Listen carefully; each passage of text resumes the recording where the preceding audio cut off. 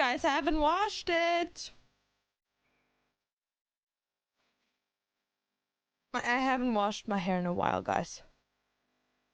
Don't even bother. Hi, everyone. How's everyone doing? Mellow, thank you so much for the prime.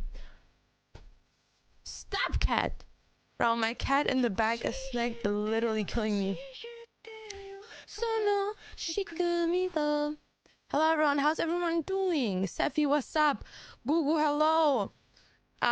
Give me a second, guys. I just have to change my overlay. I also got some Red Bull. Ah. Ow, ow. Bro, my cats are too annoying.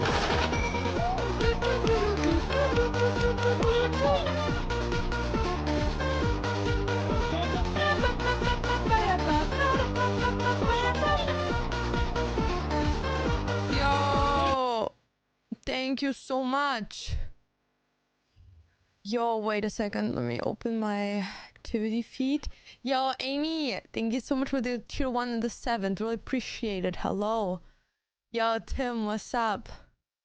Adri, hola, ¿cómo estás? Berserk Mouse Pet, na, Jinjito. Guys, start.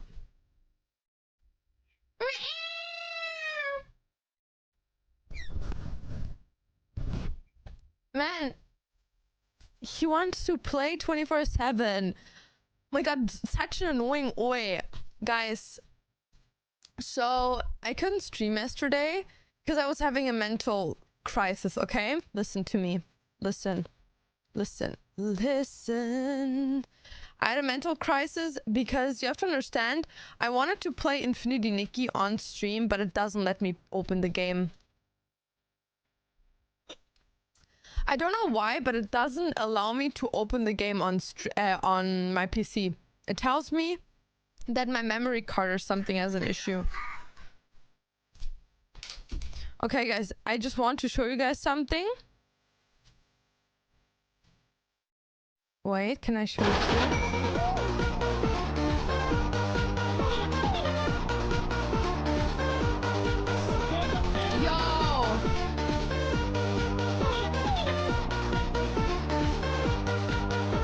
Ushia, thank you. Dankeschön für den Prime im 17. Guten Abend. Yo, is that a hype train? Guys, look.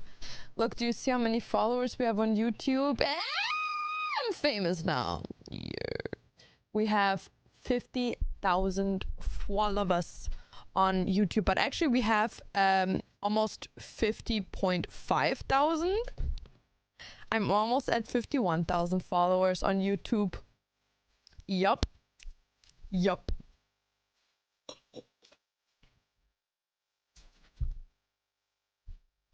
Now my cat wants to play, but I don't have time. Kitty plays fetch, yeah. The game is awesome. Yeah, I'm probably gonna download the game later on Dundas' PC, and then I'm gonna play it on his PC. I just can't play it on stream. Your outfit is so lovely. Thank you. Yeah, I have like new pants and everything. You hit the mark finally, bro. You don't understand. Like, I've been like wanting to hit. So my goal was, yeah, last year to hit 50,000 followers at the end of the year. I didn't get it. It fell down, cat. Oh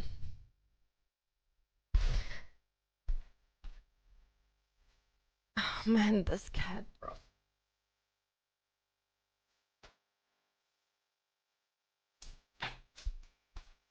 I didn't hit it last year, and I was very sad because I was like, oh man, like I put so much effort into my content and into like doing like videos and shit, and it just didn't turn out the way I wanted it to.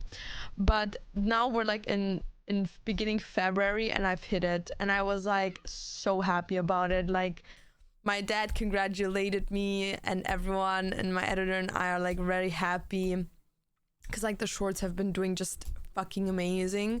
So yeah, and also I feel like having like a lot of followers on YouTube is so much more worth than, as an example, TikTok. You know what I mean?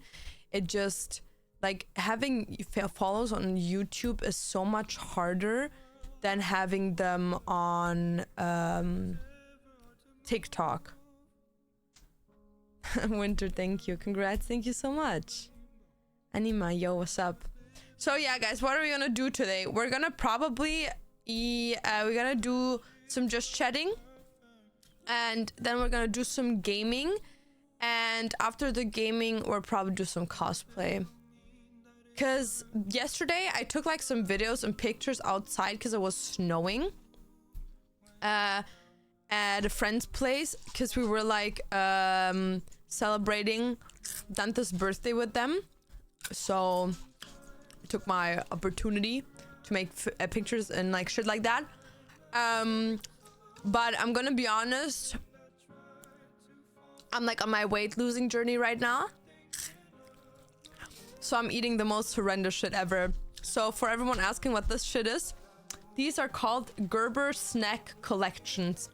And what they are, they're basically these like little star thingies.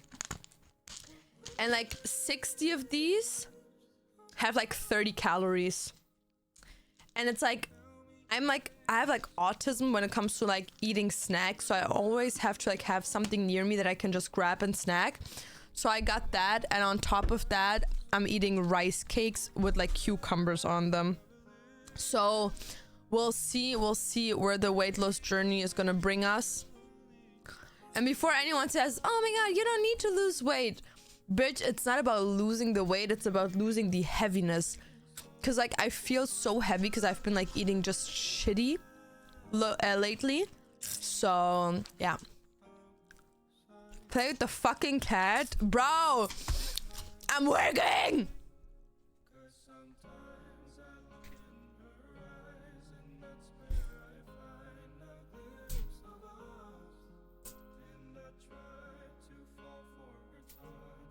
The reels came out really aesthetically pleasing. Thank you.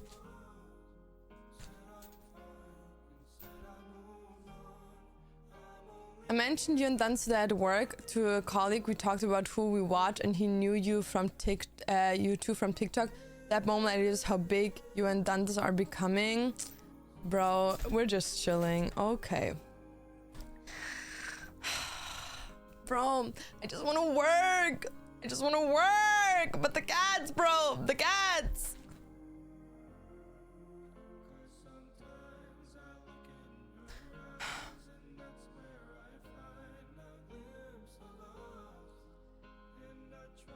Okay, cat. Okay, at this point, play with yourself. Yumi looks a lot better. Yeah, so tomorrow she's getting her stitches removed, guys. So tomorrow, she's gonna have the suit thingy on. Let me... I think tomorrow she actually can take off the suit thingy if we get the go. So tomorrow she can finally clean herself again. Gibt's die Sterne auch in Deutschland? Ich glaube nicht. Also ich glaube nicht, dass es die Sterne gibt. Guys, one in chat if you want to see what I eat to like lose weight. Like as a snack. Not as a whole meal.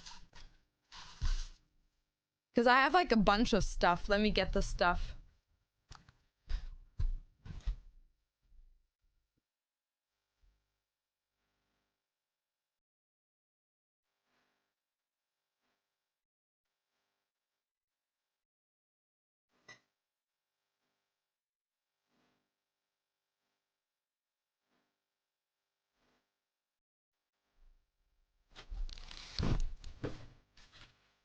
Okay, Sinky, what's up? Gian, hello. Okay, so let me show you guys what I actually eat to like lose weight as like... So I have one normal meal a day that has like vegetables in it, a bit of meat, and like maybe potatoes or some shit. So overall, it's like maybe around 400 calories. Sometimes I skip that because I'm like very bad when it comes to eating, but I'll try always to like go for that. But once a day I have 2 of these packs, and in here there are like multiple packs, but like I take 2 out. And what this basically is like overnight oats and it's like with chia seeds and etc etc, and per pouch it has like 200 calories. So you can just eat 1 pouch a day. I just make it 2, eat as much as I want, and then eat the rest the next day. And I love these. Like, these with fruits is the best thing ever. Like, it tastes just so fucking good. And on top of that, to like snack, I don't eat any breads. So if I make like a burger, a sandwich, or just like a bread, instead of using bread, I use these like rice waffles.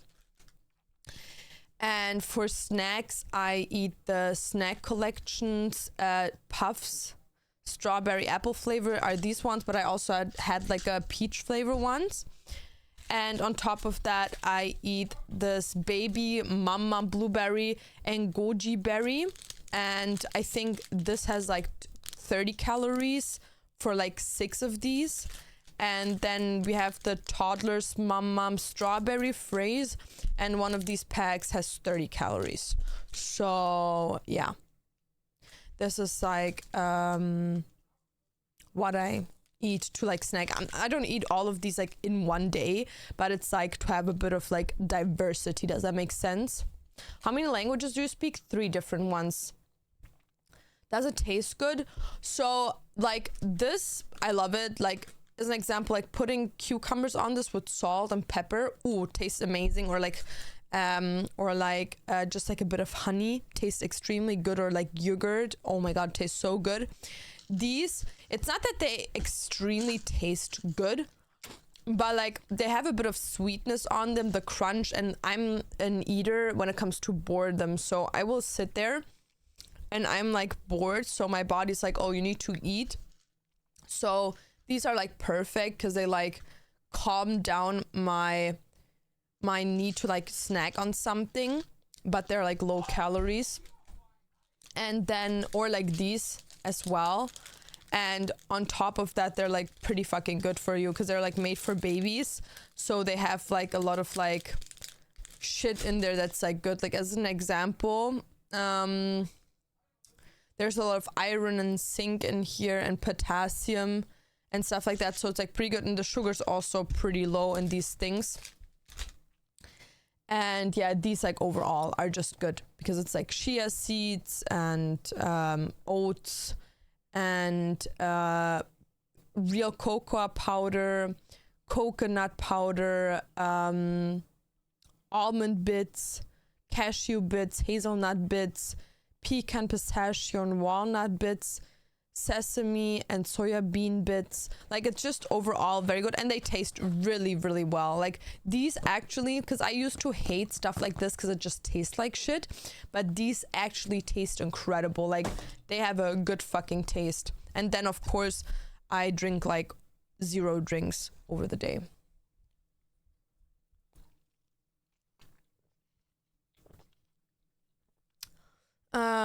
My ex used to eat those baby puff snacks. They're like really good. They're like the best snacks ever. I would love to have like a bigger box than these, but it's like whatever, you know. Hola, Slan, ¿cómo estás? How are you doing? I'm doing actually pretty good. I feel like my depressions are low-key coming back, but you have to understand that it's like, for me right now, especially the way I'm like invested in my content and stuff, there's like a reason for me to keep going that pushes me to a point. Because you have to understand, when it comes to like social media is not a thing that is consistent. So social media is something that if you are sick one day or for a week, you can lose everything. And people might say, oh, that's not true, blah blah blah. Well, if you're not fucking Tyler One, XQC Ludwig, or I don't know, Kaisenet, it is true. Like, if you go offline for like a week or even like 2 weeks, like that can like ruin your career like ASAP. So I feel like you have like kind of this pressure, especially as a smaller content creator, to be like, yo, I actually have to stay on the grind to make it somewhere, you know, or like to even just financially secure yourself. So every time I feel like down, I just remember myself that if I don't continue doing, I will literally lose everything that I have. And I mentally literally destroy myself so badly that I force myself to do things and stay active on like my work business. Yep. That's a clip, guys. That's a clip, mods. Clip that. Do you have tattoos on your legs? Yeah, my legs are completely covered. ¿Vives en Estados Unidos? No, en Canadá. The stuff in the box, it's Prana Overnight Chia. Hi, Faveni, what's up? In class right now. Vo, how you doing? Yo, you just got 50k subs. Only way is up. No, you don't understand. Like, I'm literally like, wait, let me see. I literally just hit the 50,500 subbies. So last night I hit 50,000 subs on YouTube, and now I'm on 50,500. I'm really happy. I can't wait where it goes. You have a compressor on your voice? Not really. I just have like a, what is it called? The thing that makes it so noises around your mic are not heard. Because like the thing is, Dantas is like a couple of rooms away from me, and he like always fucking screams, and you can always fucking hear it. So yeah. Is that why Dantas streams every day? I don't know if it's for him. Because I feel like even Dantas could like go offline for like a week and not so many people would care. The algorithm probably would care, but I feel like he's big enough that it wouldn't make that big of a difference. Maybe if he goes offline for a month, that would be different. Psycho, wie geht's dir? So are you saying it for the clip? Nah, it's just that it's a good clip, but it's true. Roliana, what's up? What was your first tattoo? My back piece.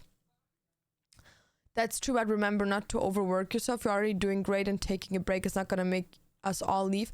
Yeah, but it's not that I think everyone is gonna leave. It's just like, I'm not doing a lot. Like, if you would see my lifestyle, I don't do much. There's people that do way more than I do.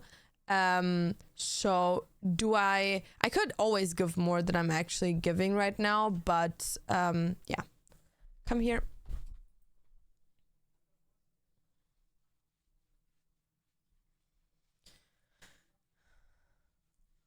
I think Dan's just addicted to the grind. Maybe. Thank you so much, Kate. Second twisted. Don't you feel better since last stream, or did you get sick? I'm still, I would say, a bit sick, but it's fine. We have 3 beers. It's expensive. $7 for what? If I was a content creator, I would 100% overthink when it comes to breaks and off time. 100%. Bro. This cat is giving. Is that the devil inspired skirt? Yes. Look at her. Just a little Larry. Thank you so much, Jack. Thank you so much. Yeah, no, guys, but I'm trying my best. Your cat is the cutest. That's, oh my god. Bro, I always watch this dude, and his name is Balarki. And that dude is so funny. Very hilarious. Oh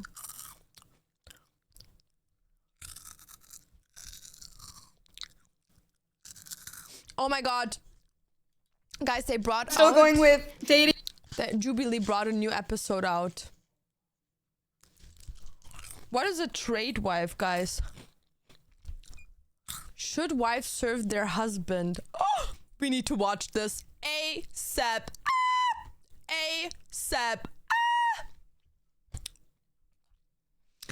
Guys, what is a trade wife? Am I a trade wife? Trad wife?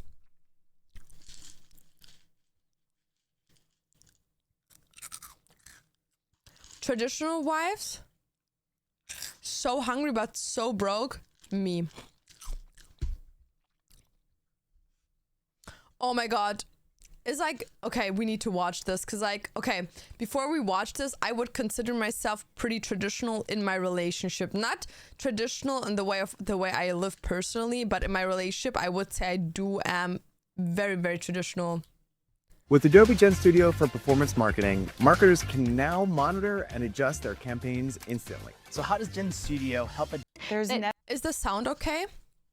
I'm a feminist, but I don't have any problem with trad-wise. Guys, is it trade-wise or trad? Because there's no E, it's trad, right? Traditional wives, I think it's stay-at-home wives. Okay. Ever an emergency to murder a child? There's never any medically necessary reason for abortion.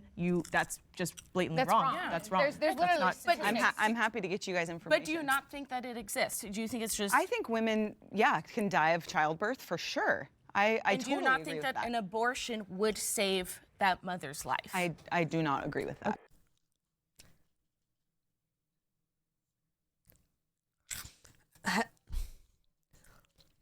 Has she ever heard of a pregnancy that's out of your uterus and that could literally like break your bones and kill the child? Like the child is 100% gonna die.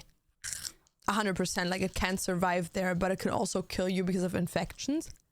Has she ever heard of that? Miss Girl's not educated. That's not even traditional. That's just Christian, probably. Religious, conservative. That has nothing to do with being a stay-at-home wife. I'm going to be brain dead after this, literally me.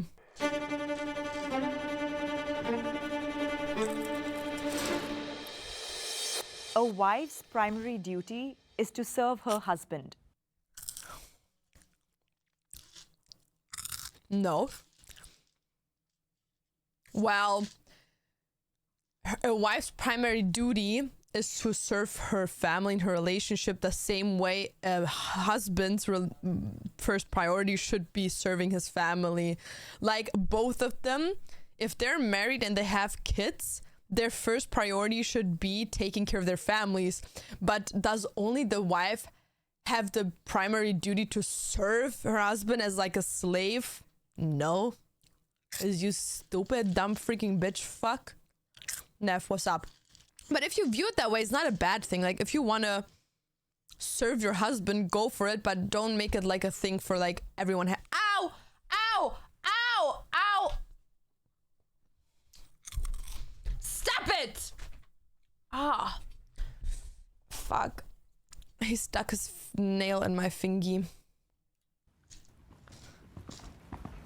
I believe that as just a person, as a woman in general, my first priority is to God and being obedient to Him. Christian. But being a wife, I believe being a submissive wife and loving your husband as... But I guess being a submissive wife is something else than a traditional wife, isn't it? we have been asked to by God. I believe that that's the foundational purpose of being a wife and then in turn leading your children. When I first got married at 18. I feel like in my role as a wife, I have learned that in order for me to be a good mother, in order for me to be good in our marriage, I am putting him first and I am serving him, and that's my priority. Yeah, I mean, I definitely agree. I would also say that like my main thing that I'm doing is like serve Dantes, because like I work less but still make money. Yes, bitches, give me all your money. Give me all your money. Thank you so much. Addict, thank you so much for the Prime of the 7th. Thank you for giving me your money. Thank you so much. So me personally, I would say I do serve Dantes because I like work less to like take care of him, make food for him, clean up after him and shit like that, because I feel like I want to do that and it makes me happy doing it. But I don't think that a wife overall has to do that. Like Dantes brings to the table a base of why I want to do that. Because like, okay, as an example, I've always had like this thing where when I would be in a relationship, I would be like, oh yeah, like making food for the people or making whatever for the people, like just like acts of services was always a thing for me. But I've never gotten out of my way as much as I've done for Dantes, just because Dantes gives financial security and mental security into this relationship for me to be able to do this. So I think it also depends on the guy. I got married at 21 years old. I was never really like the, independent woman. I grew up with a single mother. And when I first met my husband, we were 14 years old. And instantly I was like, this is the man that I want to marry. And it really made me dive into being a godly wife. So you touched on that a little bit. And I 100% agree that when you're serving your husband, you have to also serve God. And if you do not... Yeah, they're all Christians. And I'm telling you, the feminists, most of them probably aren't Christian.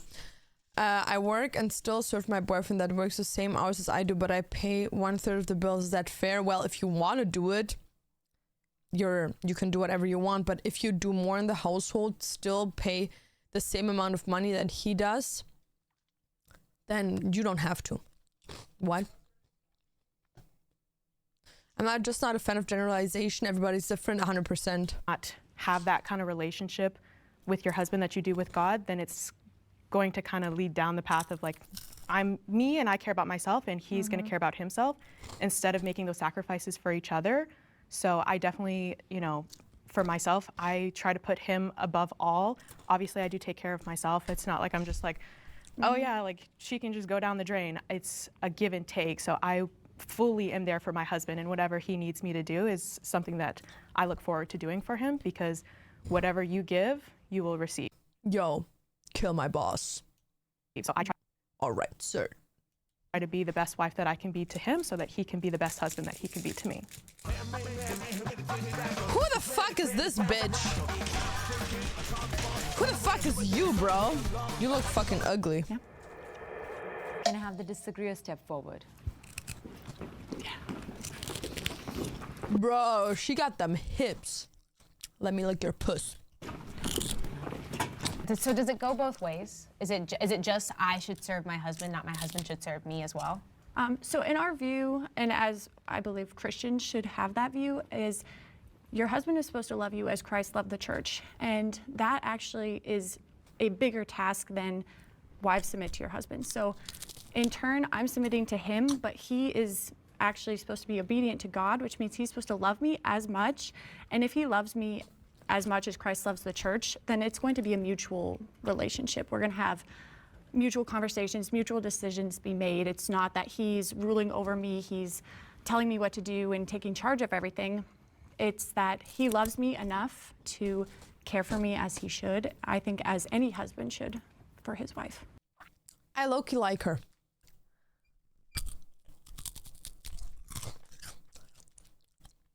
I low-key fuck with her. I think we're on the same vibe. Like this.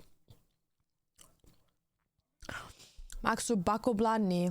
Because I view it the same way, but like without the religious part. Like I think that in my relationship as a like future wife, I want to serve my husband to the fullest as like my #1 priority.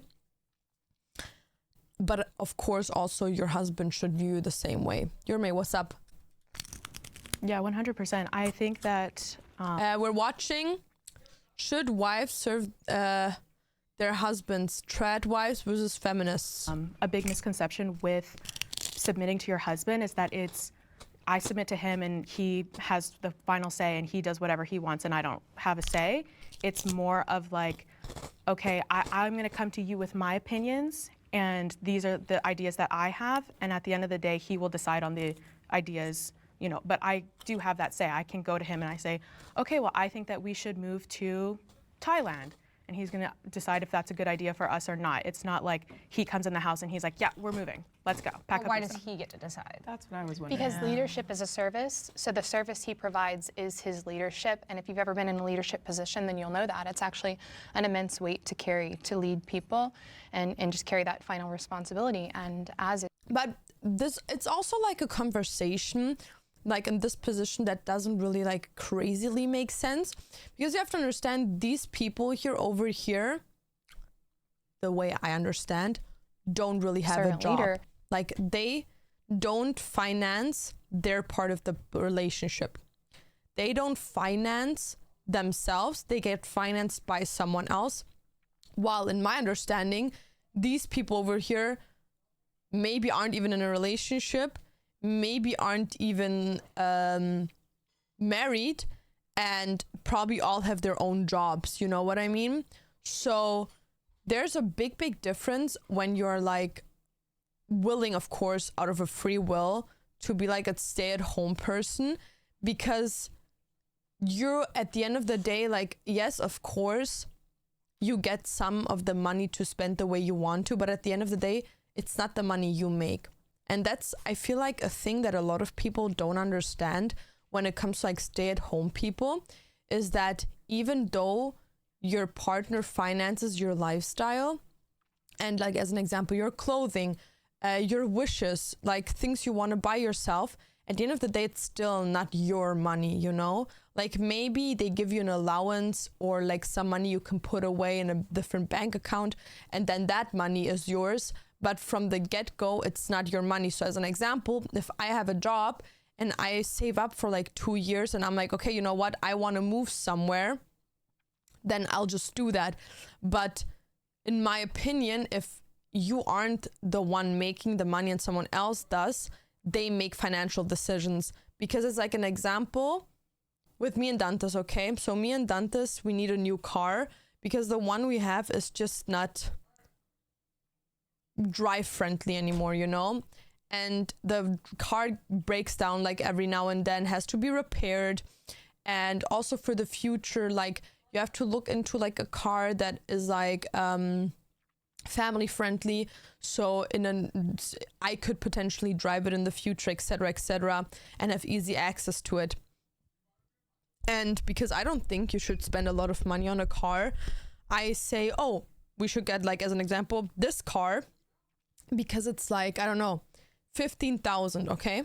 But then Dante sits there and he's like, you know what? I actually don't want that. I want this from a car, this from a car, this from a car, and this from a car. I actually want a car that costs 40,000. And it's a decision that we make together, because at the end of the day, we're one household with split, like with the payments being made as a decision between the two of us, and that being a financially very big decision.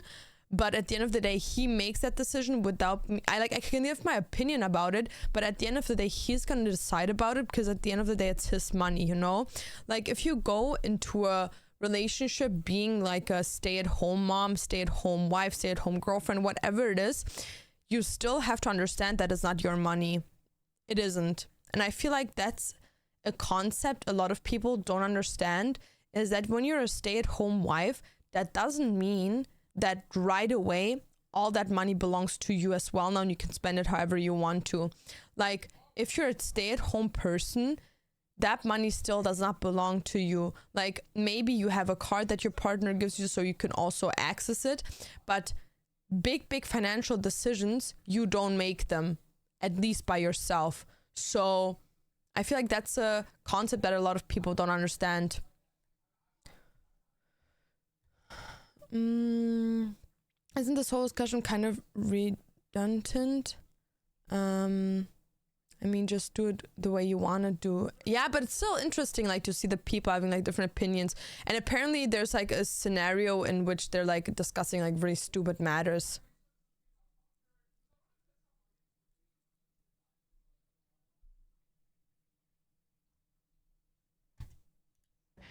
you know, you have their best in mind when you are leading people. So that's the service that he provides. Is there and a it's line? actually, well, I guess that's a great question. It depends on how you would define submission being a trad wife. So as a Christian, I would say there's definitely a line. My first priority is to God, and my husband can't cause me to do anything that would jeopardize that, and he can't treat me in a way that's dishonorable or not generous. So I think Low-key feminists.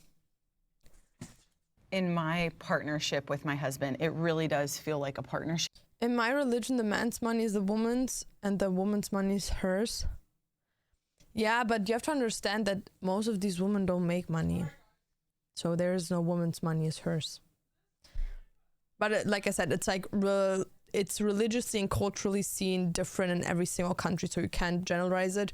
We're just talking from a country where housewives isn't really, it's a thing, but it's not like a common thing.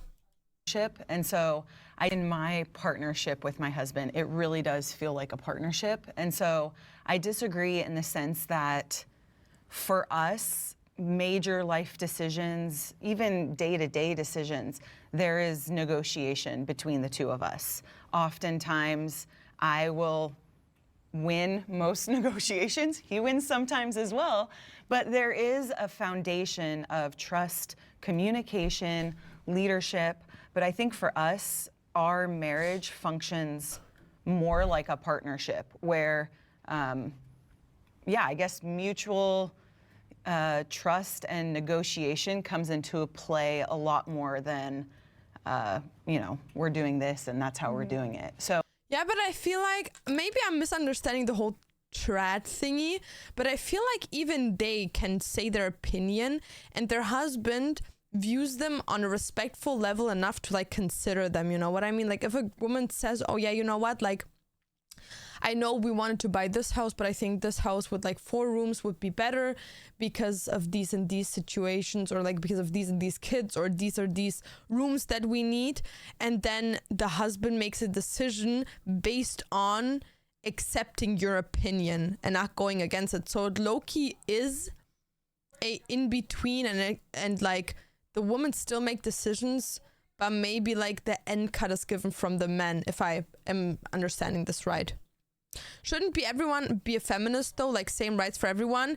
Yeah, low-key, but you have to understand, like in my opinion, that's just my opinion, I'm not saying it is like that, but I feel like, especially over the last couple of years, a lot of people have this like picture of feminism in their head that doesn't really, that is like the bad sheeps in the whole group of people, you know, like they associate the bad sheeps with the whole concept, which is like sad, but it's kind of like holding people away from it to learn about it. Prepare to get mad as fuck, real. Lollipop, what's up? Include the trad wives since they chose to be that way, real. And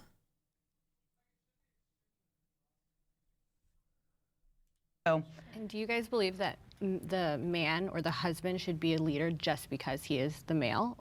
Oh my god, you know what the funny shit is? I don't want to make any assumptions about anyone, but she looks like the type of girl that doesn't want to do anything. Oh!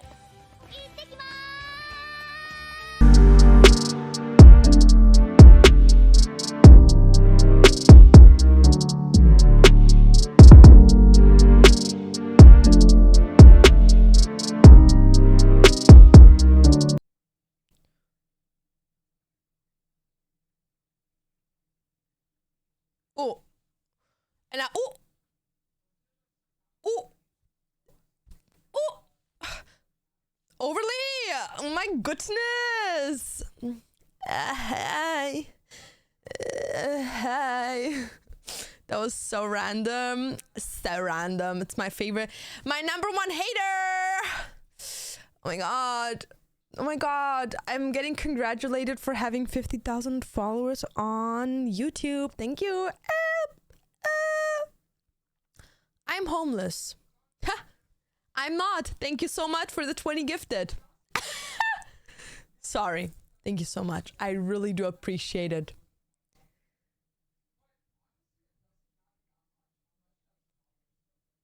Thank you so much. Thank you. Thank you. I think once in the subathon you said you weren't a feminist, and my mom also said that because lately they've changed the meaning what they defend. And I'm so confused. Do you have any idea about what she meant? Well, you have to understand, it's not about the meaning of feminism, because at the end of the day, feminism 100% stands for equal rights and equal lives of every single gender on this planet. But especially because feminism has become a bigger thing, of course, which is mostly a good thing. There have been, of course, people that radicalize it. And what I mean by radicalization is that people, in their opinion, change the meaning and the whole narrative of feminism. That doesn't mean that the whole feminism topic changed, which it never did. Feminism is still what feminism was supposed to be, but people change it into something they wanted to. Like, as an example, I could sit here and be like, oh yeah, I'm a content creator, and a content creator is someone that creates content for people. And then there's people, like, as an example, that do like sex services online, and they call themselves content creator because they produce content, but actually they're not content creators, they're sex workers. So it's like they change the definition for themselves, call themselves the same thing even though they aren't. Does that make sense? And they and people always like to look at the bad people more than the good ones. So there could be 1,000 good people, but people will always pick and choose that one person or that one group of people and make that the face of a whole movement. So in my opinion, there's a lot of people, or like there is a group of people that radicalize feminism to a point that in our society makes it look like we're trying to dismantle and dispower other people to elevate women and to elevate the female gender just because we deserve it. You know what I mean? And it's like they a lot of times try to justify bad behavior from women and not hold them accountable just because they're women, and if you go against that, you're anti-feminist. And that's not the main subject of feminism. That's not what most feminists stand for, and that's also not what feminism represents. But because feminism has become bigger, and so with the numbers of people that are bad in that industry have also become bigger, it just represents a picture of feminism that I just can't identify with. So for me personally, I'm just for human rights. I'm for human rights from 0 to 100% all the way through. I think we all deserve the same rights, regardless of your religion, your gender, your looks, your identity, your sexuality. I don't care about anything. I'm just for the point and the slowly point of human rights, that everyone deserves the same equal treatment that we all want.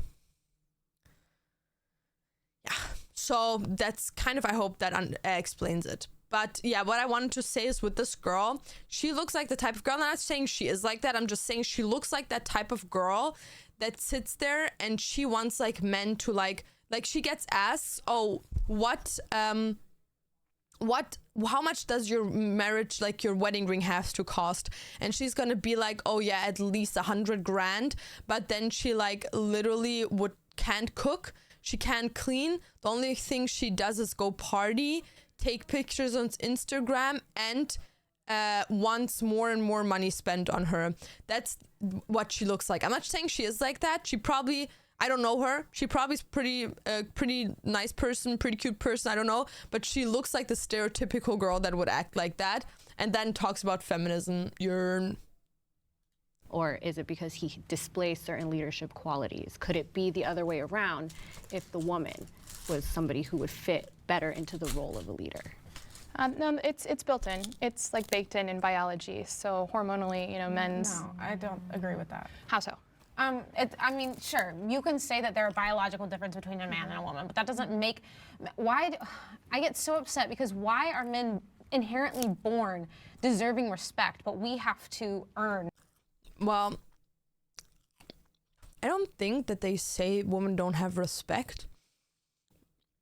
It's just the fact that biologically seen, and it's proven on paper, that women have a better connection from day one of the experience of impregnation that men can never get through.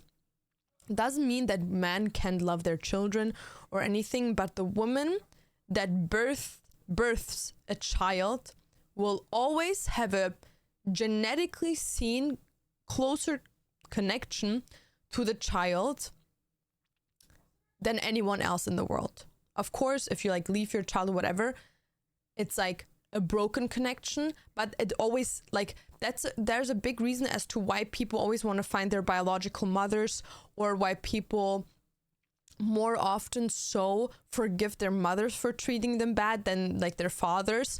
And like as an example, if you're a twin, you also have a biological better connection most of the time.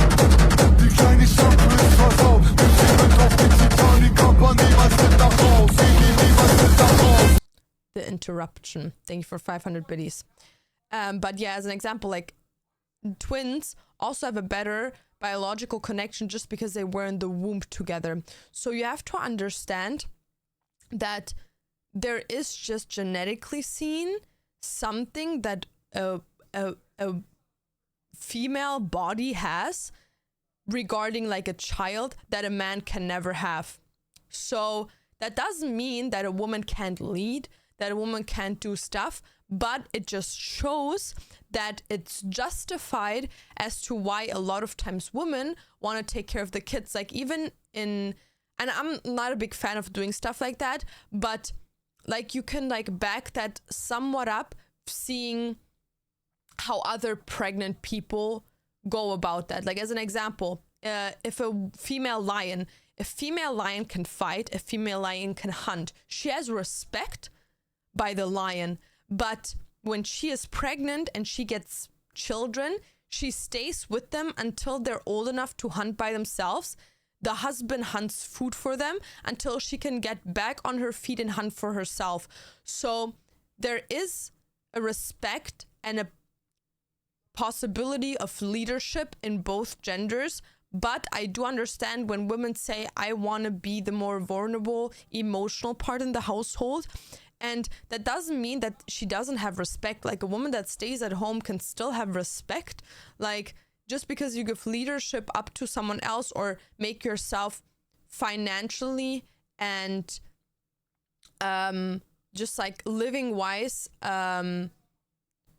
completely vulnerable towards another person that in that case you hopefully have married, doesn't mean you have no respect. It just means that you choose a life for you that you like that way. And the same way women that as an example don't want children a lot of times don't go that route, you know. There's a lot of times women, like almost no women that do like stay at home things and don't want children. Like most of the times women that want to do the stay at home things want children, and that's why they want to stay at home. So there's like a connection to that whole biological thing, you know. It's not that people don't respect women. The majority of do respect women. The thing is they trust more men when it comes to leadership. Yeah, and I don't think that you don't have to trust a woman for leadership, because I feel like a lot of women lead better than men do, in my opinion. It's just what I experienced. But I understand that a lot of women trust into men doing these things because they see the value of you can go and work because you can't have children. You can't carry them in your belly. That's not physical possible. It's biologically seen not possible. So I bring something to the table that you can't bring. So what do you bring to the table? So it's like a mutual respect of the difference in the bodies. Doesn't mean that she can't do things. I'm pretty sure most of these women that are not trad wives have had a job, have education, or whatever, you know, like they chose to be what they are. While in other countries, as an example, a lot of times that's not the case. All of our respect, right? There's no biology that says because you of deserve feminism. We have to earn it because of feminism, where we made ourselves compete with men rather than relaxing into our feminine maternal role, Feminism where we isn't don't have competing to with men. earn. Yeah, what do you think feminism is? I'm just curious.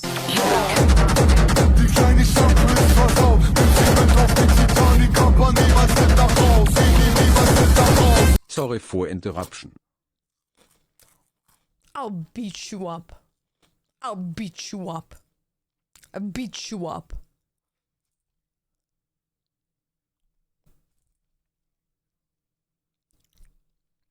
Thank you for 500 biddies. I would go by the definitions of the first wave feminist who sought to overthrow the family, and That's what they sought to do. I don't think that's so true. who would you say were like the first wave? Well, feminism, the typical definition is social, political, and economic equality between the sexes. I don't think anything in that definition is saying that should form myself.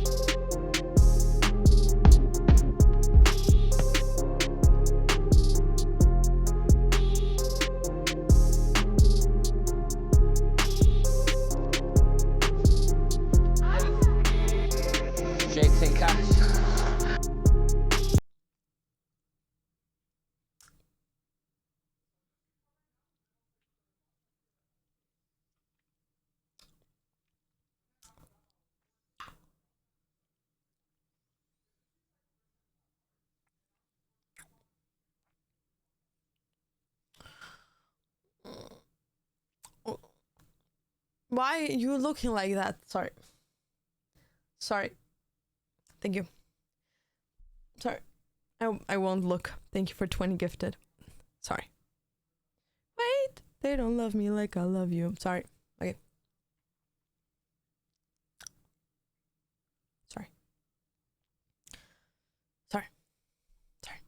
Or the family, or that we don't believe in loving marriages or partnerships. But when you say these biological differences between men and women make men better suited to be a leader, which ones? And where? And that's the issue that I think I have, because I don't think men biologically seen are better leaders.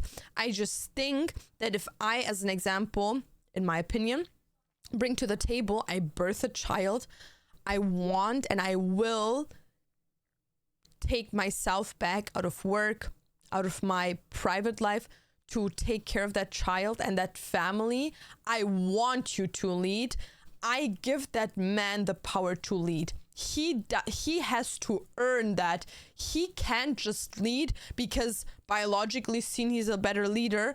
Motherfucker Dantes can't even fucking screw a fucking board onto the wall. Dantes can't even hammer a nail into the wall. I have to do these things. That man is not suited to lead anything. But you make him feel like he leads. You're like, oh wow, so manly, so manly. But you're just gaslighting them into a point where they think they're the leader, but the actual leader is you.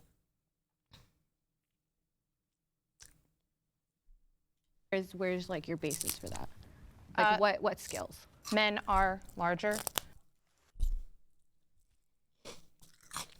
What? A penis size?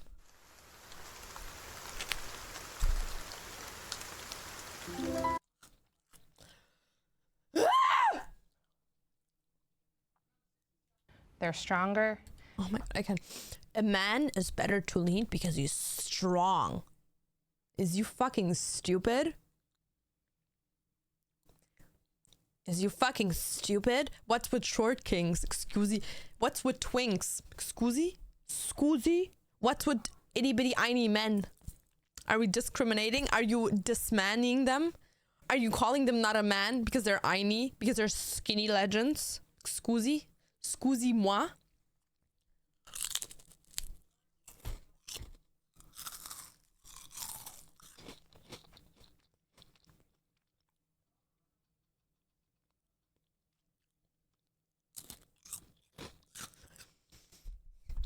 But the thing is, men have to lead because it's, for example, a queen would lead and she was pregnant, she dies in war. She dies, the baby dies, and the king dies. Then what? Are you a king alcoholic? Am I a queen?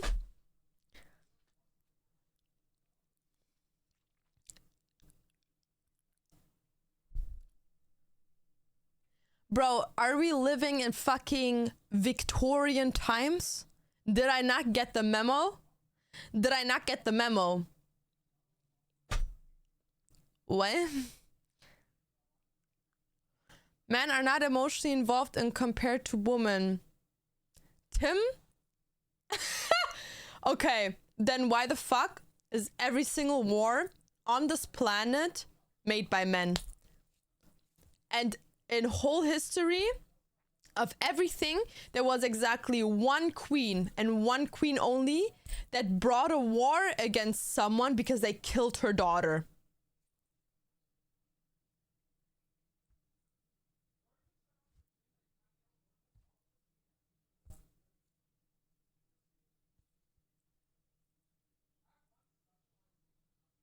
Like literally every single war that happens is made by men. And I'm just chilling, you know what I mean? Like,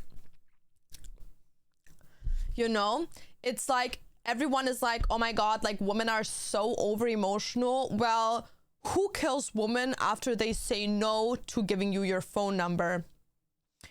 Who rapes women after a woman says, no, I don't want to have sex with you, I have a partner? Well, seems pretty fucking emotional to me, over dramatic queen. Like, you're sitting here and you're like, oh my God, women are so over emotional. I've never seen a woman getting rejected and out of anger because she can't control her anger rape someone. I've never heard the excuse of a rapist, female rapist, being like, well, did you see how the guy looked? It was like, he wanted it. Never heard that in my life. But apparently men can't control themselves to a point where they feel like rape is a thing. So you tell me if men are the ones that can control themselves or women. Never heard of a woman seeing a man that was half naked on Florida beach raping him because he didn't have a shirt on. I can tell you just on people that I know, at least over 30 people that have been raped from the ages starting of 4 years old. So tell me, who can control themselves? Just because society tells you a man isn't supposed to be emotional, a man isn't that, you don't understand. You don't understand. A man is not taught how to have emotions, how to work with emotions, how to experience emotions, and how to express emotions, which is why they press down on their emotions, which isn't a good thing, but which we should empower them to like work on their emotions the same way we are taught from a young age as a girl that emotions are okay. Because like we from a young age learn that we have emotions, what those emotions mean, what triggers these emotions, and how to work with these emotions. While men, their whole entire life, most of them in our society nowadays, get told having emotions is manly and is manly. You're not a man if you have emotions, but emotions are a thing. Like, it's not that men don't have emotions, they have them. But because you're taught to not experience them and to bring them out, you press down on them, which builds up an anger in you that is a million times more dangerous than a woman on her period. Because you're just a bomb that's waiting to explode, while I'm a flower that sometimes has some little like pieces of her falling off, but they regrow. So who the fuck is more fucking dangerous to society, me or you? Someone that has never learned how to comprehend their emotions and is a little ticking time bomb, or a person that their whole life has been told nothing but you're emotional, as to why I understand my emotions, I can control my emotions, and I can lead on my emotions. Like saying that whole thing of like, oh, women are so emotional. No, women and men are emotional people. We all have emotions. A man can feel love. A woman can feel love. A man can feel anger. A woman can feel anger. Like what? We all have emotions. We all, like, men are not this like ghost creature that doesn't have emotions. And women, even though we have hormones, men also have something that's called testosterone that makes them hormonal. So we all have moments in which we are enraged, we are in love, we are insecure or whatever. But women are taught from a young age that our emotions are what makes us who we are, while men are told you can't show them, which is why they suppress them, which is a very dangerous thing, because women that suppress their emotions are told to go to therapy because they have some BPD personal issue or whatever, but men are told, oh no, you're just having anger issues, bro, it's okay. Like, bro is just speaking nothing but Japanese.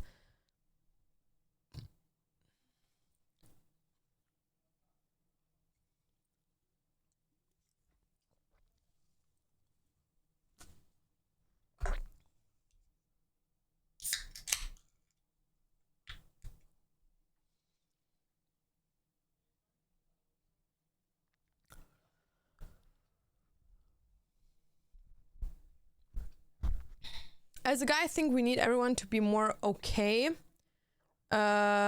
with therapy as a usual tool and not to see it as a negative. That's besides the point. 100% agree for you. But what we should do from the get-go is get rid of people like Andrew Tate, all these like incel podcasts or shit like that that tell men that it's not cool if a guy cries. Bro, what the fuck are you supposed to do? Your body, as an example, if you feel like crying, that's a biological, because I love to use that word, biological instinct that your body has to express itself. So how is something that's biologically given to you not manly? Why do men feel love, feel anger, feel expressions if you're not supposed to feel those emotions? It makes you unmanly. It's just stupidity. Like, people that actually listen to that bullcrap are actually the most brain dead people, and men that teach that shit to their sons are even more brain dead. Because, like, how the fuck are you such an unstable fucking person teaching that to a child that you should protect instead of making them fucking feel bad?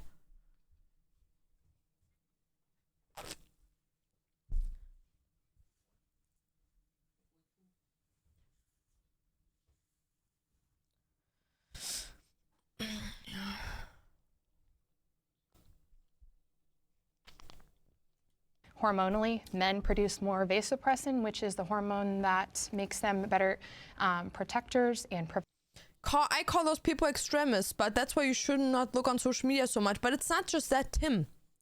Just look at your childhood or the friends you have, and I shit you not, every single guy in my chat right now, one in chat, if you ever heard the word man up, pussy boy, or anything that questions your manlyhood because you acted a certain way. Like, it already starts in fucking kindergarten happening. Like, what? Like, don't cry, that's not, like, behave like a boy, be a real boy. Like, what? Has nothing to do with social media, it's society. Pussy boy is goated. Okay. providers. They're able to just respond better to threats.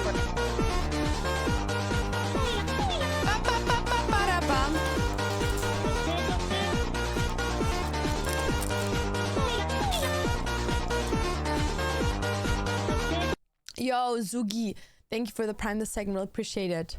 Skills. Men are larger, they're stronger. Hormonally, men produce more vasopressin, which is the hormone that makes them better protectors and providers. They're able to just respond.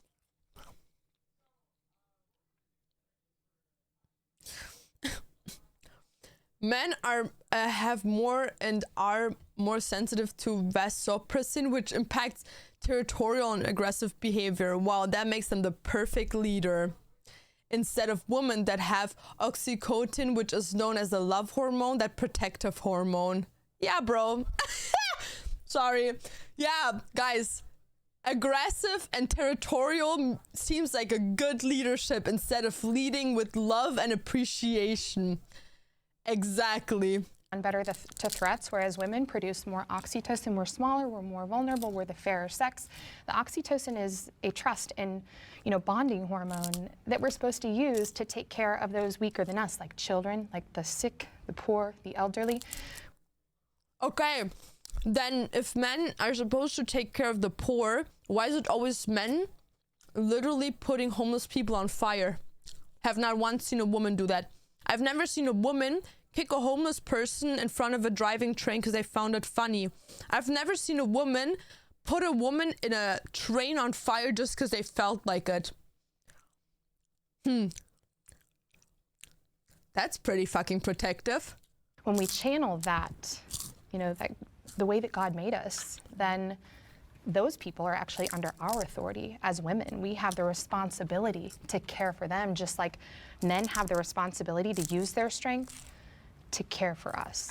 I think what's standing out to me is that these biological differences that you're noting is actually something that feminism is seeking to actually support. Because true feminism at its core is about the safety and equity for women in society. So that women cannot just, it's not about dismantling the family, it's about creating agency for women to choose their lives, not based on whatever your personal beliefs are or the beliefs that are outlined by society, but whatever path that they have chosen for themselves. That's at the Hi, Flower, what's up? True core of feminism. Yeah. It's not about women being better or stronger or the same as men. It's about women being safe in this world, in a world where the patriarchy threatens women's safety and agency. Can I ask how are you threatened? How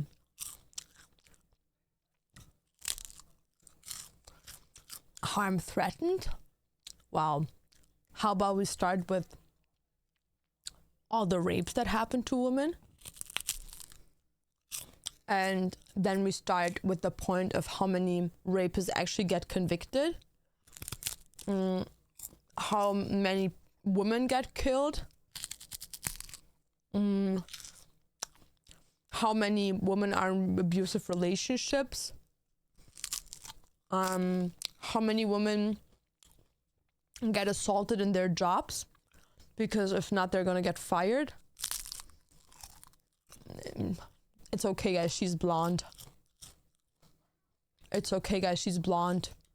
How am I threatened? Yeah. So I'll tie it back to the biological differences that you noted. There's a reality that women face, both biologically, which we all can, all of us here can understand and empathize with, but also just like within society, there's a pretty unequal steep, right? And so for the role that men occupy, just in general in society, and the freedom that men are able to maneuver through society with, that to me is why feminism is so necessary, to open paths for women who might otherwise not be able to. Recently in Iran, I'll give you an example. Recently in Iran, there was a woman who was protesting because there was a strict dress code policy, and she walked through the streets in her protest within her underwear. It was a very brave, courageous act that is of true feminism. And what happened? She was disappeared. So if you look at the way that society treats women's bodies versus men's bodies, that inherent difference, it creates violence that... Never seen a guy post a gym picture and someone writing under it, OnlyFans whore, when is the OnlyFans coming? You're a literally disgusting prostitute. Fuck yourself, kill yourself. Threatens us at our core. And so by feeling as though we need to submit ourselves to men, to me that sounds like a defense mechanism. And what stands out when I'm listening to you all speak, and if you find empowerment through submitting to your husband, that's fine. But for me personally, my brand of feminism is that I think that if a woman finds empowerment through that, more power to her. But I think that the women who don't find that empowering should also have the ability or the agency to do as they please. That's just how I view it. Yeah, can I circle back something you said earlier? So a lot of this, they're bigger than us. And it's true, men on average are far bigger than women. But I don't see how that goes into like how emotional someone is or how these leadership skills that they have. That'd be on a hormonal level. No, but if that was the case, then why did God create so many women that are excellent attorneys, excellent doctors? It's almost 50% of the field now that these women women are killing business owners. Why did God give so many women? Because Magos, what's up? there's so much overlap when it doesn't come to physical strength between men and women on things like how agreeable they are, if they're able to have those leadership qualities. So many women were blessed with those. Absolutely. Why? Women are brilliant. And yeah, so women are excellent advisors and mothers and teachers and influencers, right? We know about that. Women are great influencers. They're the most powerful influencers. So I'm not in any way saying that women aren't capable. I'm just saying, should we go out and compete with men, or should we actually take our power and harness it and use it in other ways? And in fact, some of the anti-suffragettes held this belief. They were concerned that if women achieved suffrage, that their influence would be diluted because they would be forced to go out and compete like head to head. And they would kind of just lose that status as being admired as wise counsel in society. So like these females that are like pediatric surgeons, like some of the top in the field, you don't think they're doing as much of a service as if they were just to stay home and nurture? Well, I think they're putting themselves at a disadvantage too, because look at the wage gap. There does exist a wage gap, even if you have a really skilled like female surgeon and a male surgeon, and it's because biologically, like, they can't push and push and push themselves at in the same way that a man can. So like, me literally right now.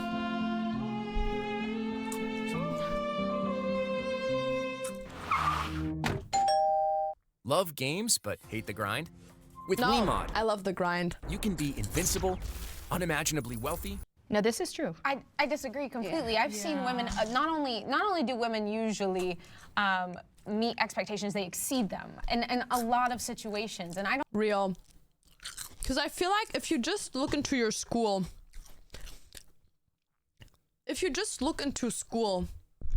guys, if you think about your school days, who was always on top of the class? Some guy or some girl? Think back to your school days. Who was like the top of the class, percentually seen? Like the one with the better grades, the one with the more enthusiasm to work, more organized, more established in like out of school things. Who would always organize rallies, marathons, sponsoring things, getting sponsors? Who would make all these things happen? Like, it was never a guy. I'm not gonna say never, because a lot of times there is also a guy involved. Or like maybe a guy. But I've been in 1, 2, 3, 4, 5. I've been in 5 different schools my whole entire life. And I've never once seen a guy be in the top 5 of the class or of the school the year that I was in.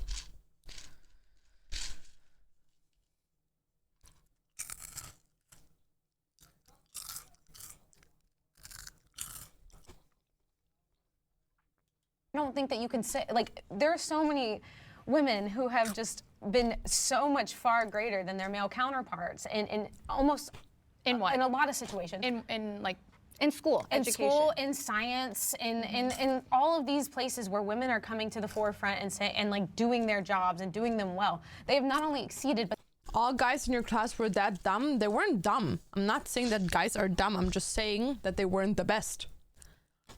I can only remember one single guy in one school that was willing to do an out of school chore, and that was being a medic. So we had like a medic group, Malteser, and they would basically just like go on school trips with like other classes to take like medical care of them in case something would happen. And they would have like out of school activities where they would go to like concerts and stuff and like take care of like giving drinks out and like just help medically seeing the medical staff. I've been in that. I've been in an out of school acting class, out of school fundraising in 3 different schools. I've been in working for a hospital out of school for free, as well as working in an institution that was working with elderly people. And in all that time, every single time, I only had one guy in one of them partaking. The rest was only girls. Every single girl was like, oh, I want this on my like resume. I want to have better grades. Like, what can I do to make my grades even better? Like, everything I can do, I'll do it.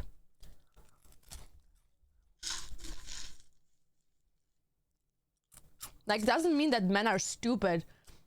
I'm just saying, statistically seen, when it comes to school, most of the times, the best of the best would always be the girls. So how can you sit there and be like, oh yeah, we're just good advisors, but we should always lead under men when we're literally the smartest?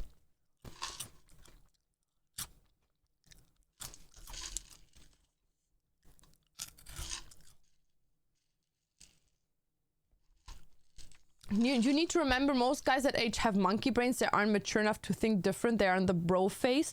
But that makes it even more reasonable for the women, because that shows we women are already at such a young age sophisticated, know what we want to do, know where we want to go, and how settled we already are and mature we are, which makes us more qualified already from a young age.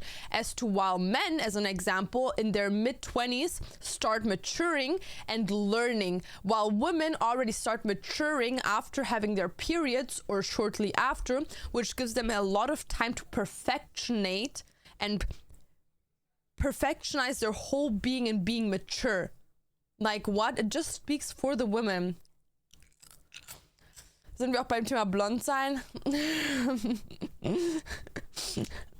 Real. But they've had to work twice as hard. And why do they have to work twice as hard? Because of the patriarchy. Because of the it's twice as hard for them. It's not twice as hard for them. We are bodies. What do you mean it's twice as hard for them? I literally skipped 3 years of school because I was that smart, because I put so much work into my school thing. The reason why women back in the day needed to work like 5 times as hard was because they didn't even have the fucking right to vote. How about that? Like, if the government tells me you're not allowed, then what the fuck am I supposed to do? Like 50 years ago, black women weren't even allowed to university. Has nothing to do with them being not smart. It has to do with the fact that patriarchy and the countries were just fucking racist retards. And then nowadays, it's a thing of there's still people with the mindset that is very, very traditional, especially white old men that have leader positions in companies that raise children and raise men in their families that will take over the companies with the same mindset of a woman could never do what I can do. So you better not let them get to your point. They sexualize them a lot. They treat them as sexual objects. Like, that has nothing to do because a woman isn't smart. It just has to do with how women are viewed from a lot of people. But what? Like, as an example, in America, you can literally fire someone without having a reason nowadays. Like, you can literally fire someone and be like, oh yeah, I don't want you because you're a woman. And then there's nothing they can do. Like, what? Like, we are built that we are constantly working. I'm working right now because my body's getting ready to ovulate, right? Whereas men don't work in that same way. Like, my body is always working harder than a man's body. I will say that. We are working harder because our bodies are built to do something that a man could never do. Do you believe that then the wife should lead the family? No, I think that I agree with her that it's a partnership. Like, that a man should never be thought of as the final decision, as that how he is suddenly able to lead and know everything and know all, and then she is just here to, I don't know, serve and sit by. We believe people should be looked. So basically, it's irrelevant how smart the woman is. The man wins. No, that doesn't have to do with that. Like, as an example, there's a lot of women that succeed in their companies, but it has to do with the fact that you have to understand, I'm not saying that there isn't any companies that are like equal. Like, there's probably a lot of great companies that are have a leadership of a woman, or maybe even a guy that leads them, that prioritizes like just smart people in their company. But I'm just saying that as an example, like, as in America, right now they have a president that openly talked about how sexy he finds his own daughter. Like, how disrespectful towards a female body must you be to sexualize your own kid?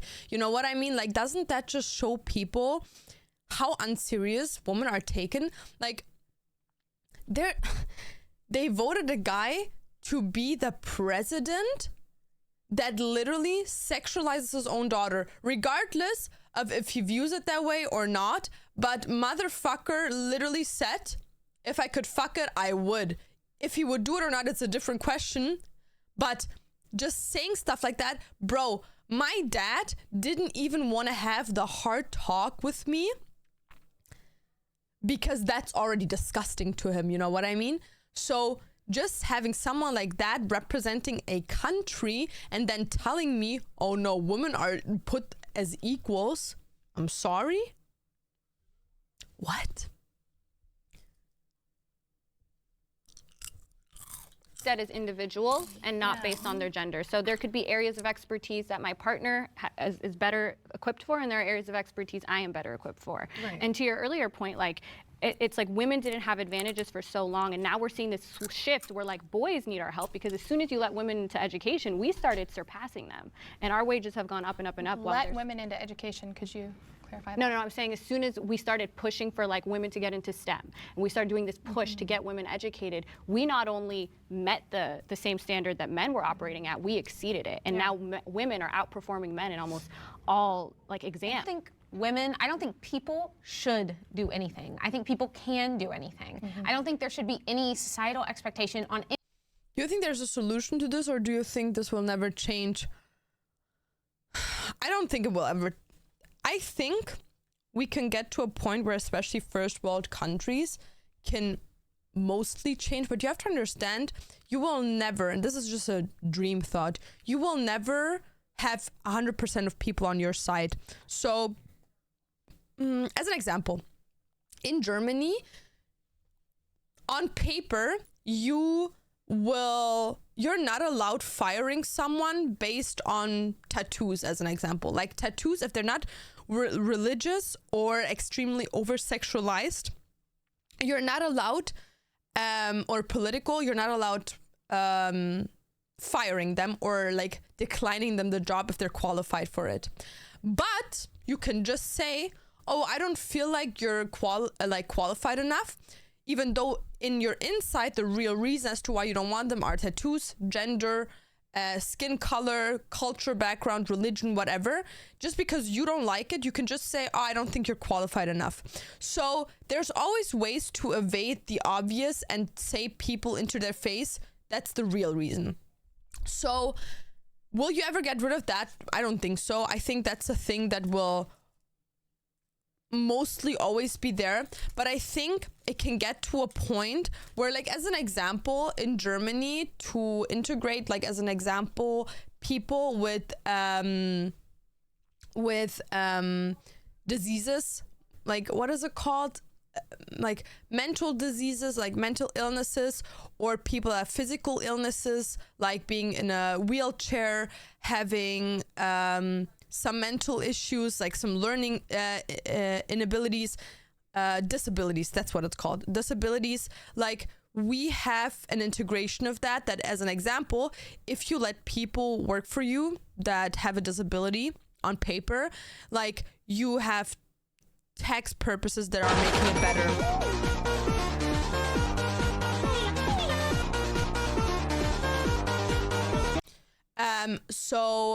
As an example, you have places in which if you like get someone that has a disability, you have tax purposes that are tax issues that are like better.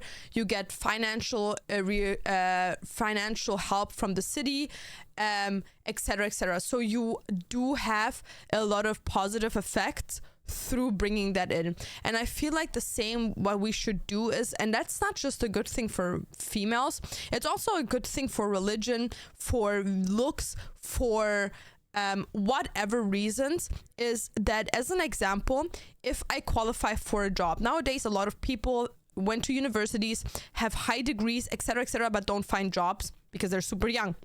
That's a big issue nowadays.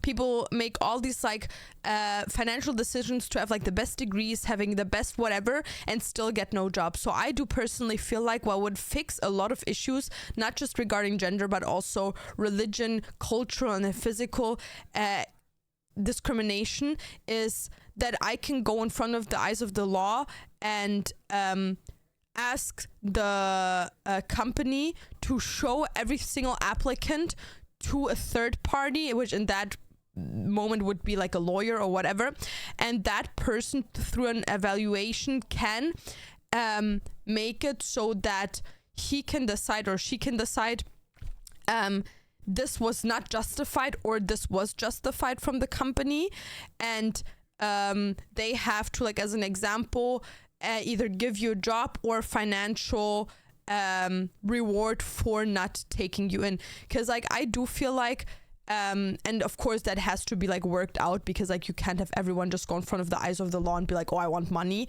Like, that's not how it works. But I feel like if you would make a concept in which, if you actually think you were the most qualified for the job and your disqualification is unjustified, that the country pays for a lawsuit that makes it so there's an evaluation of if you actually were the one, because like every single place that hires people has a database based on who applied for a job.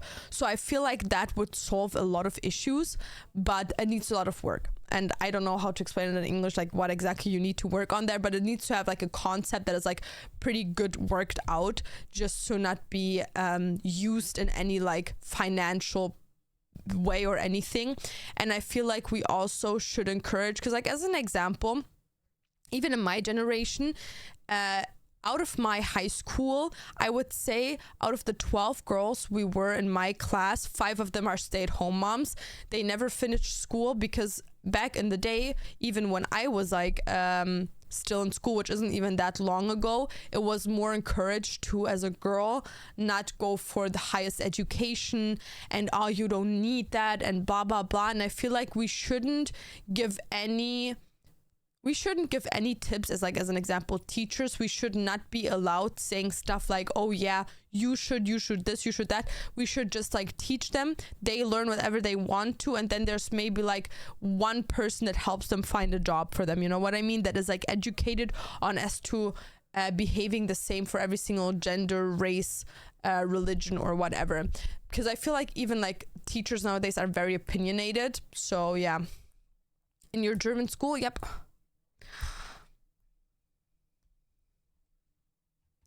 Apim, I'm sorry. In my own experience, girls are more fixated on results. For instance, as an example, you provide women strive for better grades, better resume, etc., but not knowledge in itself. Not true. I'm gonna be honest with you. As an example, I would consider myself a pretty smart person. I'm pretty like street smart when it comes to like social gatherings, but I'm also very smart in like handy dandy things. And it's not because I was taught them, it's because of logical thinking, because I just can connect one by one. Like, as an example, did my dad ever teach me how to put a picture on the wall? No, but just for thinking for 1 second, you take a nail, you take a hammer, and you hammer it into the wall. And if I logically think about it, I'm like, oh, behind the wall there's cables, so I have to find a way to make sure that I don't hit the cables. So I educate myself on it, and nowadays I know how to do it without anyone teaching that to me, just because I was logically thinking. While as an example, my partner, and I'm not saying he's stupid, but like as an example, my partner doesn't know any of these things. My partner doesn't even know how to turn on the stove. My partner doesn't know how to fix a light bulb and change it. My partner doesn't know how to fix a door. My partner doesn't know how to drain a sink. My partner doesn't know how to build things in his room, like as an example, a drawer. He doesn't know how to use a what is it called, the Schrauber. The English word is to put nails in. What is it called? A drill. Like, he doesn't even know how to use those things, you know what I mean? And it doesn't mean that he's stupid. He's like school smart. He's good in math. He's good in knowledge about like geography, but he's just not a smart person when it comes to day-to-day life, while I am, and I've never learned those things. It has basically to do, for me personally, and I see it in my brother, I've seen it in past partners, I've seen it in my own family, and it just has to do that a lot of men, and I'm not trying to talk down on men, because at the end of the day you're probably still lovely people, a lot of men just can't put one and one together, and that just stems from my personality and my point, from a point of stupidity. And doesn't mean that they're stupid, but it just maybe shows that a lot of men aren't even able to think that far because their brain doesn't allow them to. Do I have something to back that up? Not at all, but I just speak from an experience where I see a behavior in men surrounding in my life from different perspectives. So you could say, oh yeah, well, maybe you just date the same type of men. Yeah, well, then why did I see it in my uncles? Why did I see it in friends of mine, their fathers, like people that I don't actively choose in my life that are just part of my life? So why do I see it, the same behavior in them that I did in people that I choose for myself? You know what I mean? So do I think my past partners, my now partner, or any men are surrounding me is stupid, my brother, whatever? No, I don't think they're stupid. They're smart in their way. But I do feel like when it comes to just basic tasks, they can't put one and one together. And I would say I'm surrounded by a lot of men that are rich. I'm surrounded by a lot of men that have built companies. I'm surrounded by a lot of men that are real estate agents, lawyers, etc., etc. And none of them are to a point smart, but I would say they earned that space, because 99.9% of these people got that pace gifted. As an example, the real estate agent, the reason why they're handling millions of houses is because their sister gave them that job. Their sister built a company and made them part of the company, but they didn't build that by themselves. Or as an example, the lawyer is only a lawyer because his wife, my aunt, was a lawyer, and she got him financed to go to school to do all these lawyer things. He had to go 3 more years because he fucked up the tests over and over again. She had to repay for everything over and over again until he made it, and then wasn't even smart enough with a good enough degree to actually get into a law firm, so she employed that person. So every single guy that I know, as an example, policeman, like, bro, I have someone in my family that is a policeman that didn't even make it into the police 6 times after doing the test. The only reason why they made it into the group is because their mother knew someone that worked at the police and put in a good word for them. So I feel like if I just, on the basis of what I've experienced in my life, without talking down on anyone, every single man that has made something out of themselves or is financially stable has come from a point of being supported by a woman, being pushed by a woman, or financed by a woman. But what I've never in my life experienced is a woman in my life that has been sponsored by a man to her like financial security or being rich. So as an example, my aunt that is a lawyer has gone through war, has gone through no school education at all, but literally pushed down until she couldn't anymore to be a lawyer, and nowadays she's retired at the age of 54 and can do whatever the fuck she wants to do. She travels 6 times a year, she has multiple apartments, and she did that all by herself.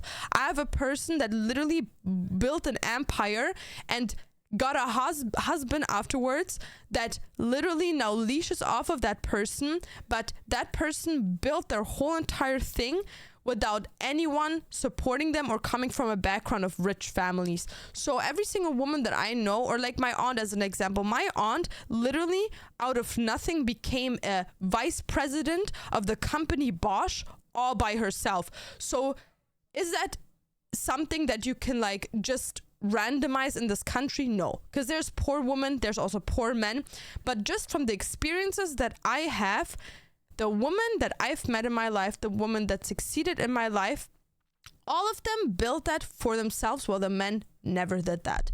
So saying and sitting there and being like, well,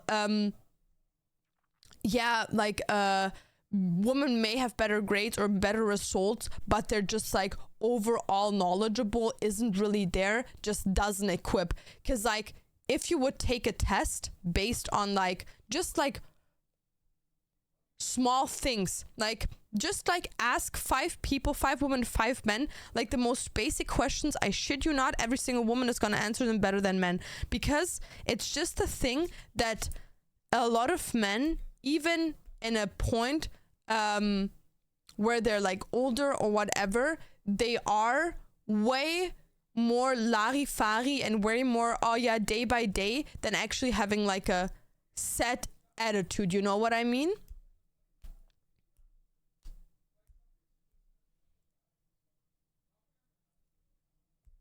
Girls in school have more social pressure on them for being surroundings than men.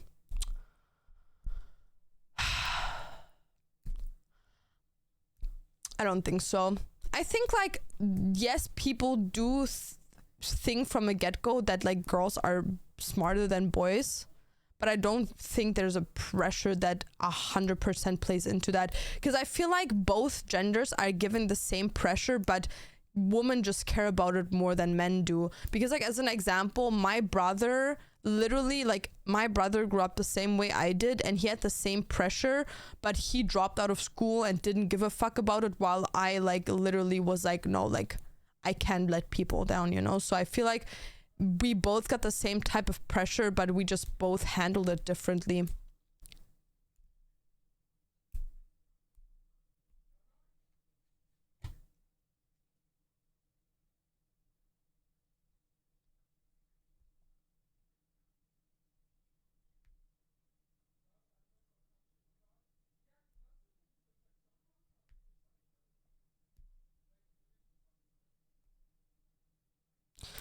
The thing is, you are missing, you said your partner doesn't know how to do a lot of things, but you didn't stop to say how many he would have given 100% effort to figure out. That is what defines a man in my book. Yeah, bro, my partner doesn't even try it. And all the men that I know don't try. They call their woman and they're like, you do.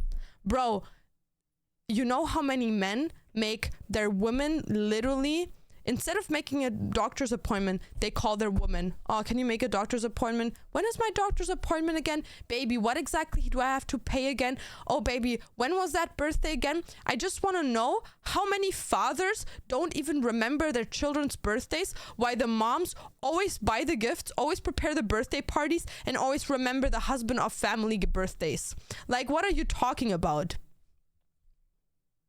Like what? There was literally a study on the street made on how many men remember their own child's birthdays compared to women, and almost every single man failed to answer that, while women could still remember at what year what kid got what gift from them, which kid had which kid come over at which birthday, and what family member took part in a birthday party and in which they didn't. So don't tell me that it's like, well, men have an effort. Like, bro, it's like the thing that a lot of men don't even try to have an effort because they rely so much on their mom, on the moms in the family, their wives, their girlfriends, or whatever.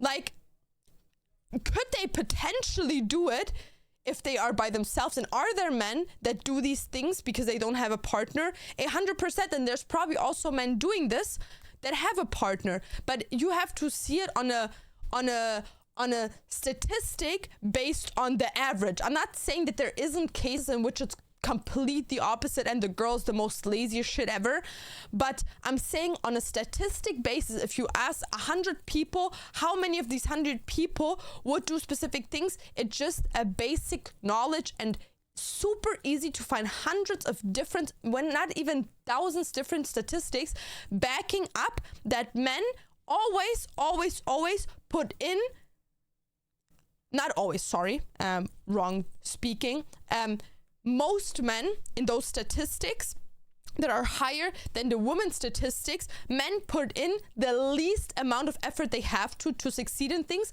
while women, without even being told, overdo and triple down on what they have to do just to make sure they 110% are secure in what they're doing and able to do those things.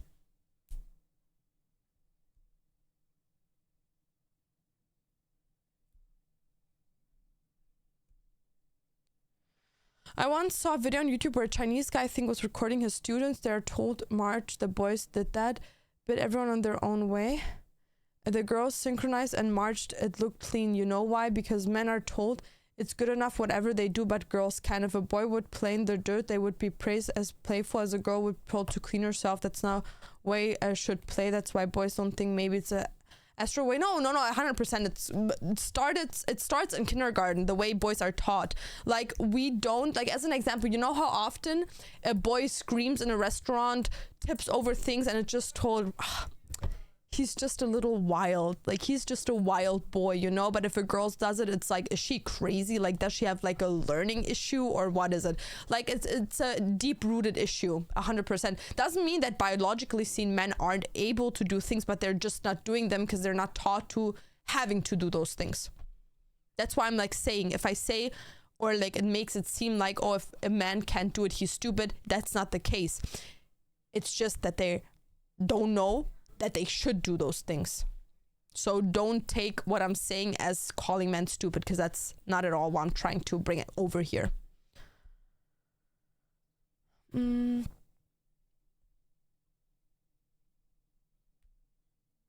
you think girls try to be better so they don't end up depending on a man? No, I don't think so. Because like for me personally,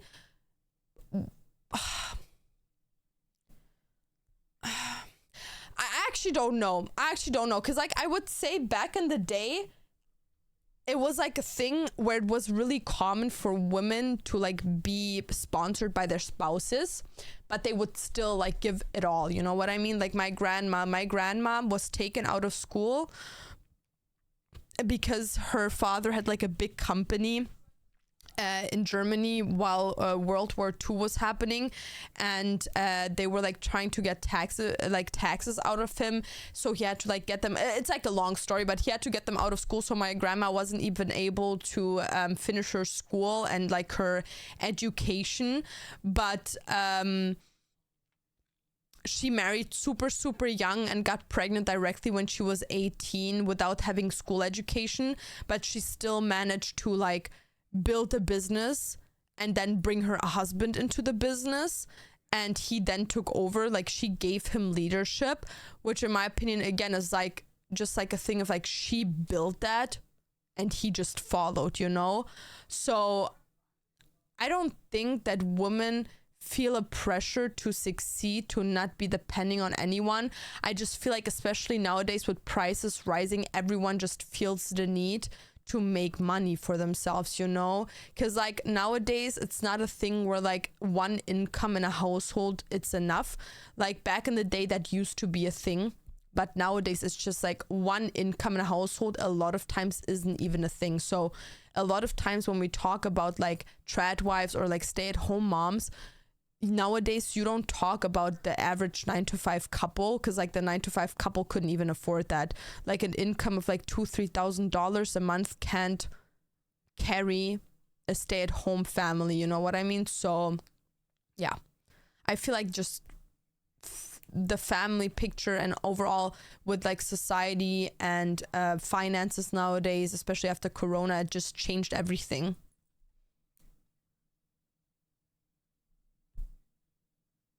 My dad didn't buy gifts because he was working the whole day to pay for that. My mom was working to buy much less. Well, you have to understand, I'm not saying that men, like especially in like a situation, can't provide, but I'm just saying it.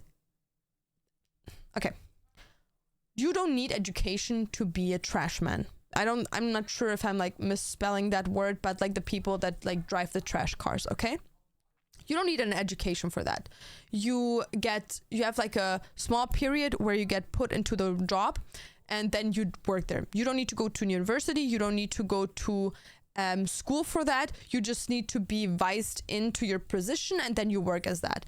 In Germany, you can make up to $5,000 a month doing that job because it's a very physically demanding job. So most people that do that job are either men or are women that are very fit still, and most of the times in their 30s.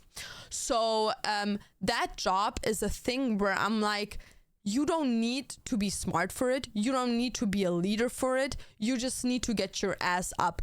And a lot of men know how to get their ass up the same way women know how to get their ass up. Because like if you're as a woman don't get your ass up, like just think about how many women don't sleep for weeks, months at a time after having a baby because the men don't want to wake up because they want to go to their work. So as an example, you sit there and you're like, oh yeah, your dad provided for it to pay for the gifts while your mom bought them.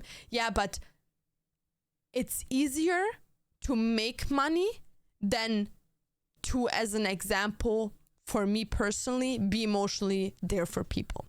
Because like, as an example, like I just said, doing that job, or like grinding a job over a long period of time is dedication, 100%, but it's not the most demanding thing.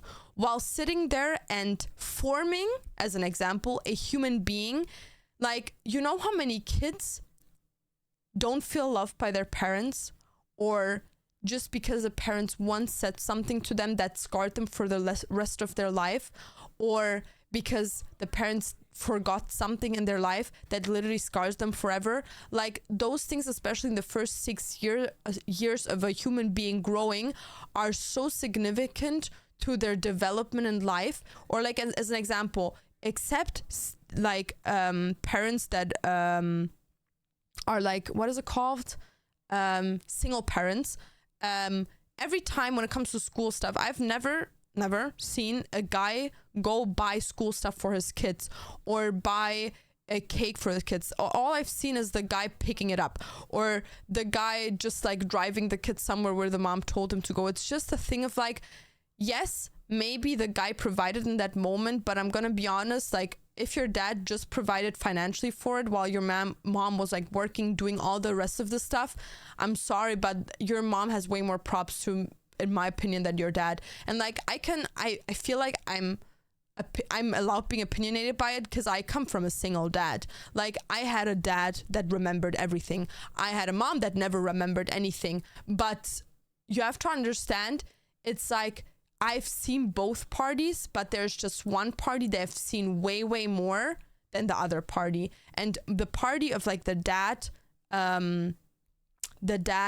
remembering things is one single man in my life. And the only reason why that man is like that, because that man grew up without a father and 4 women surrounding him. So, where's your chair from? Secret Labs. Secret Labs chairs.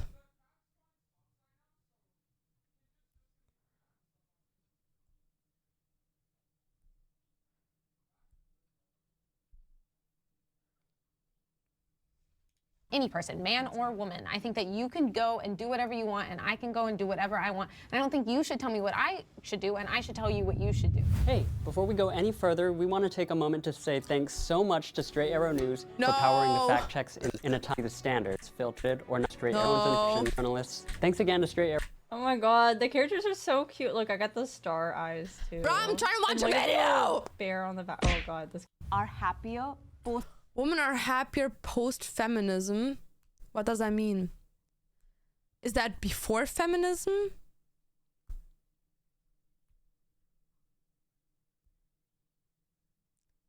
Before? After?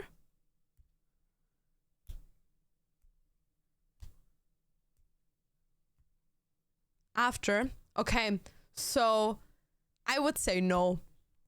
Because I feel like I feel like you can't call yourself a feminist if you just sit there and you're like, oh yeah, equal rights, but you don't fight for them, you know? Like, I feel like you can't really call yourself a feminist if you don't actively work towards that mindset and work towards a betterment. Because like, the feminist movement is, at the end of the day, fighting for equality. And I feel like if you don't actively fight for it or actively educate on it, you can't really call yourself a feminist. You know what I mean? Does that make sense? Maybe I'm wrong, but that's just how I always viewed it. It's like, oh yeah, I'm calling myself like a, as an example, I'm not saying it is like that, or like it isn't like that, but like as an example, if I say, oh yeah, I'm super, super lefty, like I'm super like veganism, human rights, animal rights, and like everyone do whatever the fuck you want to do, live life, love, like low-key like that, but I don't actively live like it, or like I try to be that, I feel like I shouldn't call myself that. Does that make sense? So I do feel like that, I think if you actually call yourself a feminist, I feel like you're not happier than before, because I feel like if you actually sit there and look into statistics, reports, actually talk to people, you see how fucked up the world actually is. Because like a lot of times what I feel like with women like these on this side, I'm not saying all of them, but some of them, for them, they've never been raped, they have never been assaulted. They a lot of times come from a very religious, monotone like background, and a lot of times they've had been in a secure relationship as to what they've known as their relationship for a long time. So I feel like they haven't experienced what the day-to-day women experience.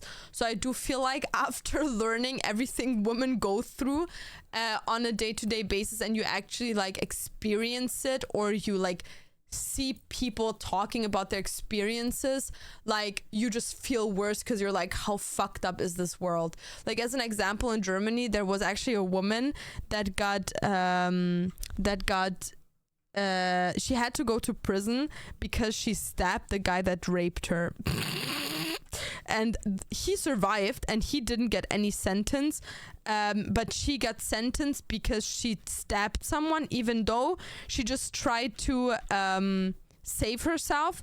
But because she stabbed him, she got imprisoned while he was able to go. Like, what the fuck?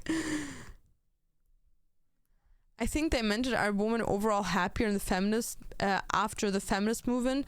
Well, since the feminist movement has been a thing, I do feel like there have been a lot of more happier moments, just because there's more possibilities. Like just as an example, like imagine like back in the day, like having a female president, that it would have never been like a thought, while nowadays there's at least like women competing to be presidents. So I do feel like a lot of women feel happier just for having fucking rights. They didn't count it as self-defense. Nope. They said she teased him because she took a drink that he bought for her at a bar. Most feminism. I guess.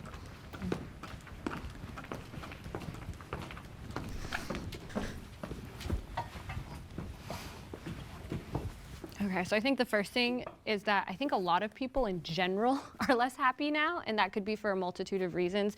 I know a lot of people say, oh, it's because of feminism that women are less happy, but just because A happened before B does not mean A caused B, right? We have less communities, social media, it's easier to compare. You know, everyone says comparison is the thief of joy. And if we look back at the more like trad times, women, there was something called like housewife syndrome that people would go to, and it was because, or people would be diagnosed with, which is that they were like basically developing levels of psychosis, and they would be doing a lot of drugs. People talk about now about how women are so medicated. Look back at all the benzos, the coke, everything they were doing in doses that are they would never prescribe today just to make it through the day. So I do think that feminism has given us so much that now women have choice and they have freedom and autonomy, and just looking at overall trends of how happy people feel, I don't think gives an accurate picture on where women are and how they would have been back then. Yeah, I'm such a realist that, I don't know, I think happiness is such a... Yeah. Who cares? Honestly, it's like, I think in life we're supposed to be doing harm reduction and what's sustainable, and I think what we have now is... I feel like most people nowadays, it has absolutely nothing to do with feminism. I feel like the reason why people nowadays are just fucking unhappy is because we literally get told way, way more than we used to do before, that we should be like, oh, you need to be like 40 kilos and a stick, and you need to be like still having massive tits and a massive ass, and you need to, at all times, to look like very presentable. And then despite that, you should still be someone that makes enough money to sustain yourself, but you should also be willing to be obedient and give in to a man if they wanted it to. And you should not be too picky with men, but men can be super, super picky with you. But on the opposite, you also need to have a super high education, but not talk as if you have high education, because you don't want to make other people feel stupid. And then you can be opinionated, and it's fine having opinions. It's actually good to talk about opinions, because then you can have good conversations, but you can't be too opinionated, because then it comes over as too radical and too feminist. And on top of all of those things, you can't complain about a man cheating because like at the end of the day it's just his way of being, while if you would cheat, that is like actually the world ends, you know what I mean? So I feel like we sit here and we're like, what the fuck are we even talking about? Like, nowadays our society has nothing to do with feminism, that people are like shitty about things or like feeling unhappy or whatever. Maybe just, brother, has to do with the fact that nowadays with the prices rising and the lack of like people hiring people, a lot of people can't even fucking afford sustaining themselves and not even thinking about a family with kids, which makes them unhappy, which has absolutely nothing to do with feminism, more so with our society and economics. And on top of that, like, people, it used to be that people would strive to have a house, to have like whatever. Bro, nowadays most people fucking move out of their families' homes end of 20 to almost 30 because they barely can afford an apartment. Like, what are people talking about? Like, we're sitting here, we're like, oh, feminism ruined shit. Bro, I didn't know feminism changed prices. Wow. And then it's like, oh yeah, but women women are like fucking sitting there and like comparing themselves to each other. It's not my mental issue. Like, women are so mentally ill. You know that the rate of people killing themselves is actually higher for men than for women? So mental illness is actually way more severe in men than in women. Who would have thought? So maybe the mental ill people are not actually the women, because we are maybe mentally ill, but we're still so emotionally aware of our emotions that we might want to kill ourselves, but we know that it's like rationally seen not a good decision, as to why a lot of women do have depression or deal with a mental disorder but not suffocate on it, while most men die on it.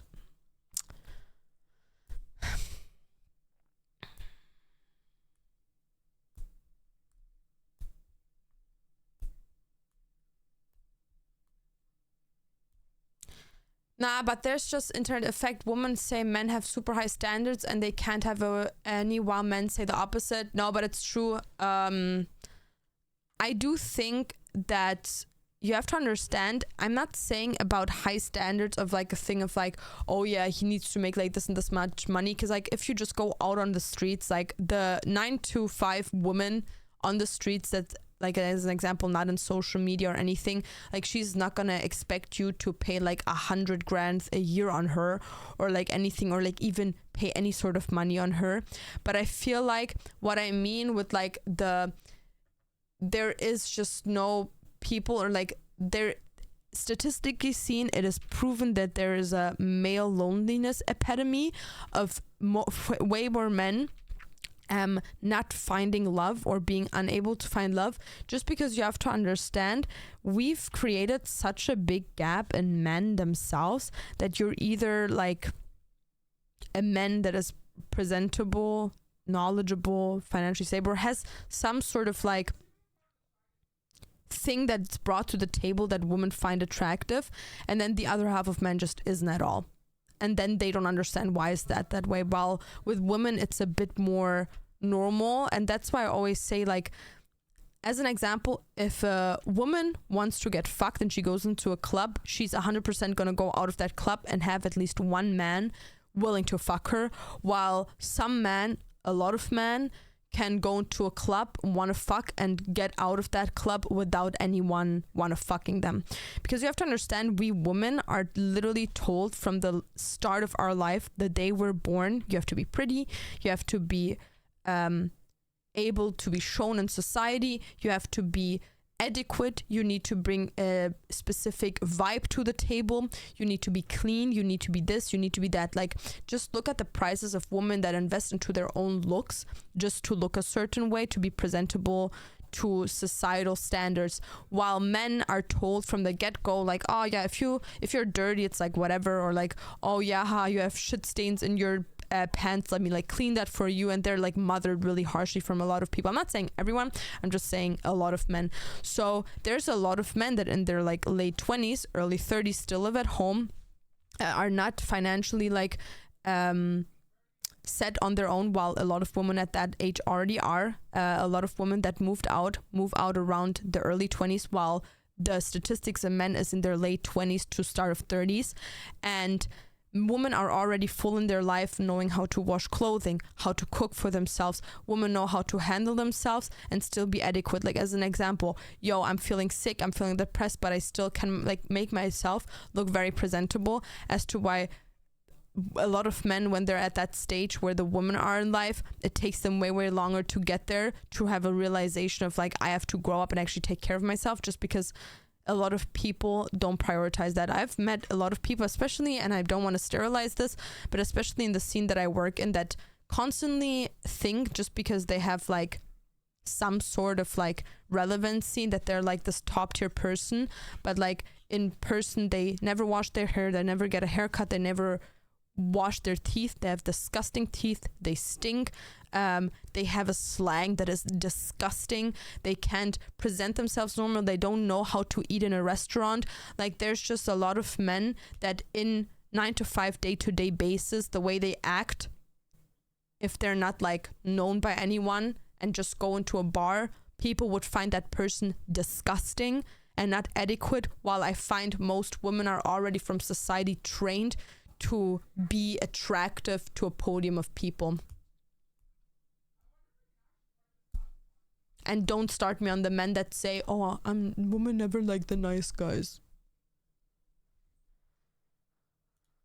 There's so much less, there's less harm for us because we have more agency, and then sustainability, like we get to decide what we get to do so we can have so we can be more resilient and sustain onward. So, I mean, in my mind, that's my definition of happiness, because if you're just thinking about emotions and feelings, like that's gonna come and go.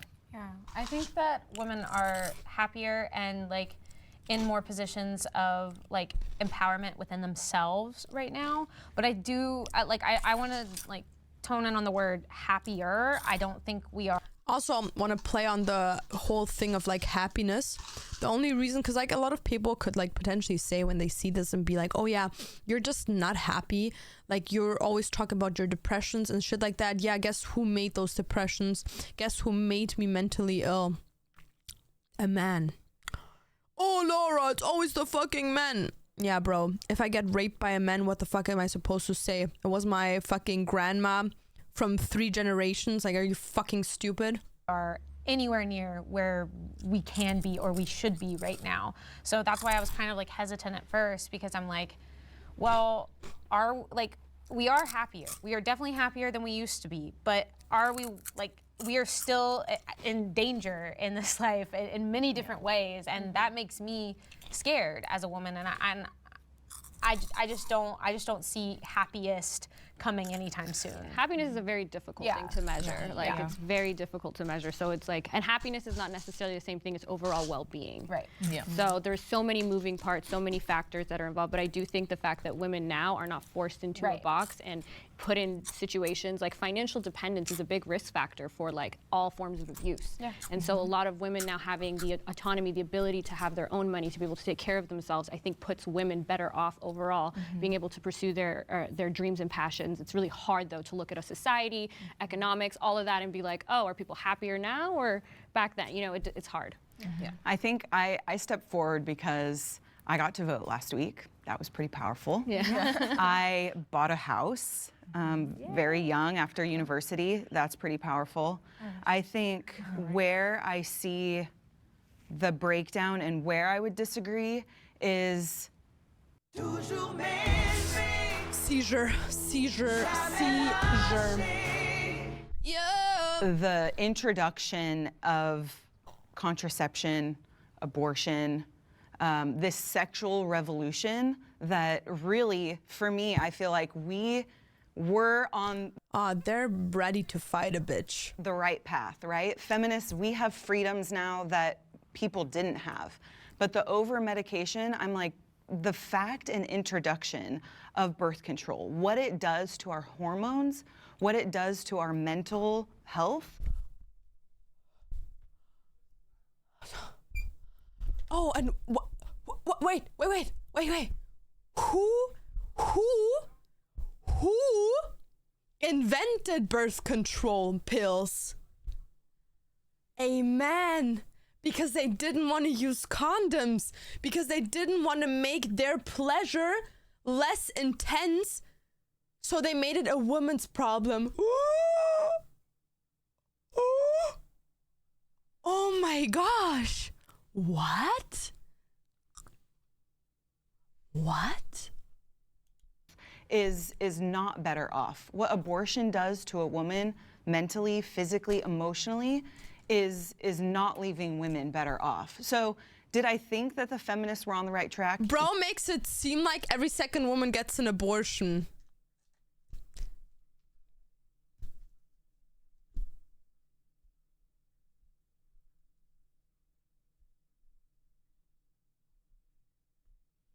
No, this woman actually needs to educate herself. I feel like she's just stupid. She doesn't know.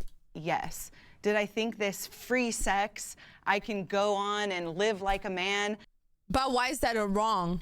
And take all the responsibility and assume all the risk? I don't actually think that. But what is hindering women from living? Like, I myself am not like a freak. Like, I'm a freak, but not the freak like that. You know what I mean? Like, I'm not a free fucker. Like, I would not go out and like have one night stands after one night stands and like fuck everything that isn't on the fucking 3x3. You know what I mean? But like, I don't see an issue with that if you choose that for your life, as long as you have safe sex. You know what I mean? Do I think abortion should be used as protection cause? No, 100% not. But you know how many men are just like, oh, I don't want to fuck without condom. Oh yeah, can I not just pull out? Oh yeah, like, you know how many people are like in long-term relationships and a woman like tell the man like, oh, can you get like a vasectomy? Because like, in comparison to women, vasectomies actually are for 3 years completely reversible, and after that every single year you lose like 2% of the possibility of having children. So as an example, if you get in a relationship after 2 years and you're like, you know what, we don't want children, but I also don't want to fuck with a condom, and I don't want to put depression and suicide as well as weight gain and consistently like mood swings of my partner onto her, let me get a vasectomy, and then after a couple of years I can just like reverse it. But then they're like, oh no, please don't touch my balls. Like, what, bro? Be fucking for real.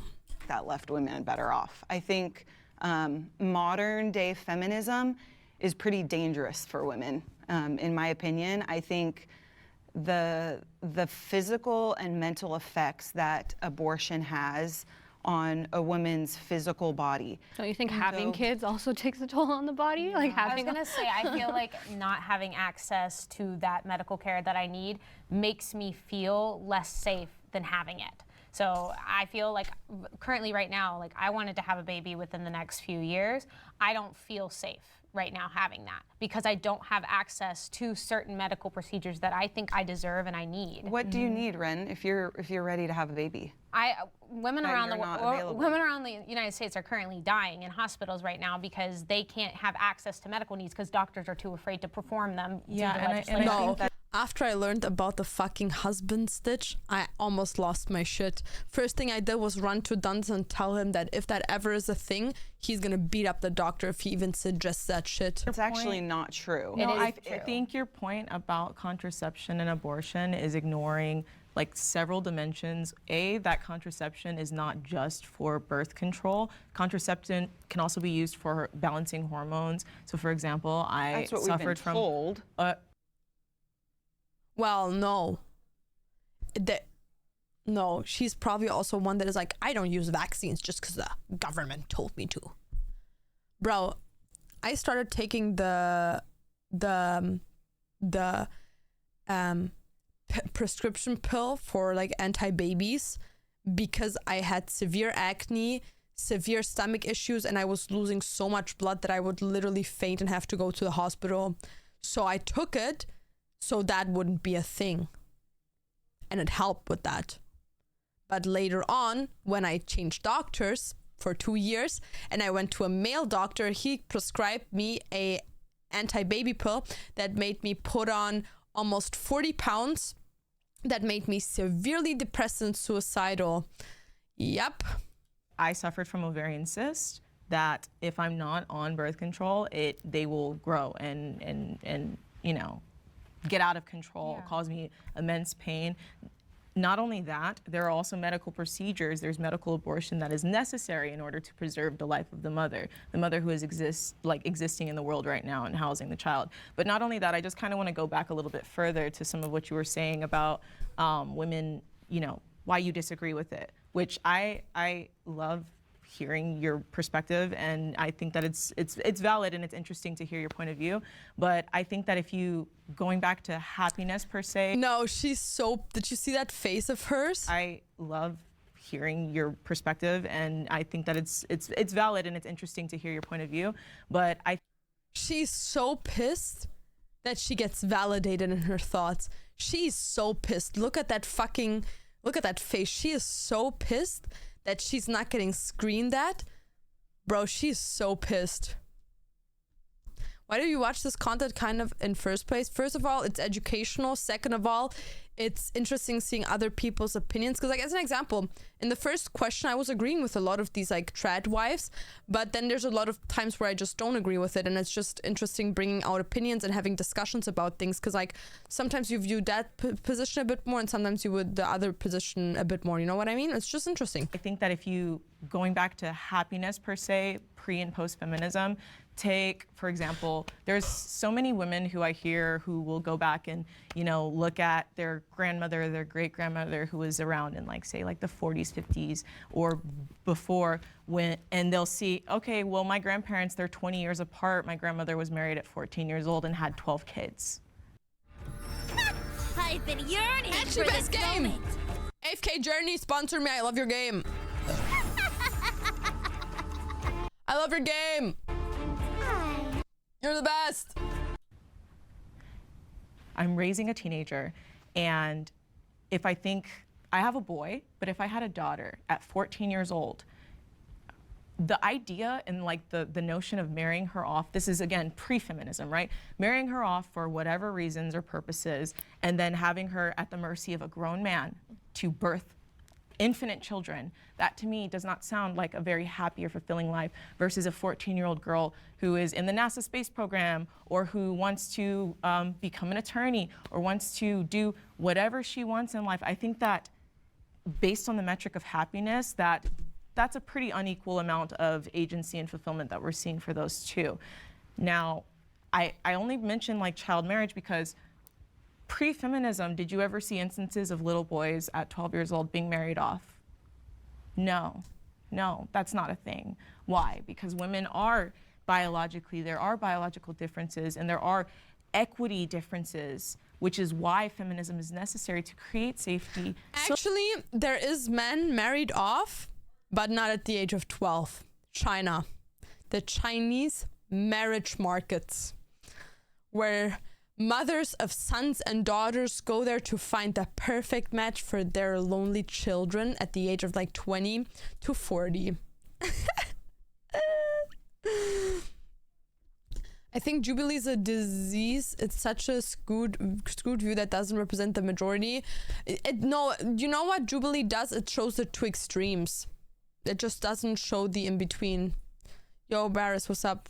So that we can just have an option, you know? And again, if you want to have all the babies and be the childbearing domestic, you know, partner to your husband, that's totally fine. But for the little girl who wants to be a doctor when she grows up and doesn't necessarily want to play with dolls or doesn't necessarily want to, you know, just be a nurturer or just be within the home, I think that she should have the ability to. I mean, look at how different all of us are. Imagine all of us being forced to do the same thing and be the same person. We're so different. Just because we're women, like you said, doesn't mean we're the same.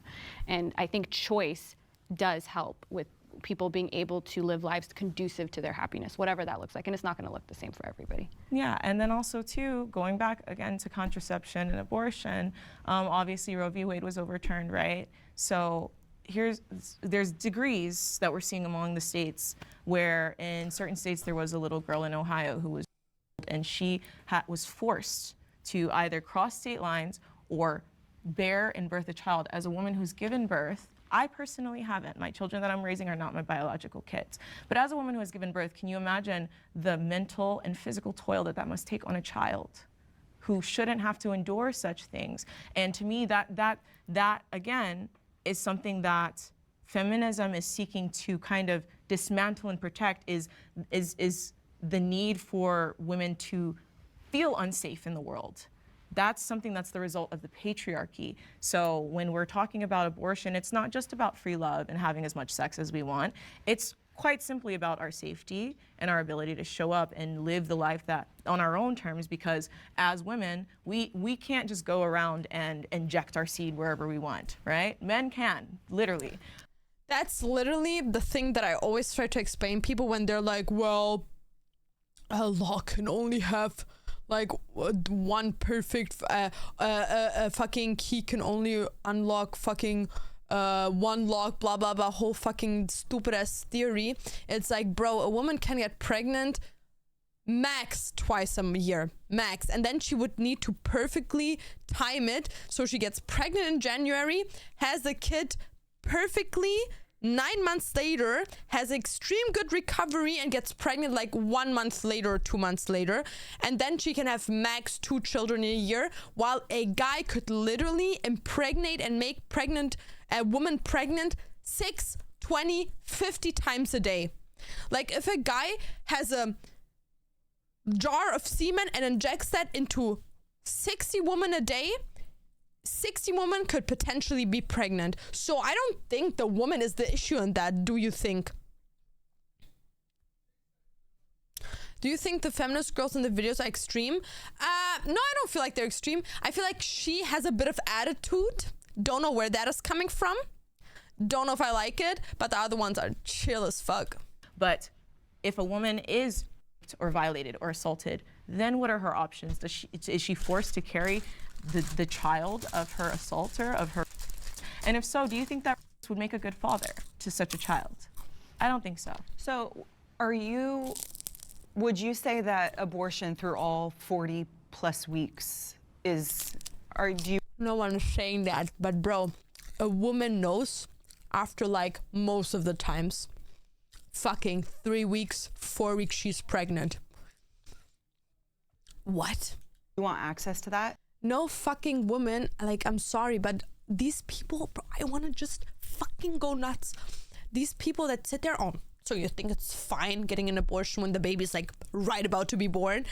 No one is wanting to get an abortion then. No one. No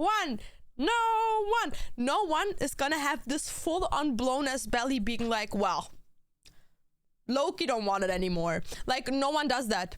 No one. No one. Not a single person. No one. When? No one. No one does that. What? I personally, I don't think that, I think it's all contextual, truly. And I don't think that as human beings, I don't think that we have quite yet scientifically figured out where that line of life begins, where that line of viability. Would you be okay would I personally? No, that's not something that I personally would choose for myself. No woman wants to go through pregnancy and then get it out of me. You know, but it happens.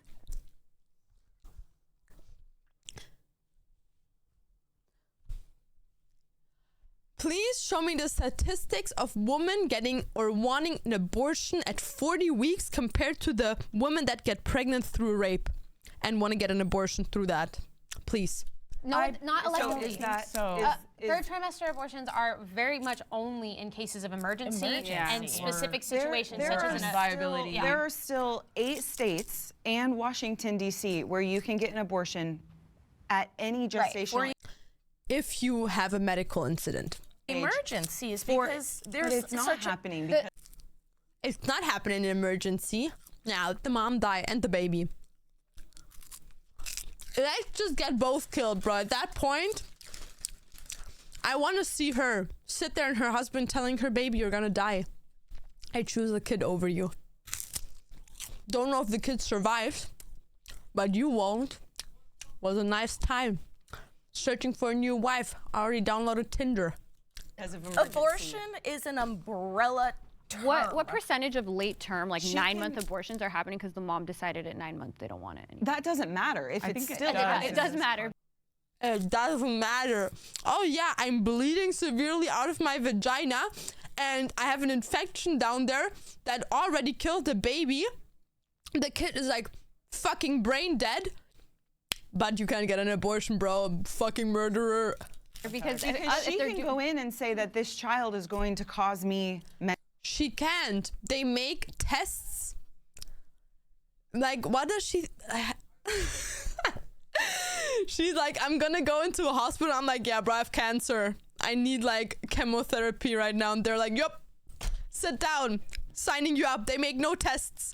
Oh yeah, you need to amputate my 2 legs. I have like a disease in my legs. Oh yeah, you can sit down here. We're getting them amputated in the next 2 hours. Like, does she think that's how it works?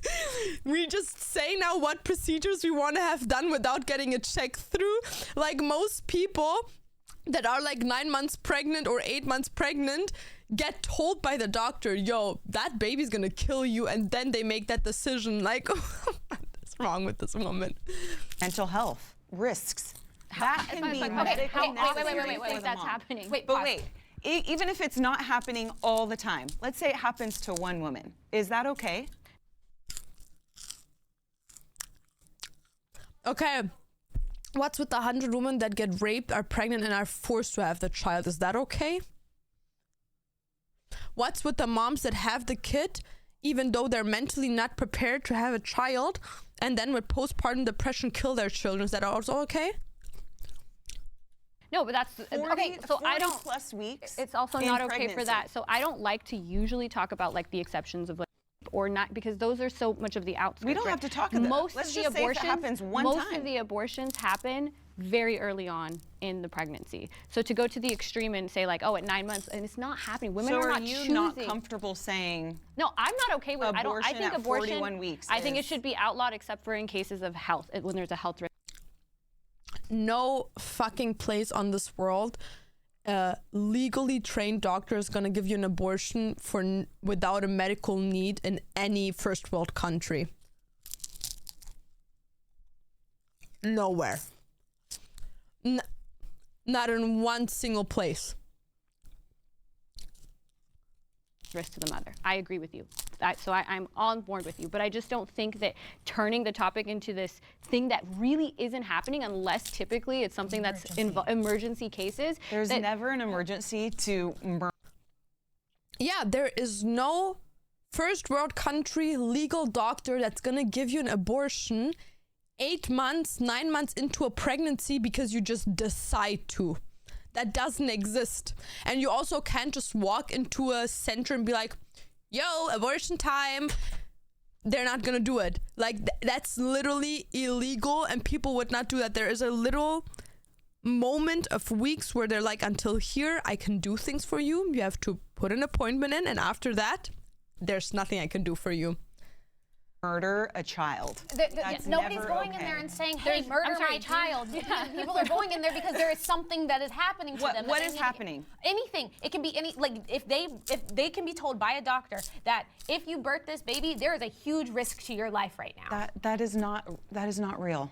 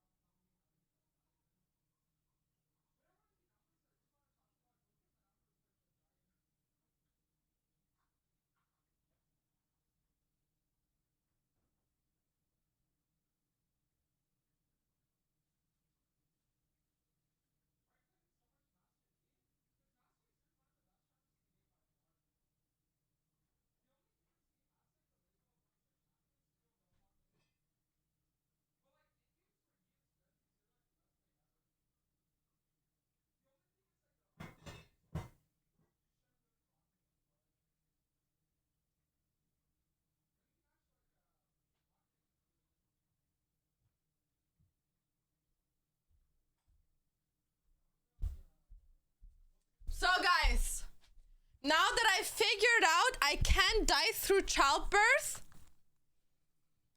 shit is gone gritty. Okay, so she said women can't die through childbirth.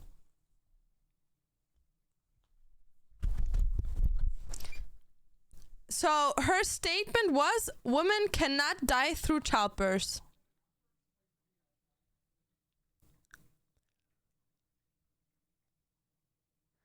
Yup.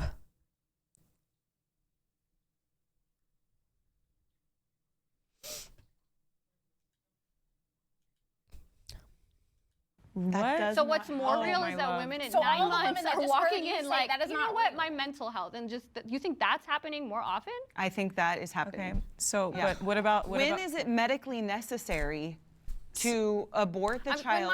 When the kid grows outside of your uterus, which is like a very common thing, is you like a Loki stupid. She has tunnel vision, now she's just stupid. Life is in Late- danger. What is happening? There are plenty of women that go through. How many? What's happening? What's happening? What is happening?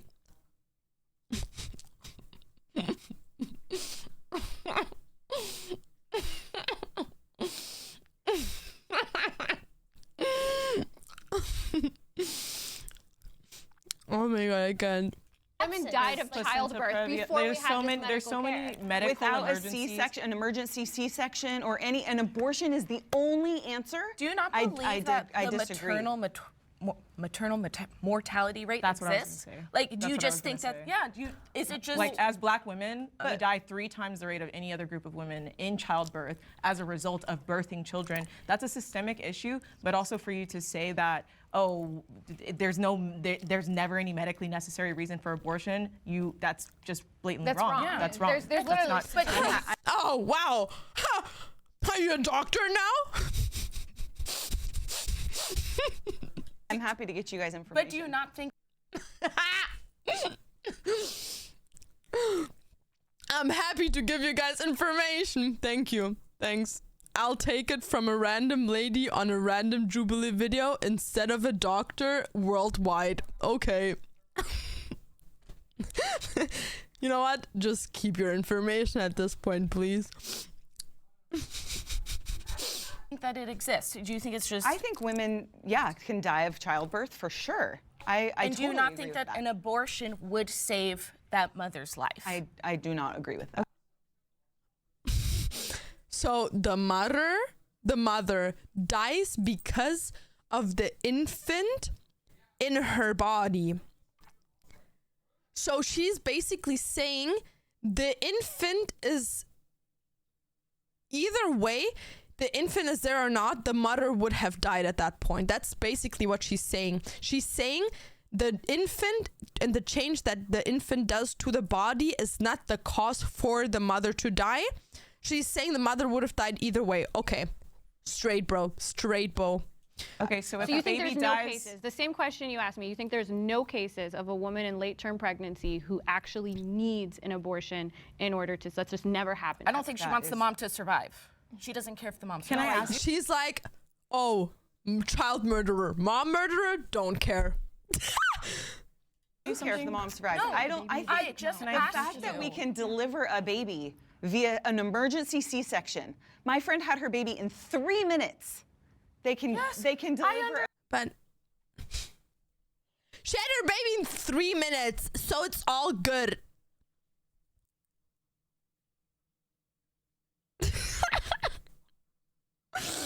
No, I can't. Well, you know, there's someone that got shot in the head and survived. Let's try it with you. Prove your thing. You know somebody that got shot in the head and survived. Let's try it. Everyone can survive it. Everyone can survive it. You go first. You go first. You go first. Prove it. Prove it.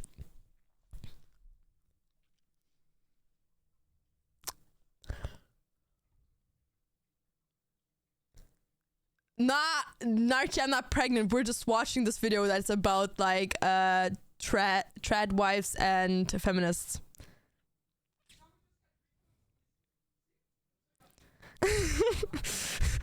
Bro, she speedrun that pregnancy. No, because like, I'm gonna be honest, I would have probably started laughing and have been like, I can't have this conversation, Jubilee. Like, I need to go right now. Like, what type of people have you invited here? It's like me saying the earth is fucking flat. Oh yeah, fucking earth gravity does not exist because someone is in an airplane right now. Like, if earth gravity exists, why human and air? Like, what people did you get on the show, Jubilee? Like, no, I can't. My friend had a C-section in 3 minutes. My mom had a C-section with all three of her when kids. is the mother's We get health that. ever at risk? That 3 minutes they can't take out a baby.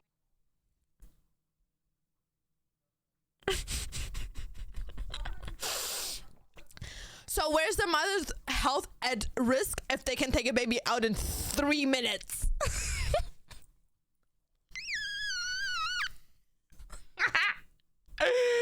No,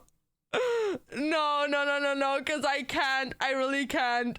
Like, there's not even 1 single % or just a sentence you could say to put together the no knowledge stupidity that this human being is bringing out of their mouth. Like, and she hits you with the, I'm more than happy to give you information.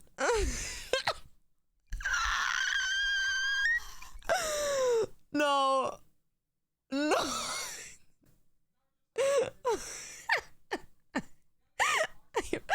No, like, guys, I can't even take it serious. No. Yep. Baby, but instead they have to dismember it. That's not what happens. Do you know how most late-term women abortions happen? Yeah, okay. Yeah, they cut the head off. Are you stupid, bro? Most women at 40 Do you weeks know actually partial deliver their birth dead abortion babies, is like- how you have to deliver? Can I That's ask another you, do you thing, know yeah, what at a 40 D- weeks, do you know most what women a have to deliver DNC even is, after like a making- dilation curve? Because if a baby dies in utero, say at 39 weeks, do you know how they're going to get it out? Yeah, a Deliver DNC. it. That is not an abortion. There are. The Do you child know? is Do you know that in the miscarried. states? Do you know that in the it states is that not have forcibly the more ending strict, that robust, heartbeat. that doctors are afraid to even perform DNCs because they feel that they're going to. That is a total mainstream misinformation. It is misinformation. The same way as if it's misinformation that women die off of childbirth. Like, you can take it out in 3 minutes. Okay. No, this is what I mean. Like, this is literally like they can't even say anything anymore because it's literally misinformation she puts out. And I find it very, very, very concerning that Jubilee didn't put out like an informational thingy of like, yo, like, she's literally talking a lot of bull crap. Very concerning. Hey idiots, I'm here. We can ask the disagreeers to step forward.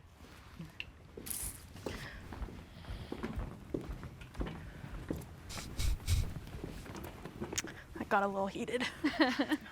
I want to touch back on the prompt of women being happier. I think that statistically women are more stressed now than they were prior to feminism. And statistics show that the higher a woman experiences stress, the more likely she is to be anxious and depressed. Yeah. Let's take rights away from women, guys. Because we're going to be so stupid that we don't even think about things. We're just going to sit there and be like, oh my God, potatoes, sky. Oh, who lives in a pineapple under the sea? So I'm coming from this from like a basic standpoint of the facts are women are more stressed than they were prior because they're still expected to be a mom, be a wife, cook, clean, and take care of that. I'm actually more stressed nowadays. Finances, because I can't go outside and take my daily walks because I'm scared of rape. I have to go to therapy, or used to go to therapy, because I got raped.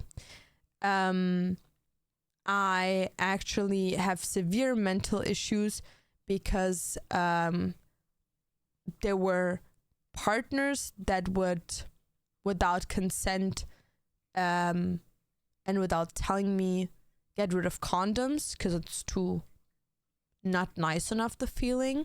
So yeah, low-key for me personally does feel like my issues resolve in men, and low-key not in feminism.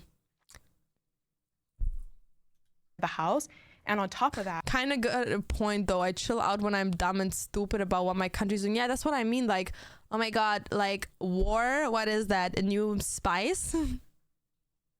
A dying, what? No, noses and tendos. What? Childbirth, die? No, baby come out. Baby make whoop. What? No, me flashlight. Me name flashlight. Me flashlight and air fryer name. Me name flashlight air fryer.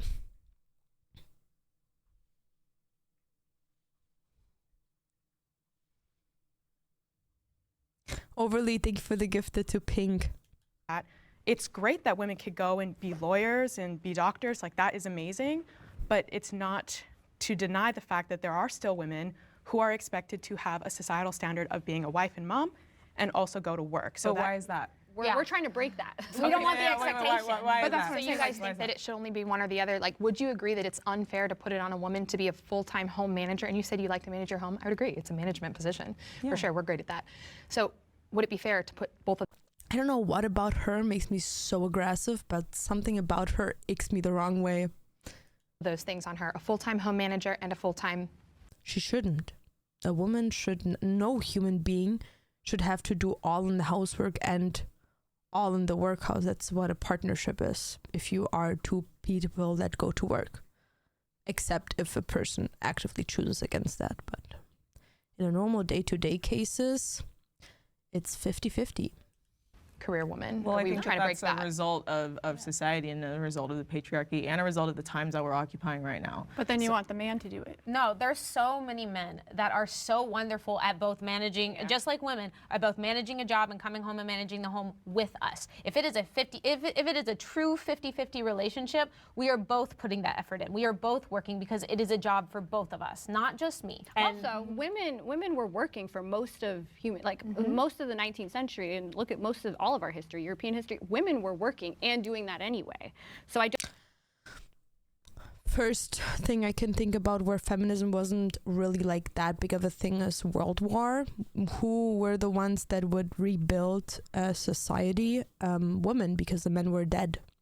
So like as an example, when Germany fell and everything was destroyed, there is records, picture records, video records, newsletter records in which states that only women and children would rebuild a whole country because men were just not there.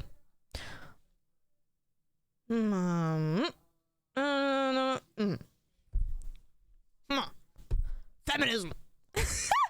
Capti, thank you for the tier 1 and the 16. Yo, guys, if someone prime subs now, we're gonna get a golden kappa train. Everyone that jumps in there gets a golden kappa emote. Don't know if this added stress, I don't know where that data exactly is from or if it's accurate, but if it's accurate, I don't think that can necessarily be the reason, because look at the lives. I was literally just in New York visiting the Tenement Museum, which is like a museum about women in the early, like immigrant women early on, and these women, like working at Starbucks or any of these places are way easier. These women without like carrying buckets of water up, like even the weight of their household appliances, it was heavy. It was a lot of work. And a lot of times the men ran off. They literally had a gallery of missing husbands. These women were extremely stressed. Women were working very, very hard for most of human history. This trad movement is actually a very small blip of human history for very few women. A lot of women were even working in the 1950s and 1960s as well. So a lot of the trad wife movement, it's like if you just went even more trad, you would be back working. So it's just an interesting. But then I agree with you there a little bit, because actually we're made for work. As human beings, we need purpose. We need work. And so I don't think any of us are... My work is to have the best fucking nap of my life once a day. I'm just glad that annoying Pearl isn't there. You know that she was actually in a relationship with a dude that didn't even want to get touched by her and then left her, and he was like homeless. Crazy. I don't think every relationship is 50-50. I think it's usually unbalanced because nobody can be 100% all of the time. I think that's where love comes in and you're more willing to pick up after the partner who's lacking. Yeah, but that's the thing. It's 50-50 because 50-50 means I take 50% care of me and 50% care of you. So when you're lacking in your own 50%, I'm taking care of that. But as soon as I'm lacking in my 50%, you're taking care of that. It's not about being a consistent 50-50. It's about 50-50 of being able to pick up where the other isn't if they're not there right there. Like as an example, if your partner has more work to do or is struggling mentally or something happened in their life where they're like doing very, very bad, then you're taking over their 50%, while you should expect from them to do the same if you're in their position. That's what 50-50 is about. They're denying that we work in our home or in our creative pursuits. Women are built for that, to be creative, to be managerial. We're just so great at those types of things. So none of us are denying. I think there's a stereotype, like a caricature of the 50s housewife with curlers and she just sits there, right? And she's just waiting for him to come home.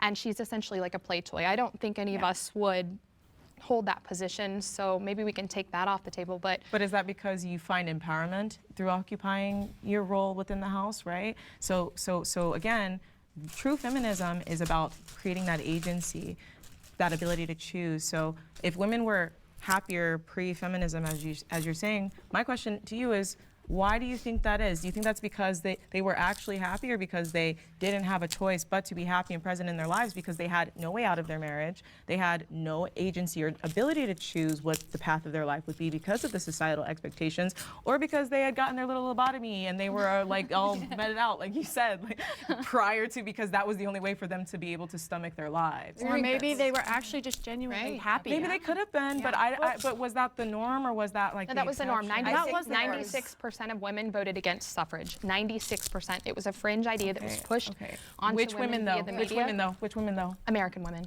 American or American women. Or American citizens. American or American women. No. American I think women. there's a So you're C.S. saying that Lewis black women quote. want to be pushed into the workforce? We've been in the workforce. I'm saying that when the black trad women are at life the movement was forefront happening, of the black feminist movement, and that's the thing that Right, kind of and is creating missing this from this state entitlement program where we, reward. They're just a debate. The breakup of the family with all of these entitlement programs, it's harmed black families the most. Actually, if you look back, black families were doing better than white families as far as their marriages were more intact post-slavery, but right? What happened? When I say 50-50, I live by that. Everything you make belongs 50-50 to me.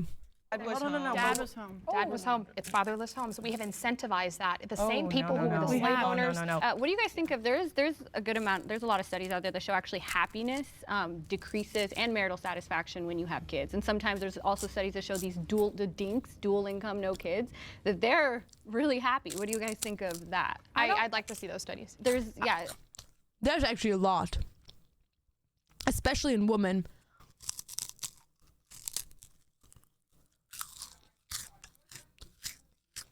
You could look at the Institute of Family Studies. Is good. 6 years ago, I would have been sitting with you guys.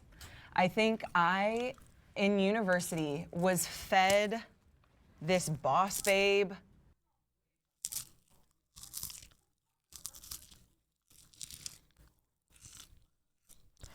Yeah, they fed you something else. You did a bit too much coke or some shit, bro. Like, bro, she did like some sort of drug. I don't know what the fuck this motherfucker did, took, or made. But bro, that fentanyl that you took killed all of your brain cells after that abortion talk. You can have it all. You can do it all. Go out, make as much money as you can. Do everything for yourself. Be lonely, medicated. It's like there was this. One in chat if you guys are lonely and medicated.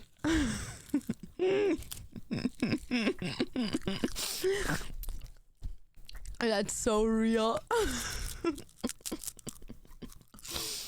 Oh, bro, I'm the loneliest and medicated. I'm skibbity, but I'm still loving life, bro. This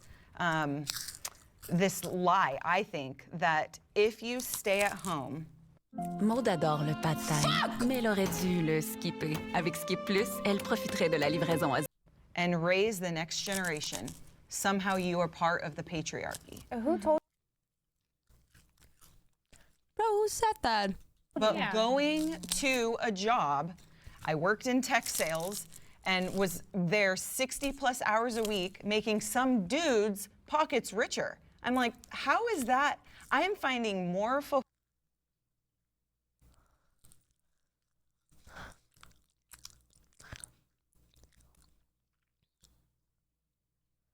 Bro, she can't mean that, does she? No, this woman actually is just stupid. How can she have worked in a tech industry? She's actually like stupid. Like, not even like saying it in a mean way. Like, she's literally just like, she's not a smart person. Like, she literally is stupid. Wow. Wow, haven't met a stupid person in my life before. No, like, she's actually like, not even as an insult, like, she is just not knowledgeable.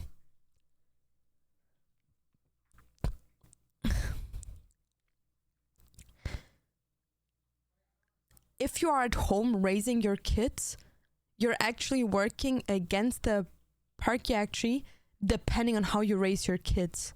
Like, if I tell my son, your sister is less than you, then I'm actually playing into that. But if I'm a stay-at-home mom and I teach my kids to be equal with each other. What? No. Maybe she's a call lady. Fulfillment, being at home with my children, creating a place that is emotionally stable for them, that they can feel these. Not every stay-at-home mom builds a stable relationship for their kids. A lot of times when there's a stay-at-home mom, the dads are very, very unparticipative in the raising, and that shows in a lack of emotional connection and emotional expression of the males, especially if you have a son. And daughters have a lot of times, when it comes to like stay-at-home moms, a picture of males not being consistently part of the life teachings.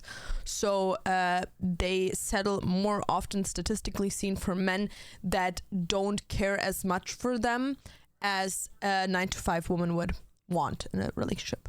Freedoms and grow than I ever did when that commission check hit or when those bonuses were given to me. A woman taking care of her entire family, a person taking care of her entire family, their entire family, is so empowered. That is the best and most difficult job you can do. You are raising a family, you are taking care of a household, you are literally creating the next generation of people. That is like, that is one of the most important jobs in our country. In the world. Yeah. Like, I totally agree with you. So as a feminist saying that, I don't believe you when you say that you've heard feminists say that you're adding to the patriarchy if you want to stay.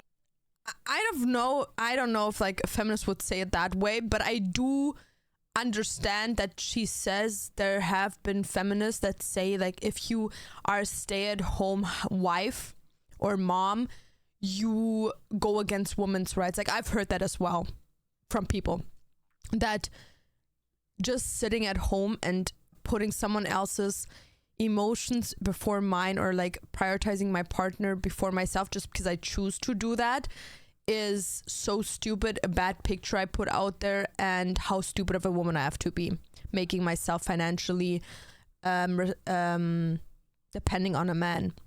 So I do feel like there is 100% feminists that say those things, but I also agree that most feminists and the real definition of feminism does not stand for those things.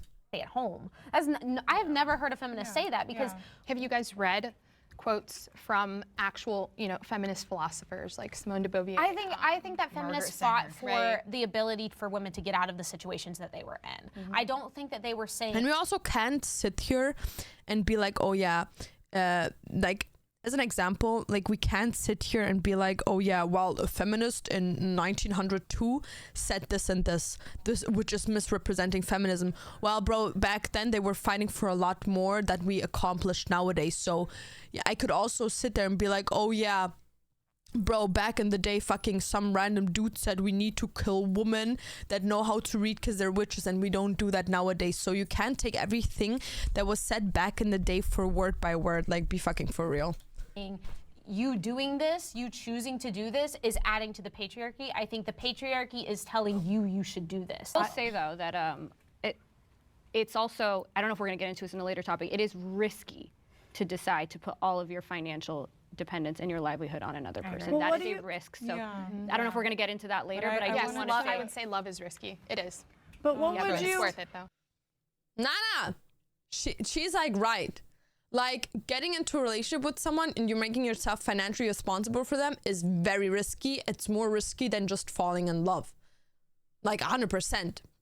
100%. Because a person could always say, you know what? I don't want this anymore. I'm getting a divorce, and leave you with the children. You have no education, no job in the worst case. In the worst case, you have no education, no job, no house under your name, nothing.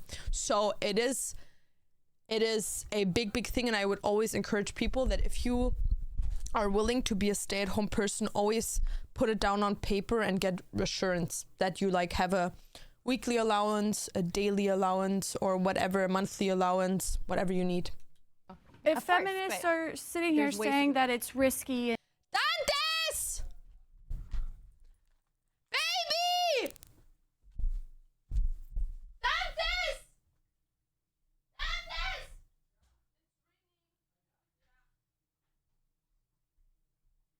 I don't know what you've been getting, man.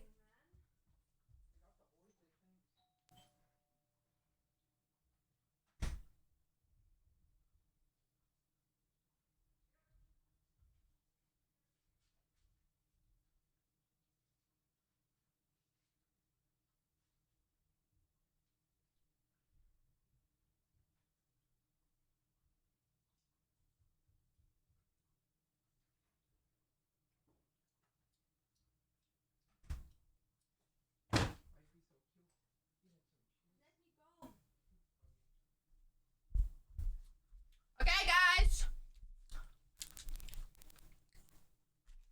Let's continue. And what is a woman going to do if her husband dies or if he leaves her? What are men going to think of us if we can't stand up? My husband leaves me. I can't stand up, get up, be strong enough to go out, get a job, provide for my kids. Much harder. I think it's just going to be hard when you haven't, like, you don't have a resume. You don't have, like, and now you have these kids that you're in charge of. This is or a result of individualism, because we're post-Christian society. In a Christian society, there's such a thing as duty, and it would be considered absolutely shameful for any upright man to see any woman be on the down and out. They would do it. If you think no man would leave a woman with nothing and leave her for another woman and leave her with kids, no money, no nothing, that happens more often than you think it does. Because her husband left her or died and not step in and take care of her. I've been in several different kinds of churches, like trying to find out, different things about Christianity in my adult life, and they all have many different beliefs. But that block of cheese, yeah. One thing that I've seen in common is that people will just write checks, no questions asked, when they see a mother. I'm a mother to a child. Please write me a check right the fuck now. They're come in with children, no questions asked. Just what does she need? She need a place to stay. Many stories, and there are many stories where it's not that. Well, it depends. If we keep deferring to the state, not for long. Because that's our church now. And what kind of job are they veering away from the actual topic at hand? I feel as though from when I'm listening to your perspectives, which I deeply respect, I think the thing that I can't give her, it's lactose. We're both lactose intolerant, but I can make decisions actively for me. You cannot. I can't help but notice is that the counter argument to feminism usually takes a standpoint from a very privileged, very Western like viewpoint that ignores the rest of the world and the situations and realities that women face in the rest of the world. So it's not like, it's almost like there's a very surface level viewpoint of feminism. Yes, guys, let's talk about the countries where women are not allowed going outside anymore or talking to each other. That ignores how actually dire and vital the work that women who are at the forefront of feminism is doing.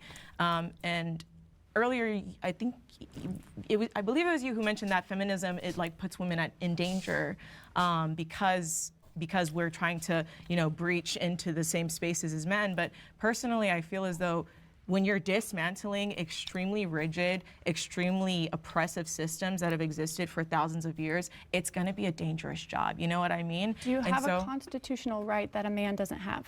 No, I think that the Constitution, I think that Thomas Jefferson, he said, we hold these truths to be self-evident that all men are created equal, but women were not even a part of the conversation back then. And so I think that when we're talking about topics like this, we have to really look at the bigger picture and the deeper level of what feminism is actually trying to accomplish, which is not just about, you know, pussy hats and black dresses at the Oscars and like being a boss babe and all this other stuff that's very Western and very privileged to think about. It's about safety and equity and agency that is not available to, say, for example, a young girl in Western Africa who got her genitals mutilated because she was... And that even happens in America illegally. Born in the wrong village. And that's what they're told to do before they're married off at the age of 11 to their husband. Hi, Heinz. That, again, is not something that men experience. Is bad male behavior strangling the world in front of our eyes? Yes. Or am I just being a In most circumstances, a married woman must not seek a divorce.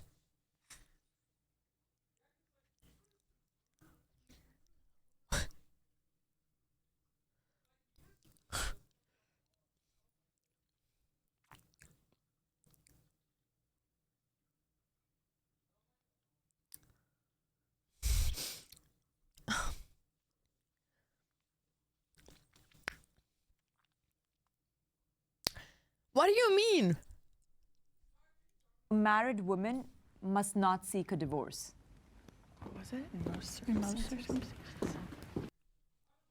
Motherfucker, if you cheat or you like, bro, if I marry you, I'm pretty fucking sure that I love you. But if you motherfucker cheat on me, mistreat me, gamble away our money, or whatever reasons you do, that I would also break up with you as just a partner, I'm getting a divorce. The fuck?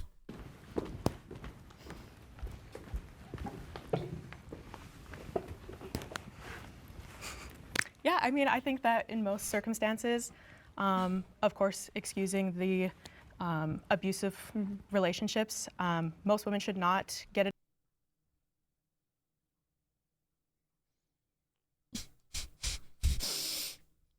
Yeah, bro, if he fucking fucks your sister, you're staying, bro. Bro, if this woman, if any of these women defend cheating, you know they've got cheated on by their husbands. You just know. A divorce. I think that society now has made it too easy for women to walk away from a committed relationship. I think that if— But for men not! Are you stupid? You are having a hard time in your relationship, you should seek to fix it and not just leave it behind when you've spent years or decades or however long you've been together, to just say, okay, now on to the next. I think that you should, as a Christian woman, you know, I don't believe in divorce. I think that no matter how difficult your relationship— Yeah, but is this right now here a trad wife was feminist, or are we here talking Christian against feminism? What? Relationship gets. Like, no, Jubilee actually needs to change their behaviors. Like, they need to change their fucking video ideas from like, yo, maybe we should look for non-Christians. Because it's literally always like backed up by, well, in Christianity, well, in this religion, well, in that religion. Like, bro, how about make a good point for your side without bringing Christianity or any religion into it? You should always fight for that person, because at the end of the day, you chose to marry that person because you love them with all your heart, and you can't just like leave that person behind and say, okay, bye, because I think that that means that you never truly love that person. Yeah, I would totally agree. I think to say that there is no case in which a woman should seek a divorce, I think is wrong. But I vowed to my husband through the good and the bad. And Bro, I'm gonna be honest with you. I think you don't even understand the text when you read it. You probably just said yes and amen, bro. The brain cells are not brain celling with this one. I think that there's a level of commitment that comes that is not frivolous. It's not to be taken lightly. I think it's something that is held precious and sacred. No, no, you don't understand. Like every single person that's in a like Christian fucking marriage, they're all cucks. Should be fought for. I think, I find it really sad how fuck 600 other people. Marriage has become, where it's something that can be kind of thrown around and finished and ended at a whim of dislike or distrust. I also feel like I don't think you just have to divorce for like cheating or being mistreated. If you married your partner at, let's say, 18, 19, 20, and then at 40 you're like, you know what? Or like at 30 you're like, you know what? Maybe this is not what I want in life. Bro, you made decisions so young. Like, what? No one is perfect. Like, you're gonna make mistakes. Like, what? You shouldn't live an unhappy life. You only have one life. Literally, like one single one. What? Marriage is not easy. It takes work. Being in any relationship takes work. And that comes through commitment, trust, communication. I agree. I think when we say for better, for worse, we mean it. And again, not talking about the abuse cases. Like, if you think about divorce, there's obviously something wrong in the relationship. Like, what? Like, you don't get a divorce just because, like, Larry-fari, you know? Like, actually, there needs to be a point of like, yo, like, do I think you should get married to? And even if two people get married and they want to break up and they get remarried and break up and remarried, that's their choice at the end of the day. Like, what? I think that also our society is so focused on, well, if it doesn't make you happy, get rid of it. Get rid of anything that doesn't make you happy. You do you. Oh, your husband did this. Oh, just divorce him, leave him. Ooh. I smell someone that got cheated on and literally took him back. Yeah, if your husband does something that hurts you like cheating, you should just stay with him and fuck up your own emotions. And then I also feel like women, especially in our society, are being pushed more towards being valued through what other men think, and put your body out there so that everyone can see you, because that I tatted my sleeves out so I can get a job. That's going to create the happiness inside of you, and your husband is just kind of keeping you down. He's pressing you. And I think that hurts. I think that the porn industry is hurting marriages the most. Oh, I think someone got cheated on with a stripper. Yeah. And the husband probably watches porn on a daily basis. He probably even has OnlyFans subscriptions. And I think that both men and women should value their marriage together, that it is a sacred bond. Did we have to disagree a step forward? I will rise up. This will be the day. I need to order some food, but I'm in the middle of a game. Let's use Lifer, an app that integrates with the game that you're playing to order food from the cheapest delivery. I grew up in a Christian household, but every single one of my aunts and uncles got divorced. So I think prescribing Christianity as the savior to marriages is just a silly belief. And then I know, we all know that in this society, everything has been really disposable, and I don't think anyone would be advocating for that. But I think it's just disingenuous to believe that there aren't women a lot. I feel like the majority of women really, really, really trying to make marriages work. Yeah. Most people, when they get a divorce, it's not even that the woman didn't try, but they tried for months, weeks, years, but the man did not believe the woman, did not give a fuck, didn't want to put the work in, so the woman gets a divorce and then everyone is shocked. Didn't see that one coming. Oh, she just told you like over the last 6 years that the marriage is shit and she's unhappy and you still chose to not do anything about it. Whoa, whoa. Why are we blaming women? And for nobody it? wants I don't think to we go. are. No, I don't think we are. I don't think we just buy divorces off the shelves at Walmart. I think a divorce is one of the worst things that any married person could ever go through, and It's shameful still in this society. 100%, and also Expensive. but even having the option to divorce is something that is the result of the work of feminists. You realize that, right? So for the woman who's being No fault divorce. Let's correct that. Sure. Okay. Right. Whatever.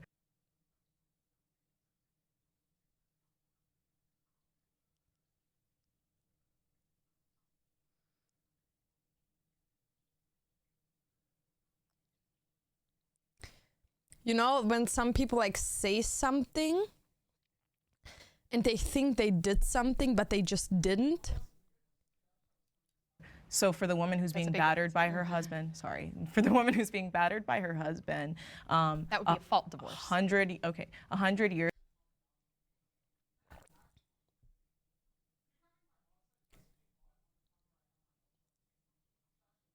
ago, she has no fail-safe for her life, for her safety, and for her agency. So now, at the very least, women are able to initiate a divorce if they see their partner as someone who they no longer want to be with for any reason. And I think that, again, for me, it's all about whatever the woman... And he's like, no fault divorce.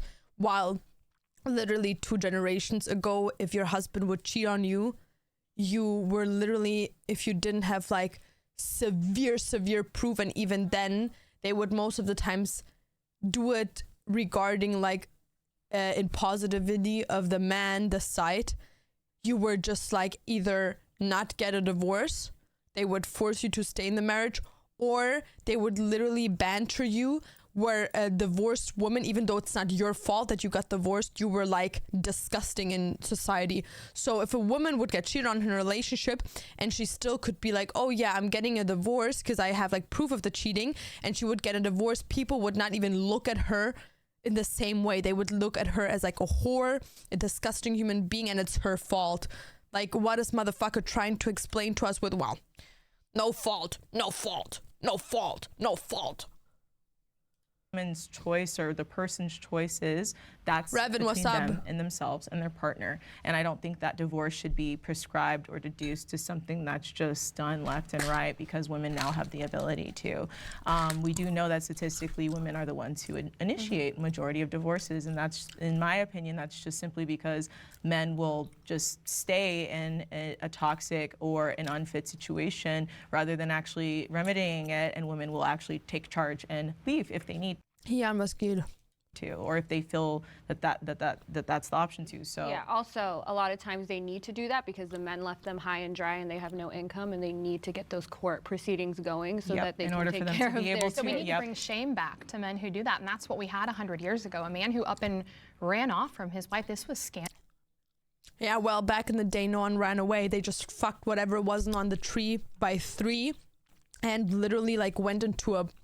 Bro, like what is bitch talking about? Literally, if you would be higher class, you would just go into a whorehouse. Everyone would know that your husband would fuck like every bitch there that probably has had HIV, impregnated 6 other women, but they would shame you if you would leave him. What is bitch talking about? Scandalous. The church, the community, the extended family just wrapped her up and took those children in because we...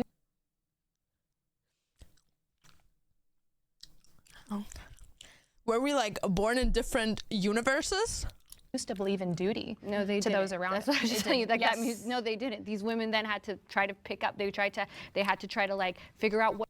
You know how many women got out of relationship because the man cheated on them, and then they had to prostitute themselves to make a living? Yeah, Exactly. What skills they could have, because they had 4 children, and yes, you could go to the church, but those resources were finite. And if And you then had that 4 children, shame- they had literally a gallery of missing husbands, because there would be so many men who would pick up, go to work, and never come back. And that shame Right? was not just at the expense of the man, it was at the woman who was left too. Outside of cases of like abuse, but like even cases like infidelity, all that, you guys think you should still stick it out with your Depends on the context. What kind of infidelity we're talking about here? Like something severely deranged that you can't be around this person or have your children around them, then no, for your safety, you need to seek a civil divorce. But if it's something that you think could be worked through, then you need to work with, you know. So if he sleeps whatever. with another woman, but there's no threat to your you think you should. You think you should. You ought to try to work that out. So in the Catholic context, you should. You should.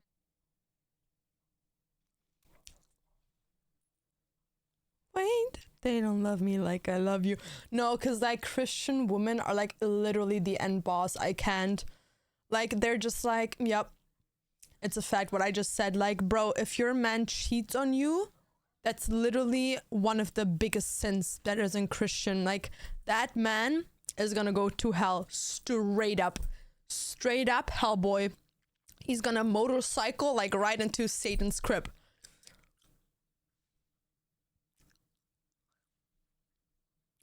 Yeah, I have to stick that out, bro. Can those husbands please fuck their sisters? Oh my god, fuck their moms. Impregnate the moms. Please, please, I would love to see their reactions. Please! Please, I need that. I really do need that. Can a Christian man that is in a relationship with a woman like this please fuck their mom? Please. Please, I would please, please, I'm begging. I'm begging. I would spend a dime to see their expression when they find out about it. Bracelet check. Nominations bracelet with Dante's name on it. What is this? Pandora bracelet with a little moon charm that I got from a friend of mine for my birthday, and a Tiffany's bracelet that I got from one of Dante's aunts. Oh damn. The cat is catting. I volunteer. Revan, you want to be a cheater? Nah, bro, if my man is married to me and cheats, obviously he didn't take the wedding vows for real. Like, what? To bang the... Yeah, but Revan, you need to be married to do that. Like, I need someone to ASAP get married. I need someone to ASAP get married to a Christian lady like this and fuck her mom in front of her. That would be like the best. Like, make it so she like walks in. That would be the fucking best. And make the okay, that would be a bit cruel. But if the kids are a bit old enough to not have like severe trauma, or young enough to not even understand what is happening, make them walk in the room with her while it happens. I want to see how she makes that work afterwards. Police. Police. Police. That would be actually a banger. A banger. A banger. I would love to see that, bro. So fun. So fun. Yeah. Yeah. No, I would love to hear their opinions about what is when the woman cheats. No, the man can just leave, bro. What a disgusting woman. Okay, double morals. But like, no. The reason why I said it with the children is just because, like, how to explain that to kids, you know what I mean? Like, a lot of times, like, these Christian ladies, like, they keep it as a secret from their children. But how do you explain to your children that their parent cheated on you and you're still sticking through with them? Like, the picture you put out there to your kids is like the craziest shit ever. And like staying in a relationship, even married, with someone that cheated, like obviously that person doesn't take you serious as a human being. So why the fuck would I put effort in if that person can't even? No, they're pygmies, literally. There might be a warrant for like separation, maybe even indefinite. Like it's to what extent? To what extent was this going on, right? If your husband's cheating on you and he comes back and he's like, I messed up, I'm sorry, then I think that there's means to work it out. She got cheated on. I knew it. I told you guys from the get-go, I knew it. She got cheated on. Now I want to know more. I want to know more. Was it a hooker? Was it a colleague? His colleague? Was it your best friend? Who was it? Tell me. I really want to know. Tell me. If he's not sorry, if he's like, oh yeah, I cheated on you, but he's going to continue to do it, no. But what about for the woman who draws the line at just one single time? If you, if I have a line, the church's stance is infidelity. So if it's we're one not all time, going under the church's So stance. under, for us, like you asked our question, before so- no fault divorce, you would have been able to get a divorce. you would be able to. But get no, a you divorce. need to prove it though, and that can be very, very, very difficult. So that's the problem. But can it, or you just need one witness for? Right.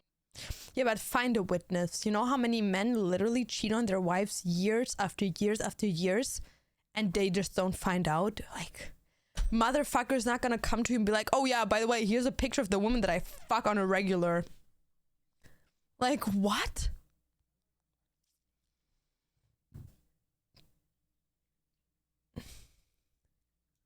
No, to be no, Catholic, it was to be very proof. difficult sometimes to get that proof. Or what if? Okay, well, when let's are just we say, talking what if he's just an asshole? What if he's a asshole? Then right. what? What if he just crosses any What if barrier I draw or my boundary? line at respect? Yeah, just general But define respect.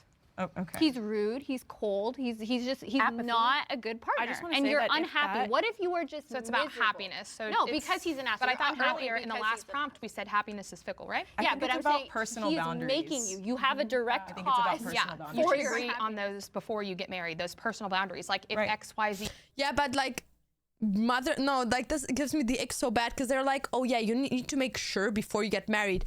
You know that people make sure before getting in a relationship that boundaries are set, but like you change as a human being. You literally change. Even though you're with the same person, you're gonna change after a year, after 2 years, after 5 years, after 10 years. Like, people do change, and sometimes they change into a behavior that you don't want to be with anymore. Like, what are they yapping about? It's like before marriage, I'm like, oh, my favorite color is pink, and now like 15 years into the marriage, I can't change my favorite color anymore. Like, what? happens. A This lot is of done. people agree to things, and then later they'll agree, oh, we're going to work it out. It's blah, called blah, going blah. back on your word, and this is a legal contract. And when you go back on your word, there are So consequences. if he There should be promised you not to be an asshole, but then he's an asshole. Yeah, but it's a contract, bro. If someone tells me in person, I will not be an asshole to you because I will cherish you as my queen. And then 10 years into the relationship, into marriage, he behaves like a fucking bitch ass and treats me like a little whore. There is no contract being broken because there was no contract made. Well, can you divorce him? Well, what about when you are? Yeah, I think you should divorce me. You should definitely And you divorce think that's okay? That it should just break apart just like that? If I treat my partner like trash and I hate him, yes, he should divorce me. What do you mean? I did the consequences of my own actions. Or if I'm a bad partner, even That's if I'm a called great partner, conditional if love. he's not happy, I don't want him with me. So the unconditional love. If he kills your family, you better stick to him. You better stick to that because you love him unconditionally. And better for worse means nothing. Well, Your I'm vows not mean saying that nothing. at my wedding. Are you married? No, I don't. But this is the thing. But that guy that I'm an OnlyFans star, so I know you were talking about porn. And like the guy who literally, my partner who films all my content, he was married to a trad wife, like the sweetest woman, literally keeps the Sabbath. And he's like, I'm not happy. I'm not happy with someone who's just submissive. I want to be with someone who's more my equal. So now he ran off with me and he's filming my OnlyFans content. And and he does financially support her. But if I were to say, hey, I'll be with you, but I kind of don't want you to financially support her anymore, she would not have that anymore. And I wouldn't do that. But So then now imagine being you're a woman. the oppressor. You no, just no, oppress no. that But woman I'm in the not. show. How is she an oppressor if he left her and then met her? Like, she didn't like make him leave her. He was like, you know what? I actually don't fuck with this shit.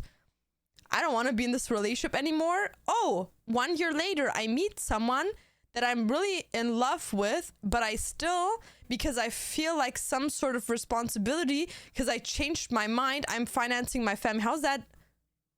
What? Did they just not understand what she was explaining?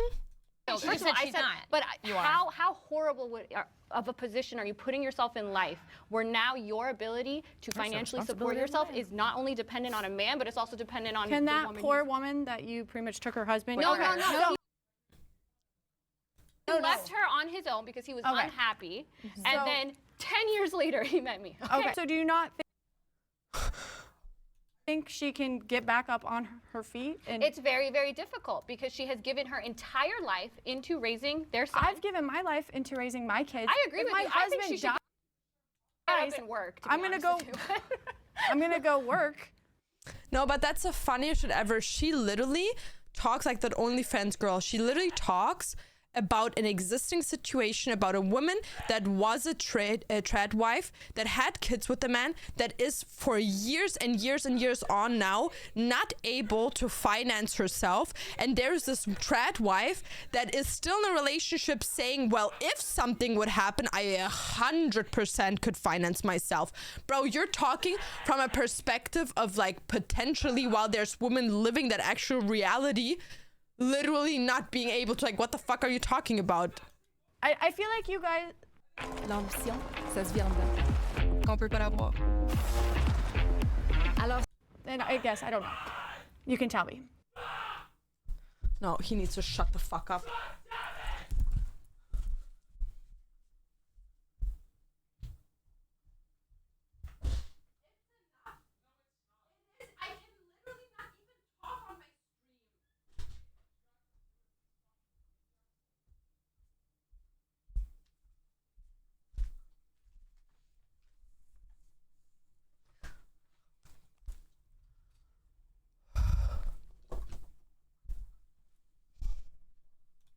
It feels like what you're saying is someone who's financially dependent on their husband, if he leaves, if he dies, they're just screwed. They're done. Yeah.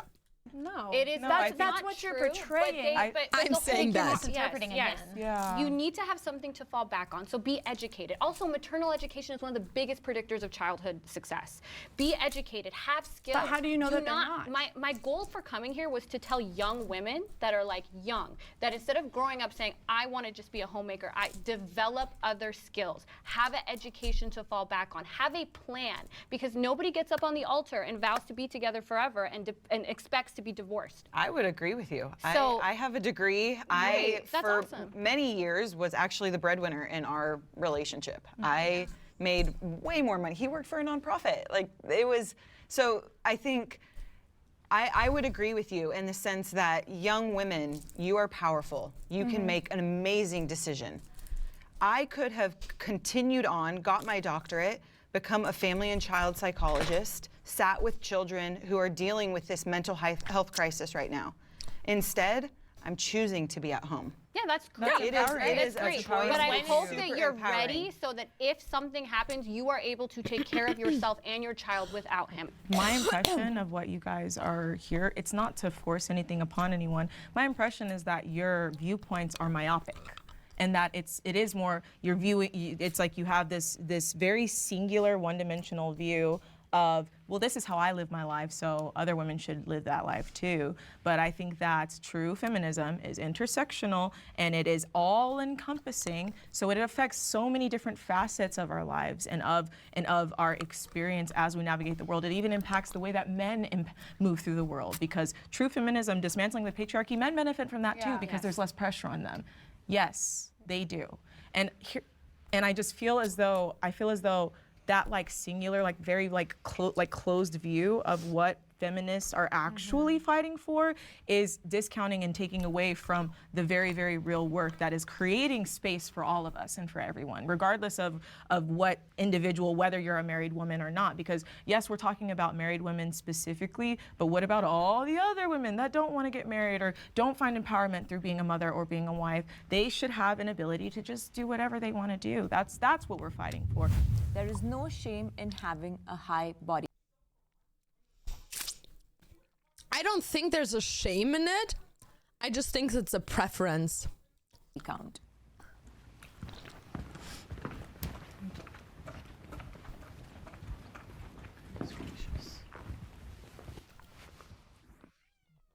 Well, there's no shame for men, so why should the shame fall on the woman if she is occupying that space? Right. I just don't think we should shame like things as trivial as sex.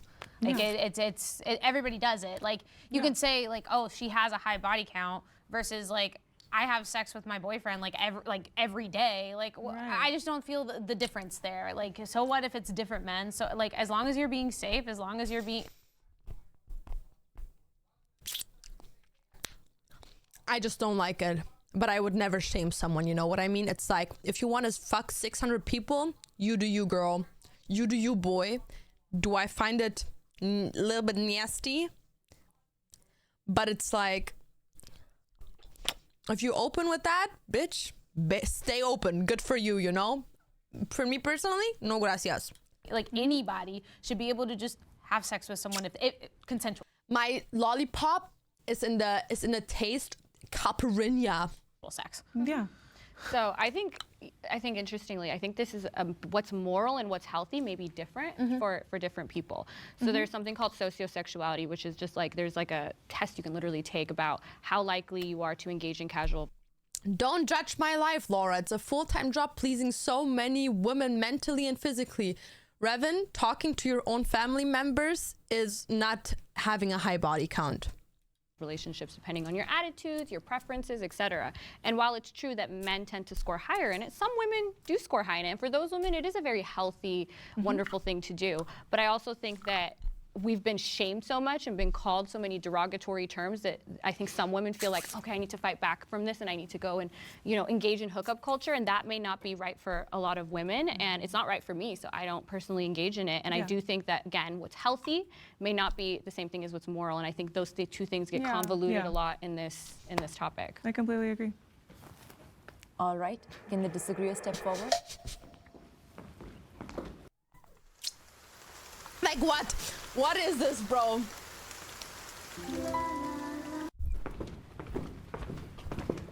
I think that I can acknowledge that not everybody is going to be Christian and hold the same.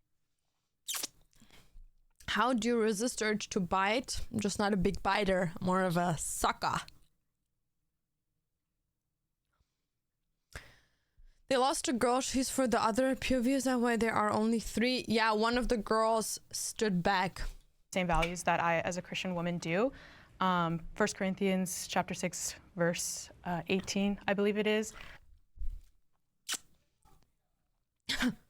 Okay, nerd. Being sexually immoral and promiscuity is frowned upon, and it is a sin. So I think that anybody, man or woman, should feel shame for being promiscuous. It's not something that... but that's just your religion, you know? That's something that you can't have a discussion about it. Like, there's just no discussion about that. That's literally your whole life's meaning. You can't discuss with a person like that. Any Christian should accept. Like I said, I acknowledge that not everyone is Christian, so if you have a different belief on that, you know, that's going to be an agree to disagree. I'm not going to try to fight someone who is like a free spirit and they're going to go do whatever they want. I acknowledge that some women and men are going to continue to do that, but I think that promiscuity leads to women being unhappy in more relationships. So there's studies that show the more men women have sex with, the less likely they'll be happy in the next relationship. And I think that we need to get back to finding a partner and being happy and, you know, repairing the nuclear family in society. I think that's what's going to help society move forward. Yeah, but what if we just didn't shame people for how they live their lives? I think shame is very important, and we should shame people. I think we should shame people for things. I wanted to say something, but I'm not gonna do it. I'm not gonna do it. Invincible, what's up? Like that are actually bad, like, you know, murder and sexual assault. But, But 100 years ago, this fornication was considered very bad. Right, so, and then we progressed Again, and we realized that you call that progress to sleep around?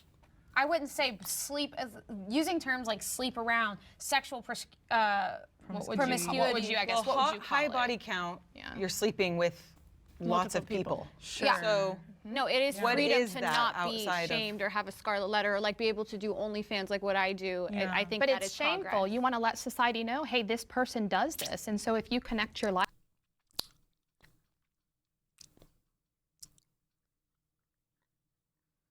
Yeah. That woman low-key gives me the ick. Life and bond with this person, there's a huge risk that they're going to do this to you. So people who don't share your worldview, though, like you said, there are people like me, I don't believe, I'm an atheist. So should you shame me based on your worldview? I think you should shame yourself. No, I don't think that it's on anybody to Okay. Well, it's on no one else to shame me, and I also don't shame myself, so I'm not getting shamed on. shame another person. Like, dribbled the fucking concept right the fuck there, guys. If Christian can't shame you and you just don't shame yourself, there's no shame. I'm not going to go around shaming anybody because they have a high body count. I think that we need to instill shame back into ourselves and realize where we go wrong. And if you, like I said, if you don't feel shame, like that's completely on you and that's up to you. But if, like, how I would see myself as someone who doesn't have, I should shame myself.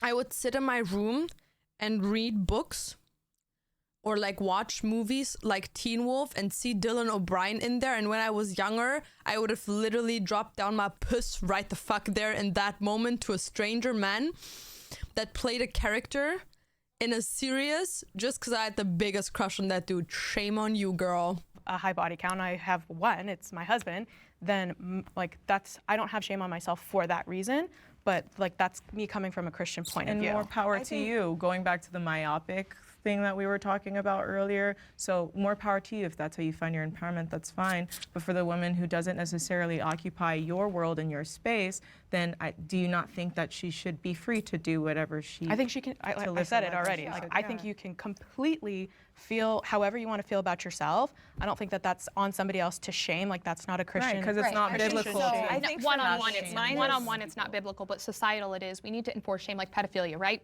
That has got to be shamed. Can we all agree? Right? Yeah. So there Like needs I said, to be bad things. a line for societal shame. I think just looking at the emotion of shame. What does shame do to us? Shame says, I did something bad. Why? Why? Because it can...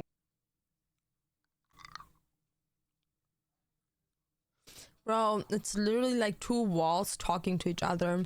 Course correct, because it can change the way that we're living. I think regardless of religious beliefs or whatever that is, shame is an emotion everyone feels. Right. Throughout the day, all different kinds. Shame because I cut someone off, whatever. I did something that was wrong that I don't want to do again. Okay. Why? Because shame's uncomfortable. Right. We don't want to feel shame. But like that's low-key guilt, not shame.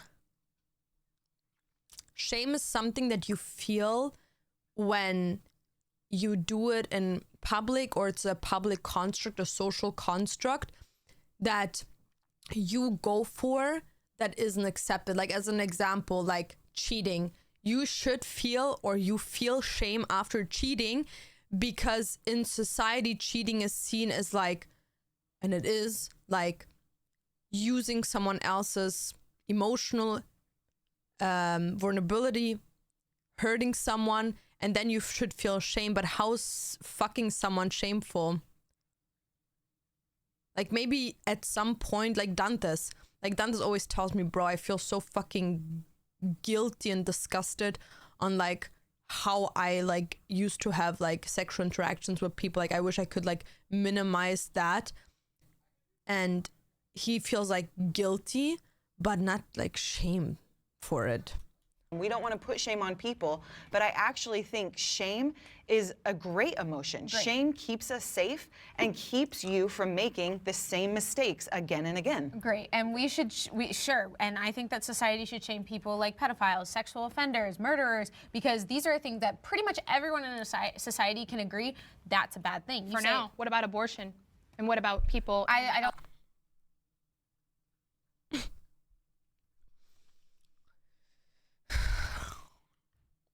Not again, bro. Please, not again. LGBTQ community talking about minor attracted persons. We're moving abortion. And what about people in the LGBTQ community talking about minor attracted persons? We're moving.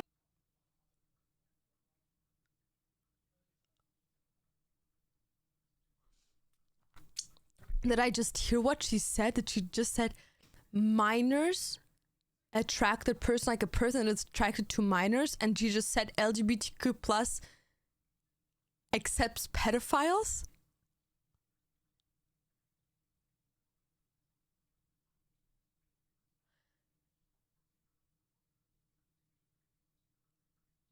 Nah. Nah, like, nah.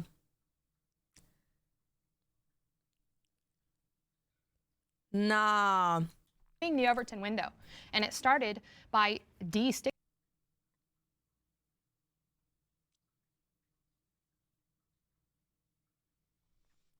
Like, why is Jubilee supporting this?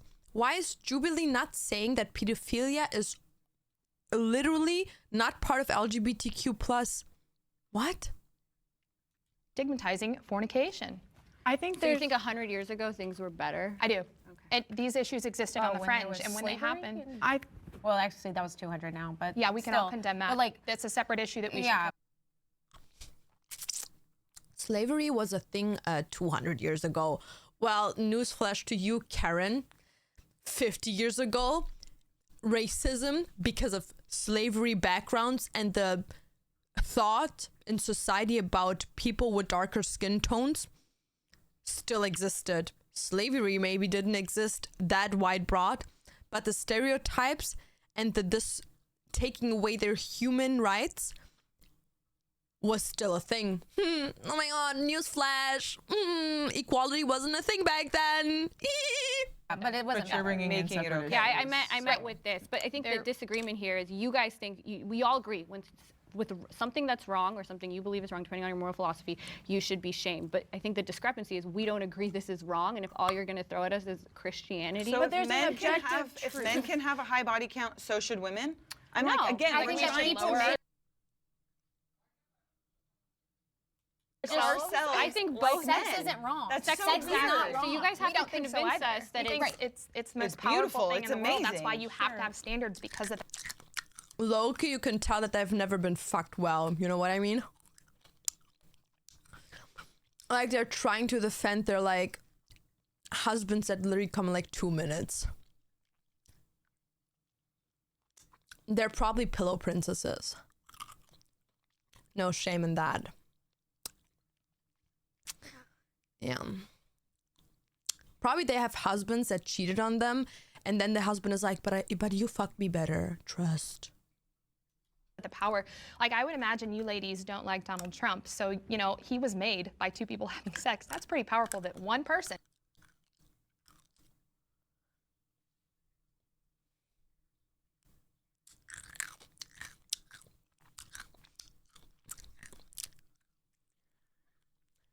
Wow.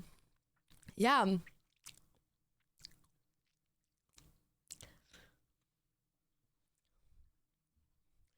Whoa. Mm-hmm. Sure, yeah. Is in the sex world rocks. because two people had sex, right? Yeah, 100%. Wow. You know, some people just shouldn't have had sex. So, some people wouldn't have been born. That would have been more powerful. You know what I mean? Like, if I could roll back in time, Hitler's mom should have just swallowed that one, you know what I mean? It's like, she thought she did something there, but she low-key did not. She just explained to us how sex works with the intention of having a child. Okay. And how having sex can turn into a very shitty kid. This thing is like a nuclear reactor. Sex. It can create one person that can, like, do things. Yeah. Big things. It can create one person. It can create 2 people. It can create up to 5 people. And it could create no people. It's like me telling you that the sky is blue. Yeah, okay. It's low-key obvious.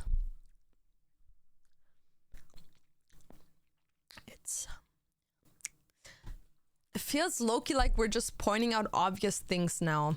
And it has to be taken seriously I on agree. a societal I level. think serious. Yeah. there's an objective truth. And I think there's one objective truth, and whether you believe it or not, it's God's truth.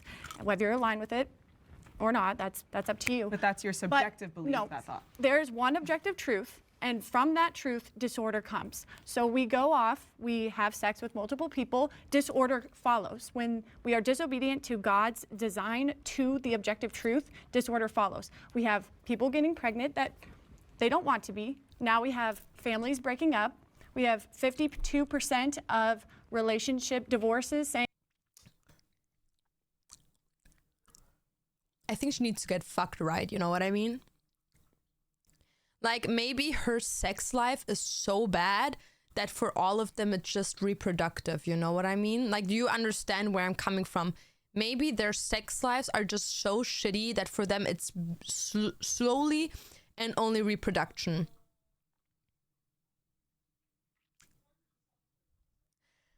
Girl, send me over your wish list. Put a bad dragon on it. Trust me. Trust me. I'll send you tutorial video from a girlie from OnlyFans. Trust me. Trust me. Saying that porn was an issue. Sex creates all this disorder and dysfunction in our society, and the problem is that we look at it and we say, oh, it's fine. We should tolerate that. We should be okay with that. And that's not okay. We're going against the natural law, the natural order. While animals have a lot of sex and don't get pregnant all the time, and they like to take animals all the time to explain shit. Well, animals have a lot of sex with a lot of different partners. Peace when we have two people come together in marriage and are united together as. But the thing is, the issue here is why they just can't talk to them is because these people don't live by their rules. They don't create their own life. They don't choose in their own ways. They live on the rules of someone else. They live on the rules that someone gave to them that they believe in. So there's just no need to discuss with them because that's their life. That's their whole meaning of life. They don't define their own lives. Someone else, their God, provides their lives. So there's just no need to talk to them because they're not going to change their position. One flesh. We have peace with that because it's with God's design. And that is your subjective but what, belief. Because I don't feel but there peace is with that. there are is people disorder. who will not agree you with don't that. go and have I sex with a will- bunch of people and you feel shame. You feel I'm not sure about that one. So I didn't have sex with a lot of people. I had sex with 5 people in my whole entire life. And I would say that doing that, I found a way to myself back. So I would never pleasure myself, but when I was taken advantage of when I was younger and I was still a virgin, I couldn't even be touched by anyone, and sex helped me looking in the mirror and being able to see myself naked without feeling disgust. And I felt shame. I felt disgust, but not because I had sex at that point, because someone forced themselves upon me. So sex with other people, and I didn't use it as a coping, but I was in relationships at the time. Sex actually helped me to get out of that. So don't know what that girl is on. Yeah, my cat is asleep, bro. She's full on nuke tired. feel bad. There's a reason.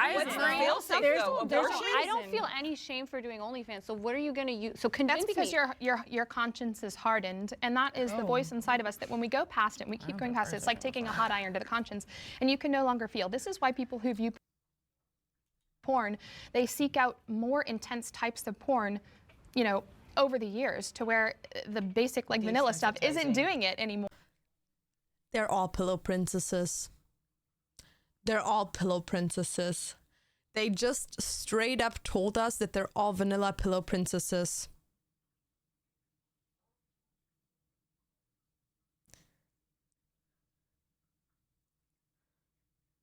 Grand respect that you're so open about it. Yeah, well, I've had a long time in therapy and private to work things out for myself, and I feel like it's important to be open about it and educate people about it, Yeah. more they have to seek out violent porn. You can go look it up. I mean, there are statistics. Well, I think that women seek out violent porn more than men. Right. I would say it's affecting women too. No. I think that there are women who are just into different things, BDSM, etc. But why? Something happens? Do you think something's it's wrong because with the them? very Yes, nature I of do. pornography Yes, itself, something happened to them. The very nature of Is Revan here? Revan. Hate to break it to you, being into big booty Latinas is actually a disorder. It's actually a disorder. Being into big booty Latina porn is actually a disorder. Damn. I'm diagnosing bitches in this one. Damn. Ugh. Bro, we all got disorders like that, but like, who wouldn't like a big booty Latina? You know what I mean? Like, hit me up, bitch. Hit me up. I'm disordered like that. Need a savior. A Latina with big booties.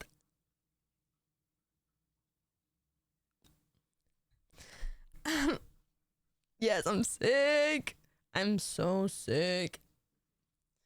Oh no, the only thing that would help me right now is a big booty Latina with fat tits. Oh no, I need help.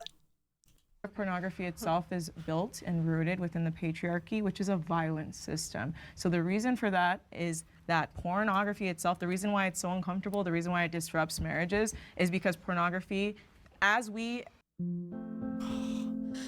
Actually, fuck this shit. Okay. Oh my god, I'm actually gonna end it all. Oh my god, not more. Consume it and create it within a society, it is the result, like it was born of violence. So we should ban it, right? But no.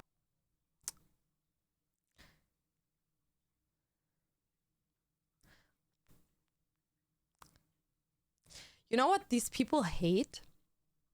Like, these people hate when you come with the thing of like, oh, sex has been the first thing that different genders would do with each other. Like, sex is like the first job. Sex workers and like being a prostitute is like one of the first female jobs that ever has been recorded in the history of humanity.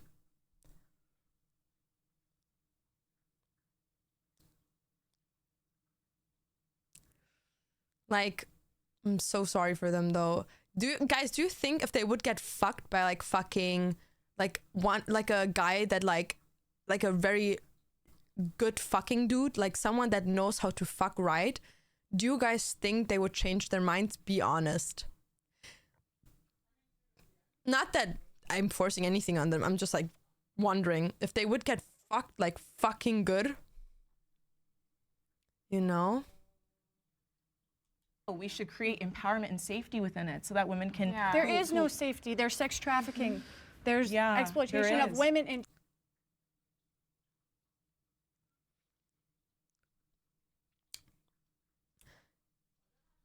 I hate to break it to you, but sex trafficking is for every gender, not just females. There is, and again, we can't allow that. That's not okay. Consensual sex work is very different from trafficking. You don't think that those people are being trafficked? No, I think like for OnlyFans, for instance, I have to put in my government ID, I have to pay taxes. Right, and so what we want you to do is we want you to take this off of Main Street and into the back alley where it should be so that our... You should go to the streets, bitch, is what she's saying. You belong to the streets. Children and our spouses and the... Yeah, that's what I mean. Our spouses see it and then they're like tempted. Nah, bro, you just have a weak-minded man on your side. The general public doesn't have to see it because it's shameful. But you have to go, it's behind a paywall. Growing up in a Christian household, I still think that sex is very intimate, and I think that I feel shame thinking about it, and I know a lot of my friends feel shame, and so I know that I think it's just disingenuous to think that like there's no negative effects when they're... No, there's 100% negative things about sex and hookup culture and shit like that, but that doesn't mean that I can like judge someone else for having sex. Like, we're not talking about like being a prostitute, prostitution and stuff like that. We're talking shame and having a high body count. I don't think there's any shame in having a high body count. Would I shame someone for it? No. But would I go for someone that has a high body count? No.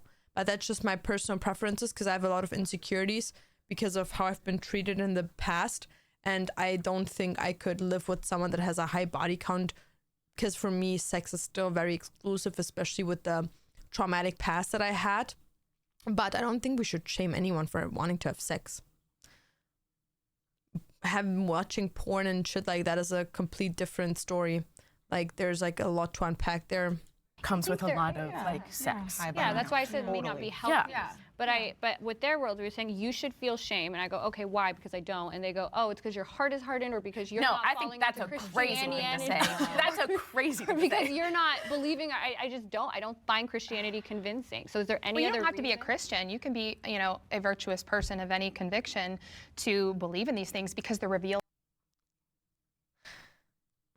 It's like vegans that tell you should kill yourself and you're a disgusting human being for eating meat.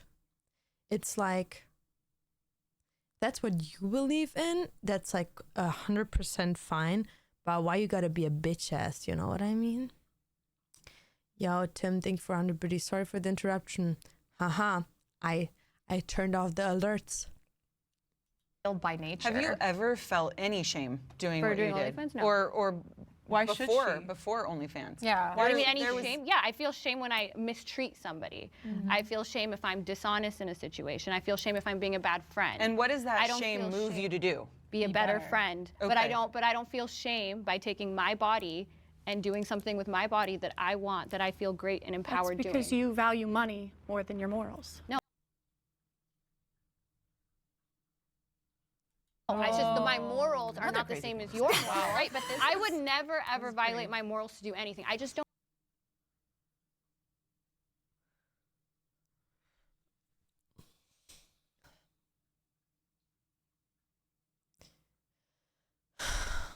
Like, I would understand that if we're talking about women that exclusively like do ads for their spicy shit in their porn websites on like platforms, and obviously to see for minors, because that's morally seen disgusting. But like, bro, doing sex work is nothing with throwing away your morals. Like,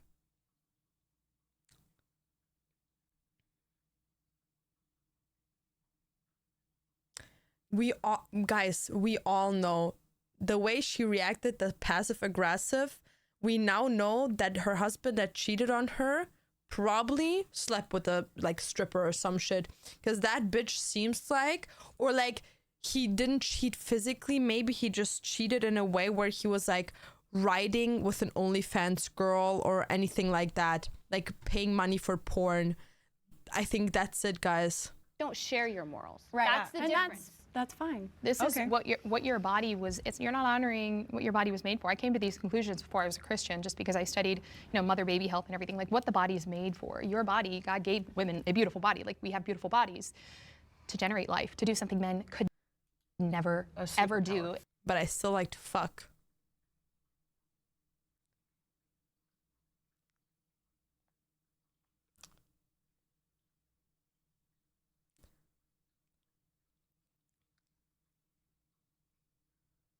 Like, okay. And that is why we're called to veil our bodies with a dignity that is higher than men, because Oh, she's trying to explain as to why women having a lower body count than men is more appropriate, and men can do with their bodies what they want to. I see the issue.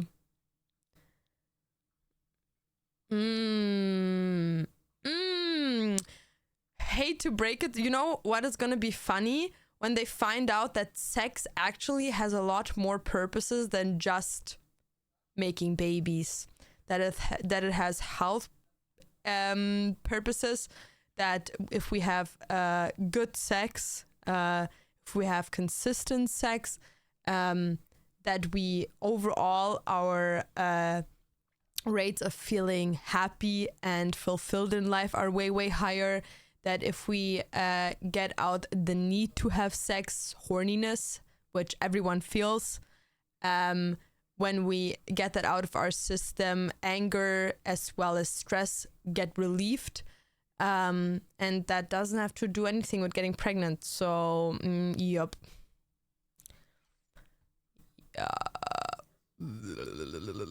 We have life-bearing vessels that men don't my have. body is just to produce children. That's what it's. Not only, but that's the primary. Listen, even evolutionary speaking, evolution doesn't care if you're happy What or about women who fulfilled or biologically empowered. can't It's produce children? What about them? Yeah, what about women who can't do it? Exception does not make not the their rule. fault. Then you're still built No. with maternal.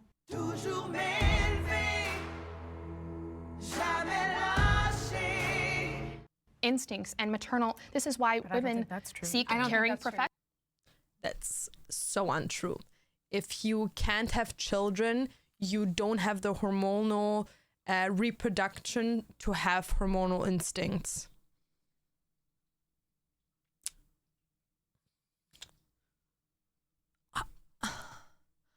How do they think not having kids works? That you like have all the hormonal like feelings and everything that a normal body brings with it, but you just can't have children? Like you're lacking in something that makes it that you don't have children, and lacking that is the hormonal reproduction as a deficient and not functioning uterus system, depending on what type of not reproducive issue you have. So are you saying it's shameful to not dress modestly? Yes, I am. Okay, that's interesting, and that's that's your belief? That's actually very interesting considering what she has on. Because if you actually look into Christianity and modesty, she is not wearing a headscarf, which is very, very known in traditional Christian households, as well as you should not wear clothing that are somewhat aligning your body shape, which she with her high-waisted jeans is basically wearing. And she's showing her arms as well as her neck area that also should be covered by either a long sleeve or a scarf. So I always find that so funny when people are not educated on their own fucking religion. That's totally fine, but I think that that shame again comes from your personal beliefs, but that it should not be baked into society. And that for the woman who is, because also too, modesty doesn't equal safety for women. Not at all. So if you dress modestly or if you dress more revealing, you still are at risk because of the merits of society and the structure of the patriarchy that. How do you know that stuff? Because I come from a background of hardcore religion. I was for 11 years in religious schools, consistently, schools that were prioritizing religious beliefs, Christian religious beliefs. I had to go to church every single week with my school, with my family as well. I was only allowed wearing clothing a certain type of way, behaving a certain type of way. And I was like surrounded by people. And I would say my family was though a lesser like believing version than other people, but I was like surrounded by people. Yeah. Headscarves are not required. Everything you just said about Piro is wrong. In Christianity, no. If you look into real Christianity, a woman that believes in the total giving in of God, someone that puts their own life, their family's life, their children's lives, their husband's lives behind God, and sit there and talk about all these like sinful things and like shameful things and how you should devote your life to God. In Christianity, you need to wear a scarf. It's not like a hijab where your hair is not allowed being visible. In Christianity, your hair is allowed being visible, but you need to cover it from the middle part going down, and you're not allowed pursuing a look that outlines your body. When it comes to modesty means you're covered in one-sided normal clothing that don't reveal your body shape, that could be in any sort of way sexualized for men's eyes. And that's legitimately preached in real Christian households everywhere. But the thing is, these people sit there and they like to call themselves Christians but don't even know most of their fucking thing. Why do you think nuns cover their hair? Because that is real Christian belief that goes into the depth of real behavior. Christianity has just become a religion that is so wildly spread, and everyone prays and says they're fucking Christian without actually living on Christianity. You know how so many people are there and they're like, oh yeah, I'm Christian. They don't even fucking know what their God praises. Bro, just saying you're Christian doesn't make you Christian. And judging people, even though you judge them in every single way of their existence, but you yourself can't even live above that. Like, bro, don't sit here and make one of a apostle you're that superior to them because God is above everything for you if you can't even follow your own fucking rules. Like, you know what I'm fine with? If a woman comes to me and she tells me she's completely devoted to Christianity, and she comes to me and she says, for me, you're a sinner. Okay, if that's the way you see it, that's your life and I'm my life. But you don't, that 50-50 bitch that does 50% yes and 50% no tries to tell me something, bro, fuck yourself. Like, what? They don't even know their own religion. What? They don't even fucking know the thing about their own religion. Like, what the fuck is she talking? Oh yeah, you need to dress modest. Bro, you're not even dressed modest. What the fuck are you talking about?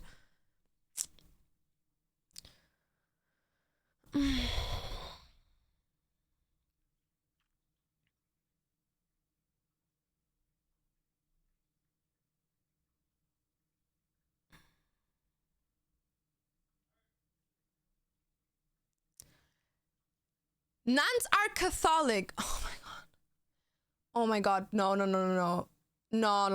No. Like that. No. No, I can't. No, actually talking to you doesn't make sense. Okay, I'm just not gonna talk to you. No. No. No, I can't. I'm not gonna talk to you. No, sorry. I'm not gonna talk to you.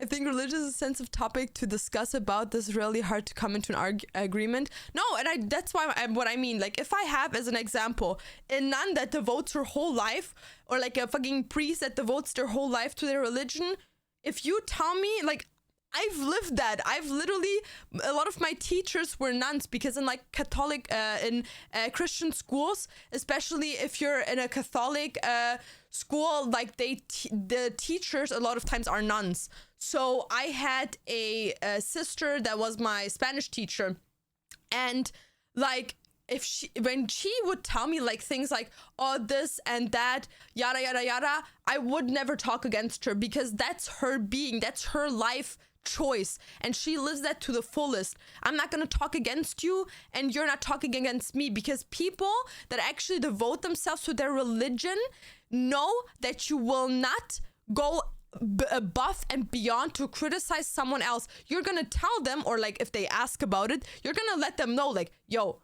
in my eyes, you're a sinner, and I'm not backing down on that. If you want to know more about it, I can educate you on that. But in my eyes, you just are.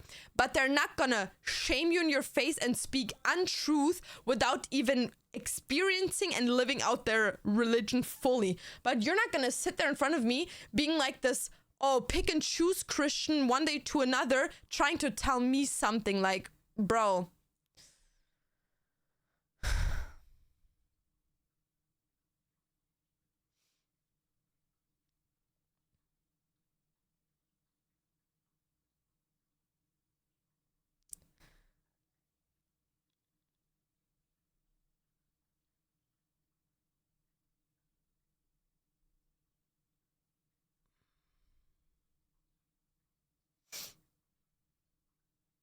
The agreement is accepting other people's views without trying to force your own view upon someone else.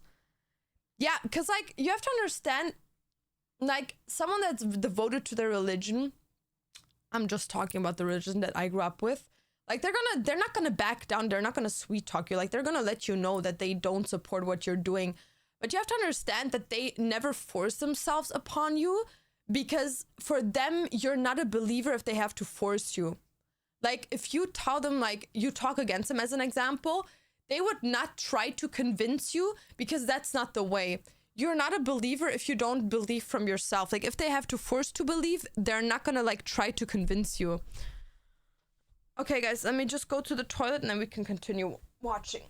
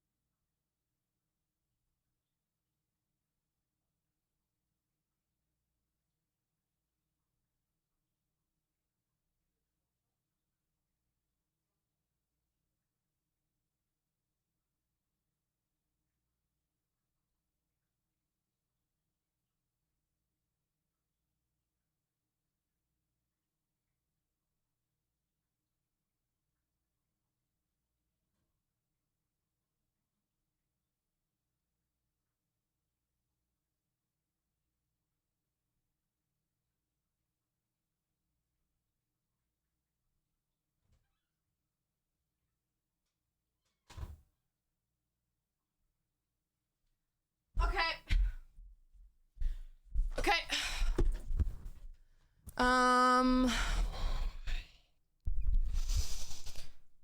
Bro thought he ate who?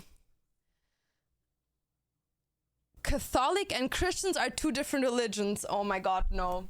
No, because like, bro actually thought he ate, but he didn't. Riz, let me educate you a bit on religion.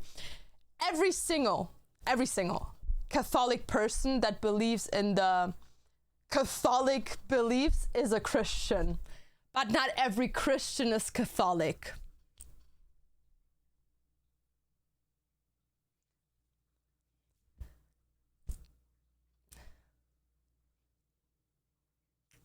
Because like someone earlier said, oh yeah, these are two different things. No, I can't.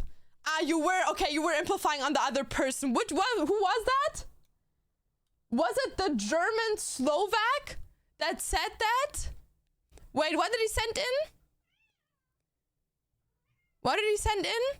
Here's a verse, but that if a woman has long hair, it's a glory for long hair is given to as. Oh my god, no.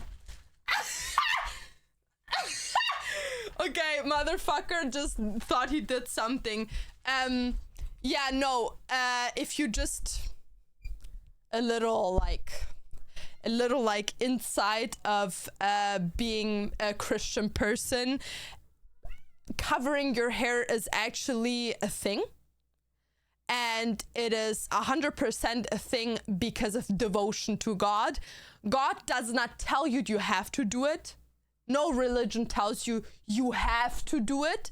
They're saying that if you pure-hearted and completely giving into God, you will do it out of devotion for him. So does any religion tell you you have to? No.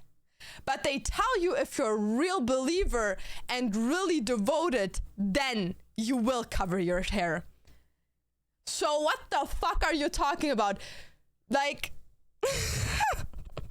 no, because like if people try to tell me shit about things that I just know for 100% way better just because I literally grew up having religious lessons every single day for 2 hours straight. Motherfucker, you're not gonna tell me nothing. Nothing. Absolutely nothing. Are you still religious? I would not, like, okay, so in Germany, I pay taxes. I pay taxes for being in a church, but I would not consider myself 100% devoted to one religion. No. You don't have to, but you can. But, oh my God. Gara, no one said that you don't have to. But, oh my God. Like, I don't know if that person just doesn't speak English. If someone tells you, you don't have to cover your hair, but if you're actually 100% devoted to me, you will do it. So that means, eso mede. This means, das bedeutet, if you don't do that, you consider yourself a not 100% devotion to your religious belief.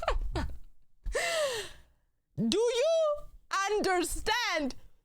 Me entiendes?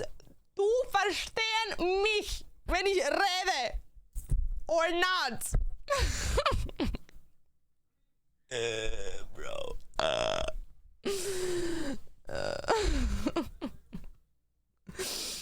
Have you been on a nun school in Germany? Not in a nun school, but like in a Christian school. Especially the first one was just like Christian, and it has Catholic and Evangel. I don't even know what it's called in English. In Germany, it's called Evangelist. But yeah, it was like the both of them, and then the last one was just a Catholic.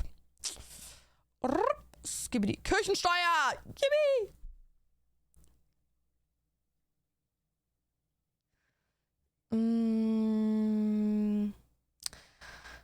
As someone who has a complex relationship with Christianity, I've always just seen the Bible as a guide to be closer to God, not to commands of what to have to do. And that's, you're entitled to do that. But I'm not going to have someone being like, oh yeah, you have to dress modest if you don't fulfill the whole requirements of devotion of modesty. Like, it's like saying, yes, I'm not going to wear like cleavage, and I'm not going to wear a bikini outside, but even bikinis, they're gonna wear bikinis at the beach. They're fine with wearing like super tight clothing. Those are not modest clothing. It really isn't. Modest means you wear yourself to a non-sexual way, which means in the eyes of religion, you can't see the sculpture of a body. Is living a religious life hard in Germany? I don't think so, but I can also not speak for every religion. Like, I don't know, if you're a fucking monk, I don't know if that's hard life in Germany. I can just speak from a perspective of someone that has grown up with people being different sides of Christian as well as Jewish, and that life was like low-key chill and shit. Like, the Jewish side was a bit harder because there was like a lot of like safety issues, but the rest is like chill.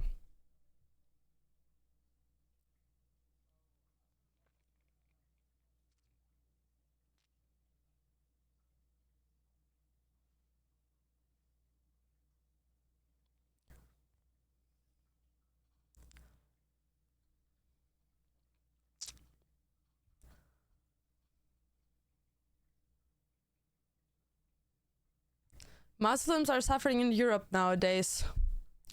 Well, I've only lived in Germany, in Europe, so... And I'm not Muslim, so I can't speak on another religion's life in a whole continent.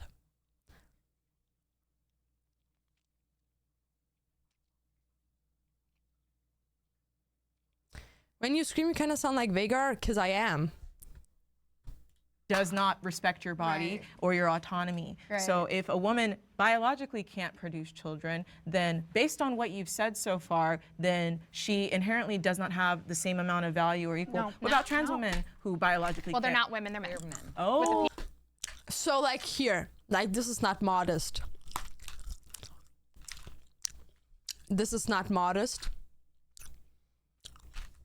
This is not modest. This is modest. This is not modest.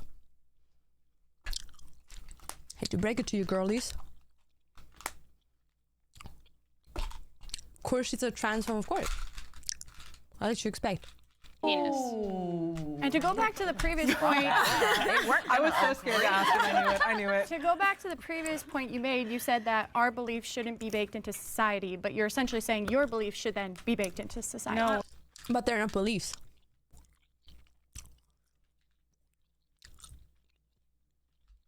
Saying that everyone should live a life they want to live is not a belief, because like I'm like, as an example, fighting for someone to live their truth without me believing in their truth. A belief is a personal preference, while acceptance and freedom of living or speech is not a belief. Living in a theological society. We should. We are not. We're though. not. I am more liberated than the other side. Guys, is liberal, lefty, and Democrats are right? Because like in Germany, liberals and Democrats don't exist. We have far right, far left, and somewhat in between.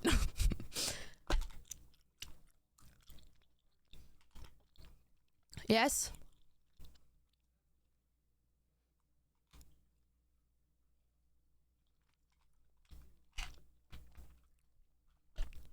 Left is Democrat, liberals is lefty.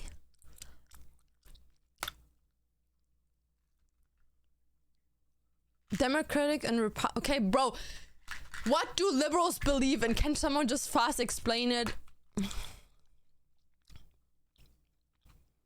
Liberals are conservatives, okay. What? Oh my god, I can't. Everyone is saying something different. The German in me is like, what the fuck?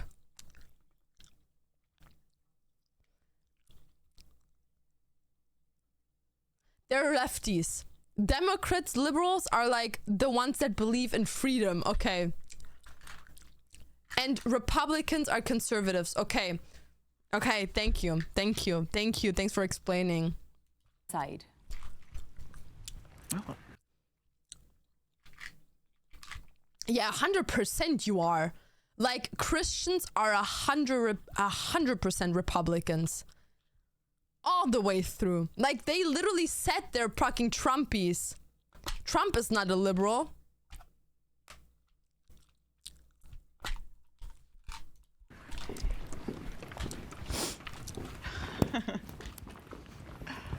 Oh, but the thing is not liberate. It's more... But liberate and liberated is like literally the same thing, isn't it?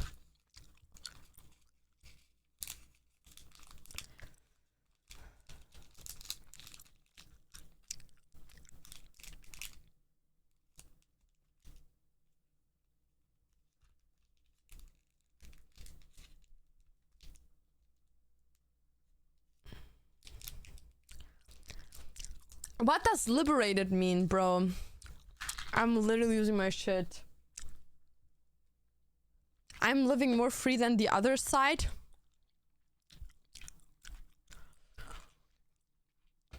Can you send me some döner? Fuck off.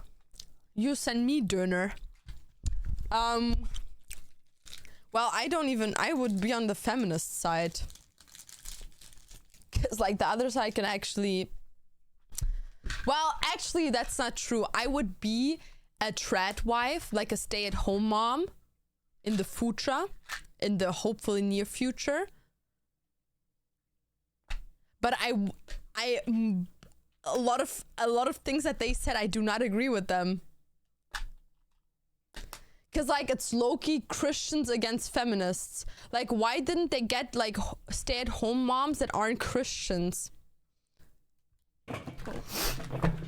When we have this ideology that we go through, and I feel like with feminism there's all these different waves. So we have these feminists, I believe, in the second wave that, you know, one was like, yeah, we should be able to work, or if you want to stay home you can stay home, and the other one, I need to look up their names, so I can tell you after this, but the other one said no, women need to work. Women, if they...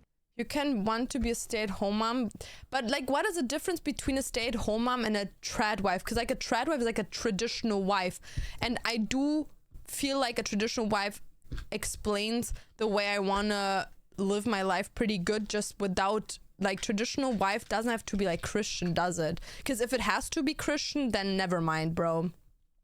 Stay home, then they're destroying everything that we've been working for. And so I feel like when we have this ideology that we're falling into of feminism, we can get lost in the trad wife traditional gender roles provides male and submissive homemaker wife. Low-key, I'm pretty submissive.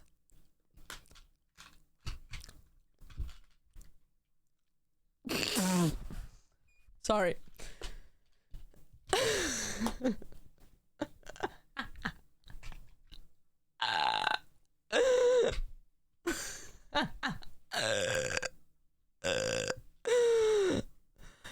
Okay, what if you're half Colombian makes me doubt that. No, you don't understand. Like, you have to understand, Latinos, like, we have so much fire while talking, but in bed they're literally the most submissive little pigs on this planet, but like in a good way, because they like being like thrown around like against the fucking wall. But it's like, you know, yeah, I know, yeah, Revan, of course you know, you watch that shit on a daily.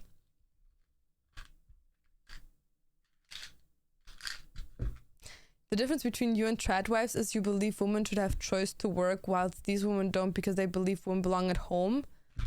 Yeah, maybe that's the difference. Maybe that's the difference. I've lived it, bitch. Don't try to make me look weird. Sure. Bro, we're on the same level of delusional. I love it. Ooh, sorry. In trying to just be part of a category, and that's with anything. And so I feel kind of just being on the Revan, you're the best. Lots of love. Outskirts, just looking at what is best for the family, what's best for kids, what's good for marriages, and just aligning with that. The best for kids is if your cheating husband and you stay together and give them this picture that men should cheat on women and get forgiveness, but if women do it, you're a disgusting whore that literally should go to Satan's crib directly. Which I do believe is more of the Christian life, that I am more liberated in that, in the freedom of working with my husband alongside. What is my tape for? Don't ask. Him, he's not a dictator. He loves me. He takes my schooling into account when I said I wanted to get my master's. And when we work together, and instead of going with whatever society is saying, instead of going with a certain category or group of people, we say, no, this is right, this is true, and this is what we want for our kids. What's in the white container with the styrofoam on top of it? Your mom's food. Okay. And we push towards that, and we kind of take out all of these ideologies around us. I feel like we have this freedom, and so I feel like I'm more liberated, not necessarily being a feminist, because I don't feel like I have to align with all these different points and different ways. So she basically says she doesn't want freedom of decision for everyone on this planet. Gotcha. But I can still be for women. This bitch is not about to talk.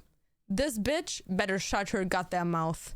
Because this bitch, looking like that, trying to explain to me what Christianity is, you better shut your mouth. I feel like I am more free because I'm not following an ideology that has to go into certain waves or fall into...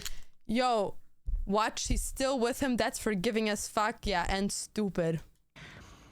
These certain kind of... She said A man can be forgiven cheating, but a woman can't. Red flag categories of, well, if I'm a feminist, do I have to be for abortion? Or now if I'm a feminist, do I have to, you know, be for trans women? If you follow Christianity. Yes. So that is in and of itself a way to like shape you, to make you, you have to, so it's the same. But like she says, she's liberated in her way of living. But if you view it from the definition of liberation, she isn't. Because she follows a certain type of rule, while the other ones design their rules of life and living the way they want to live. Because both of them, legally seen, have the same limits, but they limit themselves with the way of beliefs way more than the other ones do, which is not a bad thing. Like if they want to do that, that's good for them. But like if you see it logically seen, but they're not ready for that conversation. Same thing. I think what's both can be forgiven equally. What the fuck? So many examples in the Bible. Gender man, I hope. Oh my God, guys, it has come my turn. I hope your future partner, I don't know if you're female, male, or whatever, but I hope your future partner fucks your mom. Can you like record yourself when you find out about it? Like that would be such an interesting thing for me. I would also pay you for it. Like just have a phone with you all the time. Let's hope you get that moment on camera. I would pay you money for that. Just want to see your face. That's it. And like maybe catch up after like 5 years and tell me how the relationship is going. Because I'm actually just curious. If you think about it, having fewer rights is kind of like having more rights. Bro, I'm gonna be honest with you. We should all go back to the day where women have no fucking rights and we didn't have any education. And I couldn't even think about shit like this because I wouldn't even be smart enough to think about it. Like, imagine you're just so stupid that a conversation like this doesn't even make sense to you because you don't understand every second word they're saying. Because it's like your husband makes choices for you. You don't even have to think. You just have to sit there, look pretty, and make baby. You're basically like a walking flashlight that can cook. You know? Like, let's go back to those days. To be stupid means to be free, guys. Because you don't even understand the limitations. What if Germansova is a woman? Well, then it makes sense. Because if German's Lovak is a woman, then they're going to have a husband that's going to fuck their mom. Because if they're a man, their wife needs to fuck the dad. Yup.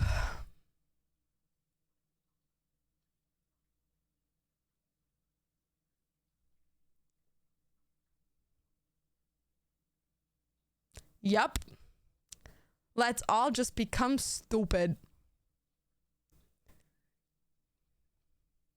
Stands out to me is that oh my God, the wife could fuck the mom too. Whoa. Oh my God. We just opened a whole new lore. Imagine getting cheated on, but it's not like a heterosexual cheating. It's a gay cheating. Imagine their wife fucks their mom. Oh my God, that needs to happen. That face expression, I need to see that. Like, oh my God. Is there porn out there that shows that? Like, I love porn just for educational purposes. Is there a fake reaction in porn where a Christian man has a wife that cheats on him with his mom and he walks into that?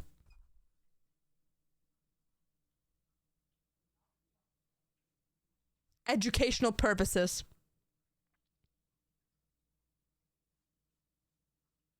Yes, I'm gonna look that up later. That needs to exist.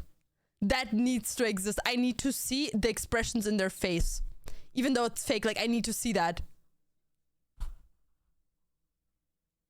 Oh my, I need to see that. That's literally the best plot ever.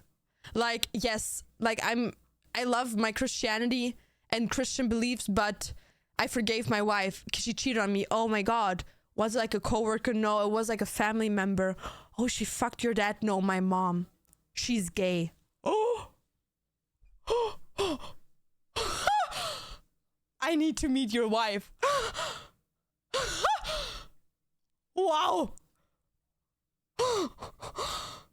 Even I'm shocked. How did you react? Do you have pictures of that day? Do you have a video? How? Wow. Wow. Wow. Wow.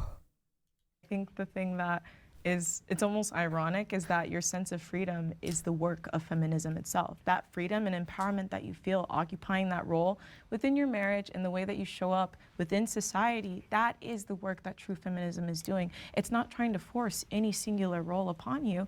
It's trying to empower women to experience true liberation. It's not about equality. It's not about meeting men as equals. Oh my God, that's so true. Tomorrow teaching videos, they need to literally make a video about that. It's about freedom, right? Being free to do. Nah, but they are onto something. They're literally they're literally cooking, because like the thing is, the woman was like, yeah, I have a freedom to like talk to my husband that I could get my education. Yeah, bitch, the only reason why you get education is because a woman back in the day fought for it.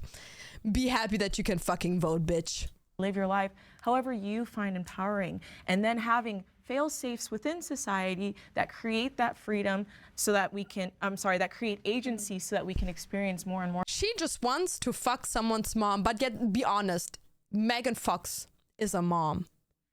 Who wouldn't be fucking for real? You know what I mean? It's like, bro, Angelina Jolie. Bro, I'm taking Maleficent on her fucking, you know what I mean? It's like, some mothers, bro, woo! Especially the ones that after having a child, their boobs and their asses like grow. It's like free plastic surgery.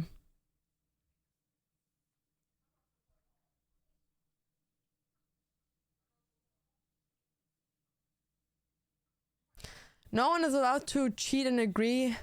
Bro, you literally said that's like forgiveness, and forgiveness, like, fuck that shit. Fuck forgiveness.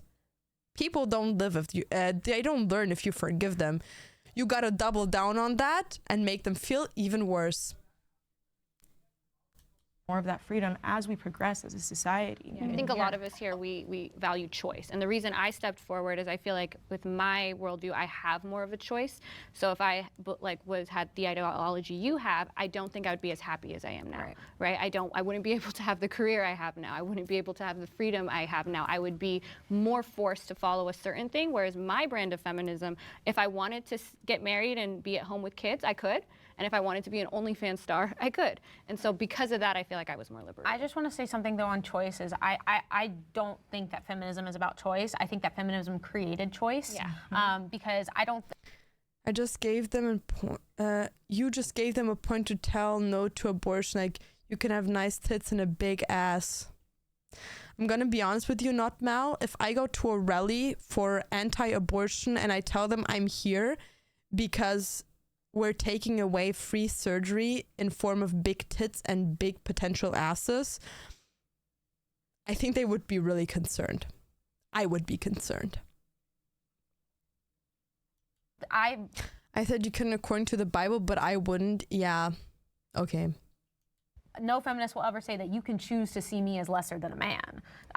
You don't get to choose that, so it's not about choice, because I'm not lesser than a man. And that's where I say I think our side is more liberated, because how do you have liberation when there is submission? If you submit to anything, if you submit to a god, if you submit to a man, that's not liberation, that's not freedom, you are submitting to something. So that's why I believe that that my side would be more liberated in that specific thing. Now, liberation in other parts of your life, like liberation, how you feel, if you feel liberated, I do believe that you are liberated. But if you are submitting to something, that is in definition not liberation. That's what I mean. Like, they're sitting there and they're literally like trad wives. Like, their literal concept is submitting to someone else's beliefs and rules. Like, what? That, it ain't adding up like that. I feel more liberated in the sense of I am in a committed, trusting relationship. I have a partner that we have mutual understanding, negotiation. I feel, some of what you're saying, I have no grid for that because I haven't experienced that in my partnership. So I'm feeling freedom in the sense of I can have great sex and I don't. But do you know if it's great sex? How do you know it's great sex? Are you sure it's great sex? What defines it for you having great sex? Just out of curiosity. Don't have to worry about birth control or abortion or any of that, where I think what I hear from a lot of feminists, and maybe not today, we didn't fully go down, but the abortion thing is... Okay. Are we here at a talk of like Christians against feminists talking about the whole like women liberation, or are we talking trad wives against feminists in the lives of a trad wives? Because like, what is wrong with her and the fixation on the topic abortion? Like, let it go. You literally said women can't die of childbirth, even though every 2 minutes a woman dies of childbirth. You explained to us over and over and over again how it takes only 3 minutes to get a healthy baby out of a woman and no one has to die of it, and actually no one dies of it. Like, please just let the topic go at this point. Really dangerous, I think. And that's where feeling like abortion has liberated women, I just can't. I can't get behind that stance. Do you think women just like worship abortions? Very few. That's the caricature that you would paint. I think women have been told that this is the only way to navigate an unwanted pregnancy. And what we're saying are there are more ways. So babies can, the youngest baby that's ever survived outside of the womb was 20 weeks. Yes. 20 weeks. That means that baby. Oh, and guess what? Guess what? Guess what? You can only get an abortion until the 12th week. In very, very rare cases, if there's anything severely wrong with your body or the baby, it's after that. But every single legal doctor will tell you after 12 weeks, I can't help you anymore. And I'm talking from experiences. So I'm not pulling that out of anything. My doctor told me, if you don't come in next week, I'm on vacation for 5 weeks. No more business for you. So... what are you yapping about? Baby's got to come out. It's got to come out. Either whole or in pieces. We are saying whole. Give it a chance. If So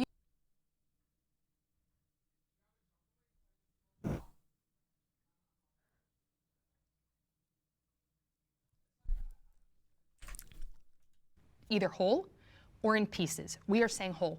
Give it a chance. If So you want to you put the believe baby up that for before adoption, 20 weeks. But doesn't she understand? Like I hate that so much. Okay, so for everyone that doesn't know, I'm trying to get more comfortable talking about it because like I didn't have the choice to talk about it. It was taken out of my hand, and I'm trying to like be more comfortable on stream talking about it, or like even personally. But I've gone through an abortion, and what I don't like about this whole abortion topic, people always sit there and mostly people that haven't had abortions, and they always talk about how traumatic abortions are for people and how traumatizing they are. And I love how they never talk about the fact that having the kid, going through 9 months of carrying that child, and then having to give it away because you're financially, emotionally, mentally, and physically just not in the right state of mind, financially not able to hold a baby, and giving the baby away that you want to keep.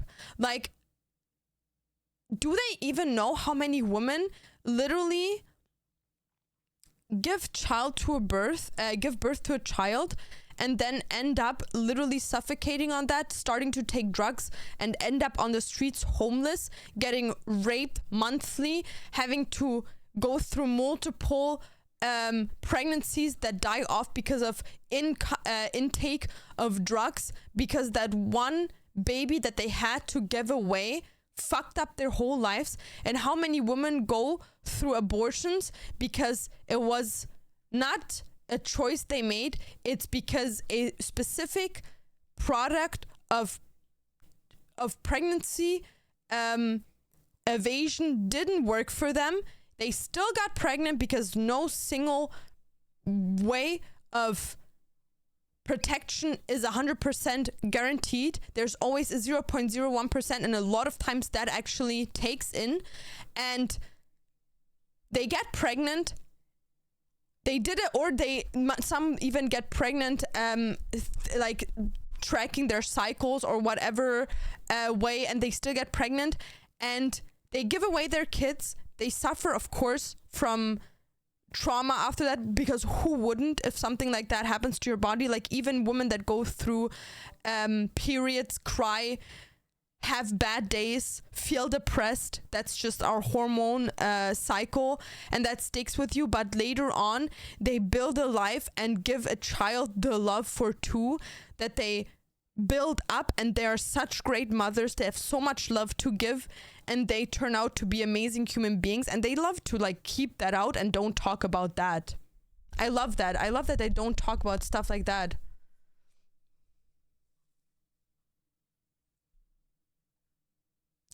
That's literal rape. Forcing a full blown out pregnancy on a woman. There are a very no. I'm few- talking about that category because earlier you all addressed that category.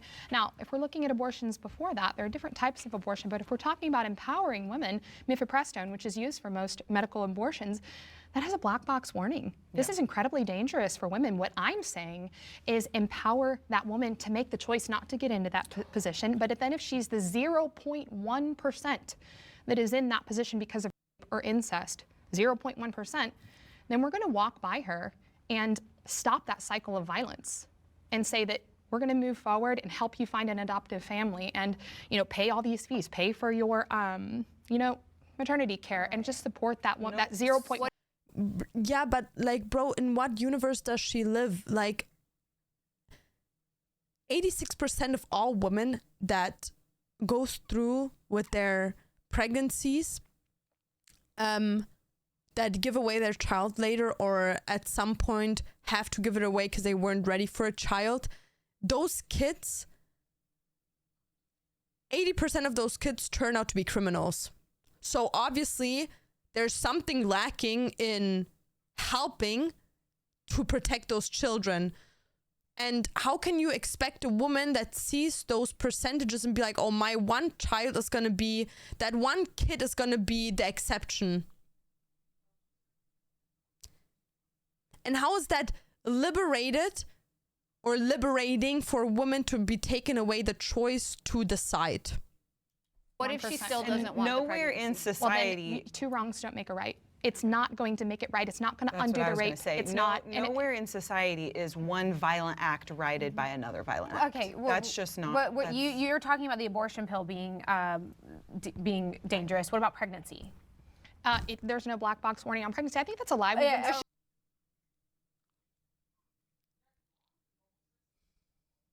If I go into, as an example, a C-section, or I get any sort of medication for my pregnancy, which almost 90% of women in first world countries that have a child have to sign papers for an epidural, any sort of medication that happens through pregnancy.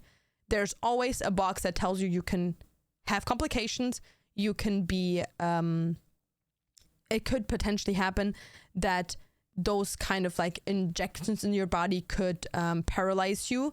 They could bring out infections that bring out death. They could have causes for the baby that could potentially kill the child. But those are like so uncommon that no one talks about them, but they're always there. The same way it's super, super uncommon for a woman to die off of the abortion pill, or if she goes through the medical take out of the embryo. Like, what? Like, they're making it seem like if you have an abortion, either way you're gonna like die off of it, or like never have a child. Like, the percentage of you not being able to have a child after an abortion is like almost to non-existence nowadays.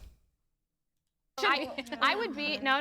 I think this is where feminists miss the boat. Like, we have an opportunity here to actually talk about women's rights, and it's the maternal mortality rate in this country. It's insane. It's higher than any developed nation in the world, and that's a shame. And that's because we pathologized. We gave up our dominion over childbirth to go compete with men. Our mothers, our grandmothers, and midwives used to hold our hands through pregnancy and childbirth. We gave. Yeah, bro.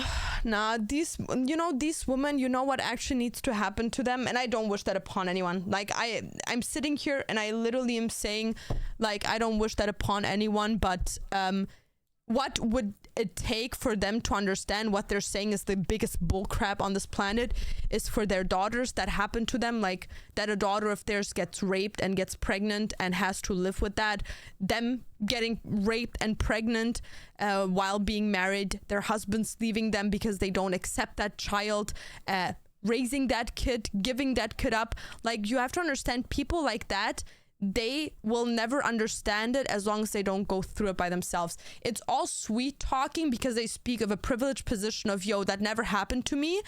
And you don't, like, it's always the people that never went through it who have the biggest mouths. Gave that up. Now we're being cared for by men and by people who don't care for us. It's dangerous. It's become overly medicalized.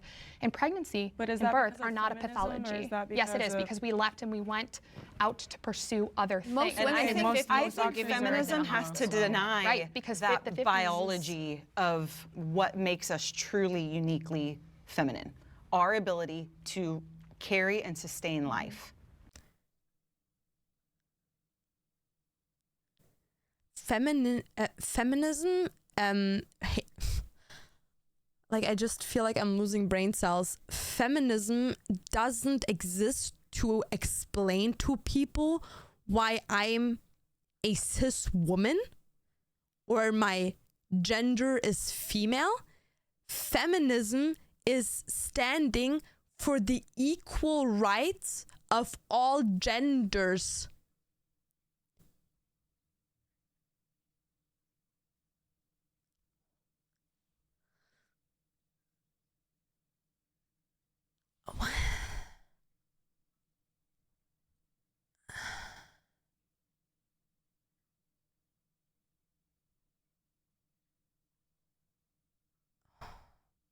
And like all that money these dumbass people want to put in like fucking kids that weren't aborted or whatever, how about we put them into school, we put them into educational systems to teach people that abortion is not a way of protection, more so should be used as something that if that 1 out of 1 case happens, you have a choice, or if a medical issue is happening, you have a choice. What?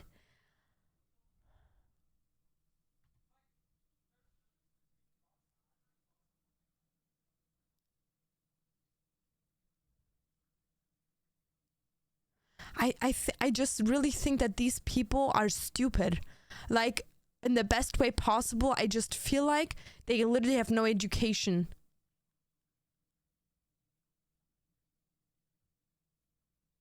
The vast majority of people don't use abortion as a primary birth control. Yeah, I know. I 100% know. I'm just saying that what they're trying to explain, because they love to like make it seem like, oh yeah, most abortions are just random people getting an abortion and then choosing 6 times a year to get an abortion.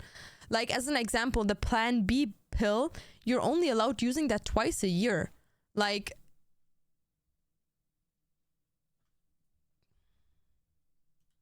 so a woman who does not have that ability then is inherently less feminine. No, or doesn't want it. Why should I have to be pregnant? I don't get it. I don't. No, you shouldn't. You don't have to be. I'm saying that's what makes you uniquely feminine, different than a man. Oh, hold on.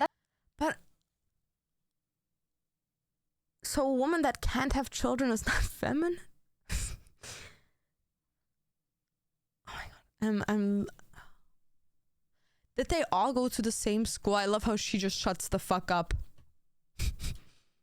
That's ridiculous to say don't have sex. It's not. Many people do it. No, there are plenty of, okay, so two people in a relationship who love each other, who want to show that beauty that is sex to each other, but don't want, the woman does not want to be pregnant. They just shouldn't have sex. Track your cycle. Exactly. Only That's what 5 I'm saying. days. Let's get the quotes out on how many people get pregnant while trying to track their cycles, because our hormones are, through food that we take in as well as emotions, so unreliable that even that fails a lot of times. Fertility awareness. Oh, great. That's fine. That's fine with me. So and it they requires should have access to cycles. birth control. They should have access to fertility awareness. But even birth control is like a thing of like, bro, we're putting so much on birth control on women. Like, why don't we normalize it for men? Why do we have to literally protect or like make people take in more and more medication if we're not the cause of the issue? Like, why not make, or make, there is a way, but they never want to do it. Why don't make men that literally can impregnate multiple women a day take something to protect them? Because, bitch, I can't impregnate anyone. I only can get impregnated. But there is a gender out there that can impregnate. Why not make them protect? Why is it on the woman? They should have access to education. That's great. Is that woman less feminine to you? Yes, she is. Absolutely. Because she's not using the power of her feminine body, saying that I know my body and it literally cycles with the moon. And on these certain days I can... No, it cycles with the moon. That's impossible to do because of science. Bro, if you actually mean that, you actually need to be better educated. Yo, Nix, what's up? They stopped working on the male pill. Bro, guys, I'm not talking about the male pill. If you are actually having an active sex life as a man, you can get a vasectomy. Different to the female vasectomy, you can reverse that without any issues of giving birth after 3 years. So you as a man, if you're in your early 20s, you want to fuck around, not have children in the next 3 years, you can just get a vasectomy. That is not doing anything, just preventing from having children. You can fuck as much you want, with who you want, as much, as often as you want, without any of the both of you having anything negative coming out of that. After 3 years, you get that removed, you still can have children. If you decide to keep it in longer, your percentages of the possibility of having children goes down by, as an example, 2% in the first year, and I think it doubles every single year that comes after that. So even then, you could potentially, if you want to have it over multiple years, you could freeze some of your sperm and make it possible to use that later on and impregnate your wife if you really want children. But the issue is that we don't normalize it. A lot of men feel unmanly if they would get that procedure, and we put it again on the woman, while the stuff that we can use for women to not get pregnant, most of them are very harmful for the woman, while vasectomy is not harmful for men. But no one wants to talk about that.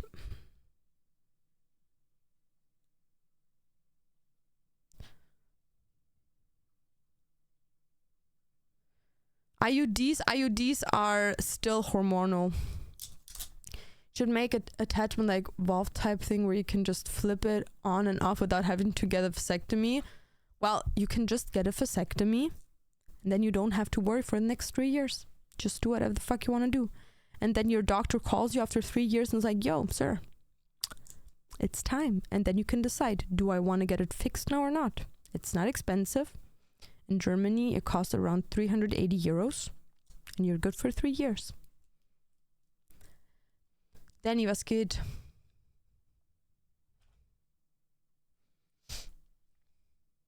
Do this thing no man can do, and I can control what man gets to do that with me and what life gets. There's an IUD that isn't hormonal and as well as the pill. So an IUD that's not hormonal that exists, but the percentages rate of you getting pregnant with that IUD is pretty fucking high, and you also are not allowed to be allergic to it. I was looking into that, but I couldn't get it because I have an allergy against it, so I can't take it. And there is no such pill that isn't hormonal changeable, because the whole concept of a pill is to emulate pregnancy, which is hormonal facts. To come from that, and that's more powerful than anything a man could ever do. Your views and your values are not being like dissipated because of feminism. They're still very, very robust, intense, like gender roles that we are not working to dismantle so that little girls are equal to boys. It's that for the little girl who wants to go and be a race car driver, she knows that she can. I would argue that society is pushing. Yeah, the copper IUD is the one that isn't as safe as the other ones because it's not fully hormonal, but most women can get that because a lot of people are allergic to it and it's just not as safe. So no reason to get it.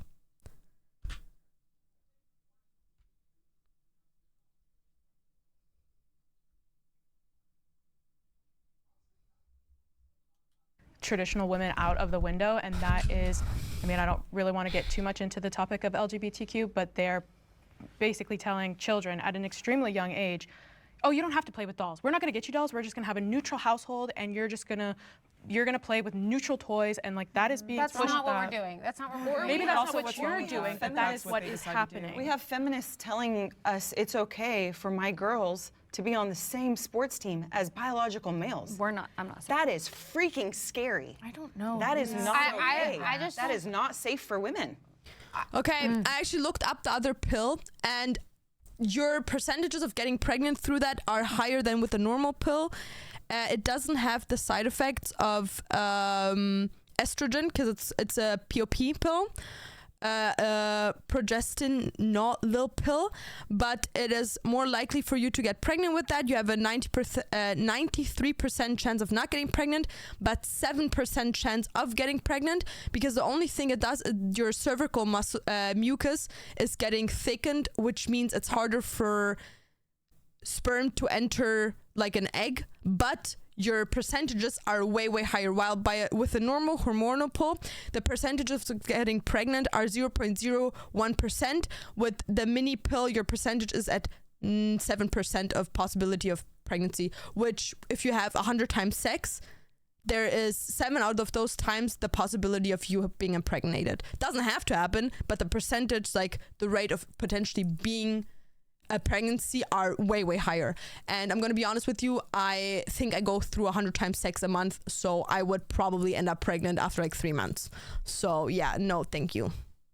And but every single person, like people who study like gender, would disagree with you. So why do you think you're right on this? What do you mean they would disagree with me? Because if a biological male is playing volleyball against my daughter and smacks a volleyball in her face, right. So that doesn't keep her safe. What makes you think that these biological men are not like biological men, trans I don't men? like the term biological male because that's transphobic. It's very denying biology. What you? Oh my God, why are these talks happening? Very sad I can't take that on. Oh, Ghost Girl, I'm not like shaming you for taking that. I'm just saying that if you look, like as an example, I was talking about something that is as reliable as like the anti-baby pill, which is the percentage of getting pregnant is 0.01%, which is like almost impossible. If you like take it regularly, don't miss out a day or some shit. And the only equivalent to that for men is a temporary sterilization, a temporal vaccine, cutting of your thingies and putting a straw in there until 3 years are gone.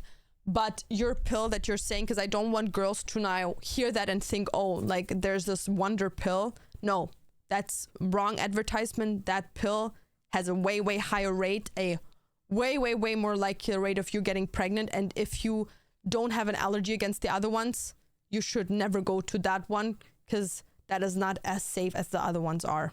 If you, of course, are allergic, there's nothing you can do about it, but you should not do that if you don't want to end up potentially pregnant. what the feminist ideology is doing is trying to rewrite truth so that it's relative, it evolves, it doesn't exist. No, it's not. It's trying.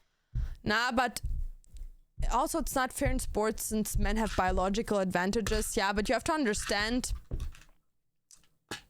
Okay, so I don't want to go too deep into the whole fucking topic of trans people in Olympics or sports, but you have to understand, like, as an example,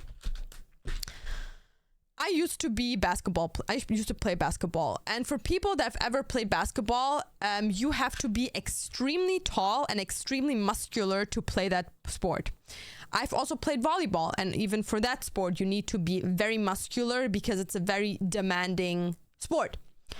So the difference is people like to take, as an example, a biological male that has transitioned into a female, and they always like to take like the stereotype of this John Cena looking person, and they're like, oh, this is who my daughter is playing against. But what a lot of people do not want to accept, which is the reality of a lot of situations, is first of all, your daughter in 99.9% is not going to make it to Olympics. She's just probably going to play sports at school.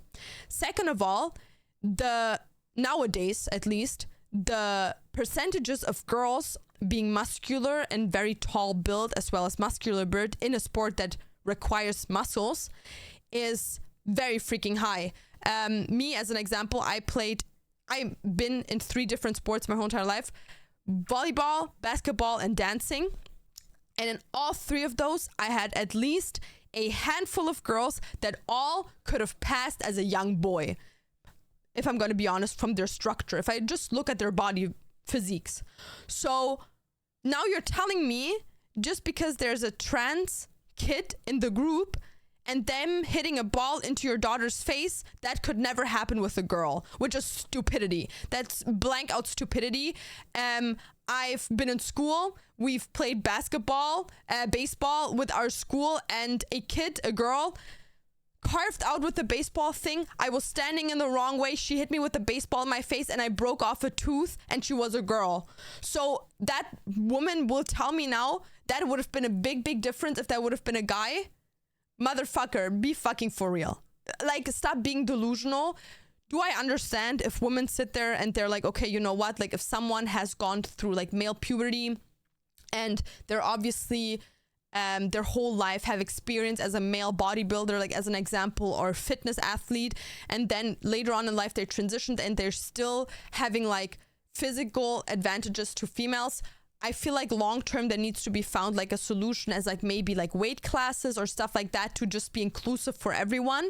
But if you're talking about a perspective of a mother that's talking about her daughter playing volleyball, I'm sorry, for the love of God, but 2 teenagers at the age of like 12, 14 or 15, if there's a boy playing against your daughter, which is also a super common thing in sports, that's not gonna harm your child. I'm sorry to break it to you. They're both minors. They're both probably haven't gone through full puberty at that point, and that male to female transition kid is not gonna hurt your child. I think your husband could be a bigger potential threat to that girl than their classmate. Sorry to break it to you.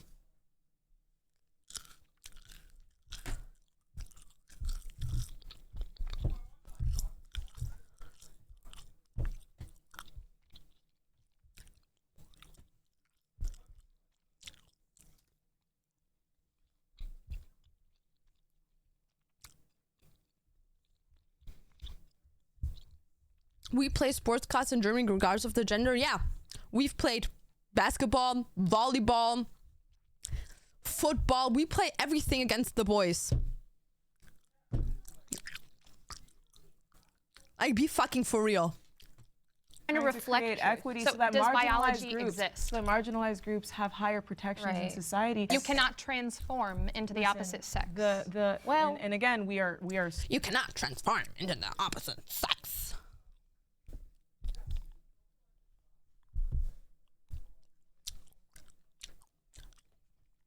How about not getting triggered by it so much and just letting people live their lives the way they want to? And instead of taking the time out of your day to get triggered by it, just spreading a bit more love the way your God tells you to.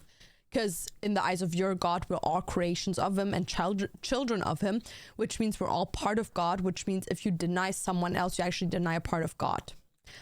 But okay, you do you, I guess. So veering, but just so that I can like get this out there, we're approaching this topic from a very Western imperialized view. In other countries and in other parts of the world, the gender norms are not as rigid as we view it in the West. But you're discounting for how many years now have there been gender roles, because people naturally, men naturally tend to go this way, women tend to go this way. Of course there's going to be people, there's going to be little girls who want to play with cars. There's going to be boys who play with a baby. And those gender roles create violence for our bodies. That's what we're saying. So if a little girl plays with a car, somebody's gonna hurt her? Or No. If you're arguing for us to essentially regress a little bit, right? If you, as a Western as a woman occupying a Western capitalistic privilege standpoint, find empowerment being a wife and being a mother, and you feel as though that we in the West are moving away from those values and that is counterproductive to society, that's fine. But what I'm saying is that actually what you're really arguing for is violent, it equals more violence in other parts of the world for a lot of women. I care for my home and... Nah, and that's the issue. The thing is, she sits there and oh bro, she's so disgusting. I hope she gets like a reality check in her next life. She's born into like a fucking third world country. Like she sits here, her husband probably has a good job that he can finance her and like her fucking dress addiction or whatever that blue shit is, and like getting her fucking hair colored so she can wear her ugly ass red lipstick. And then she sits there and she's like, I love my life. My man wanted me to get my lawyer education and I went to school and he made me all these things. He supported me. Okay, what about the women that are not allowed going to school, the ones that aren't allowed to vote, the ones that aren't even allowed going outside? What about the women that get raped on a daily basis, that get sold by their husbands to other men? Bro, you're so, like, she's so delusional to the whole feminism topic. Like, bro, I understand that from some feminists, you probably feel radicalized because a lot of like, some feminists radicalize the whole like movement of like trad wives and traditional wives and stuff like that. And I also really don't give a fuck if they have an issue with LGBTQ plus having high body counts, transgender or whatever. Like, bro, if you want to live in that bubble, go do your shit. You know what? As long as you don't attack these people and then just let them live their lives, like you do you and they do they. You know what I mean? But like, bro, sitting there and being like, oh yeah, I'm taking so much pride in being like a housewife and being submissive because you can. Because you are able to be this way. In other countries, they don't have the choice to be this way, are being forced to be married away at the age of 12, 13, 14, are being raped by 40-year-old men and have to literally pop out their first child at 16 and do nothing but live in their dirty houses, somewhere on the street, being left alone all the time by themselves, literally as children having children. These people are so far out there. Like, bro, you can literally tell that they have a house, they have a car, they have their Stanley cups and live their fucking privileged life. Even I fucking live a privileged life. Bro, these people don't even know what the fuck they're talking about. They literally sit there, blonde bimbo bitch sitting there thinking she did something with saying, oh, I love my life. And it's good that you love your life. Be happy that you're able to live that life, dumb bitch. Like, who the fuck does she think she is, bro? She sits there, she's like, no, everywhere in the world, every woman should be fine with doing this and serve her husband. Bro, you don't even serve your husband. You know what serving your husband in other countries means, especially third world countries, where women literally aren't allowed doing anything, nothing, absolute nada, niente. You're not allowed having your own opinion. You're not allowed talking without anyone's opinion. You're not allowed talking with someone else being in there. You don't have a say in who you want to marry. Bro, you were able to choose your husband. You were able to choose your husband. That is something that feminism brought you. That you were able to go to school. That's what feminism brought you. That you were able to have as many kids as you wanted to and dress the way you wanted to. That's what feminism brought you. So sitting here and being like, bro, fuck feminism, we're going to the wrong direction. Please take your life into a third world country where that lifestyle that you're trying to defend so harshly is live there by a standard and then sell your 14-year-old daughter to someone just so your family can finance themselves. Literally sell your other kid because you can't finance them, and the money you would get of selling your kid is gonna bring you somewhere at some point so you can feed the other children that were forced on you by your older husband that probably left the fucking household 10 years ago. Bro, these people, and I think this is like the only topic that makes me so angry. Literally dumb bitches that think they have any sort of knowledge. Bro, you are literally the definition of stupidity and not being knowledgeable of anything about your fucking dumb bitch life. You sit in your pretty little white mommy car, driving your kids to school and kindergarten, playing housewifey like in the Barbie movies.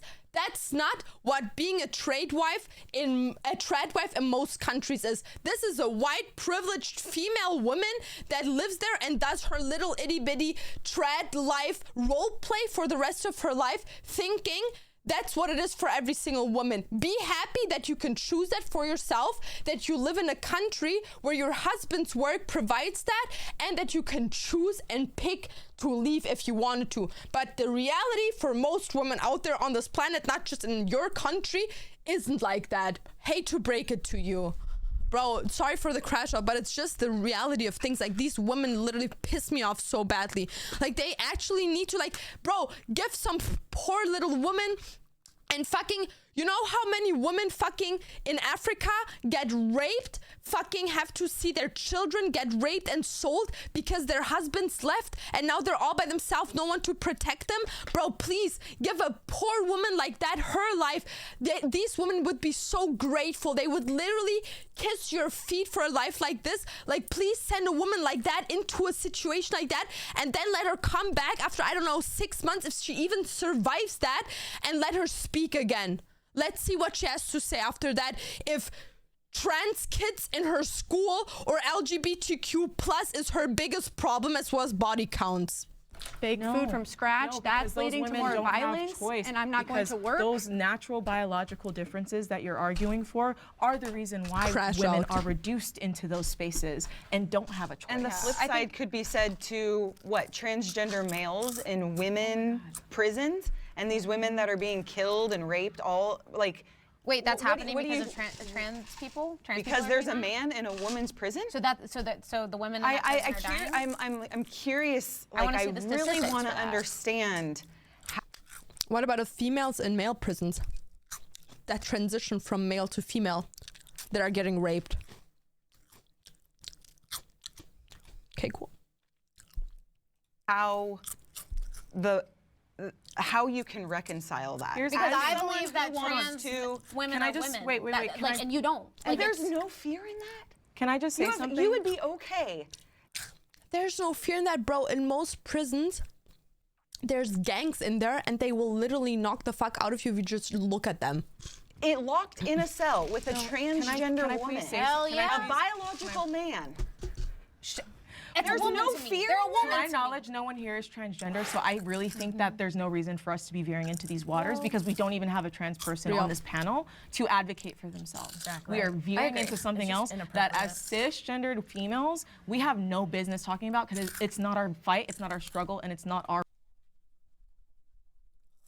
dumb blonde bitch bodies. What I'm saying is that feminism at its core is there to create more safety. So if there's something, agency for women, if there's an aspect of it that is taking away from safety, then to me that's not a part. But in the beginning, there was blood. I'm gonna watch Twilight tonight. You never forget your first crime. Dexter: Original Sin, new series now. Bro, that one is so good. I watched that. Streaming exclusively on Paramount Plus. Here's the thing, we shouldn't go there because that... Yeah, I'm actually very sorry, guys, that I'm like literally insulting them, and I shouldn't be insulting them, but it literally, I fucking hate when privileged people talk. Like, bro, okay, you have an opinion about feminism, blah, blah, blah. Okay, if that's your opinion because you're Christian, whatever. But bro, you better not talk about how we need to go back to even more traditional household. You don't even know what the fuck that was like. Shut the bitch ass up. That's not what this is about, right? Okay. I don't know what liberates you guys. You're strangers to me. But personally, based on what I've learned from the internet of trad wives and how they really prescribe themselves next to like red pill men, which feels quite limiting and constricting to what they can actually see themselves be. Whenever I hear you guys talk, or the overarching trad wives, you guys put yourselves in a box, it feels like, of what you are able to do and what you are able to accomplish and who you are able to listen to, when feminism, like, I wouldn't even say that I don't even really prescribe myself as a feminist. I would say I'm more of a womanist. There's a lot, it's much more intersectional. There's a lot of theological roots within womanism as well. So like when you guys are talking about Jesus or God, like I don't know who you guys are talking about. Your Jesus is not who I see. Totally. It's so when you guys are saying like, this is gonna solve this, this is gonna solve this.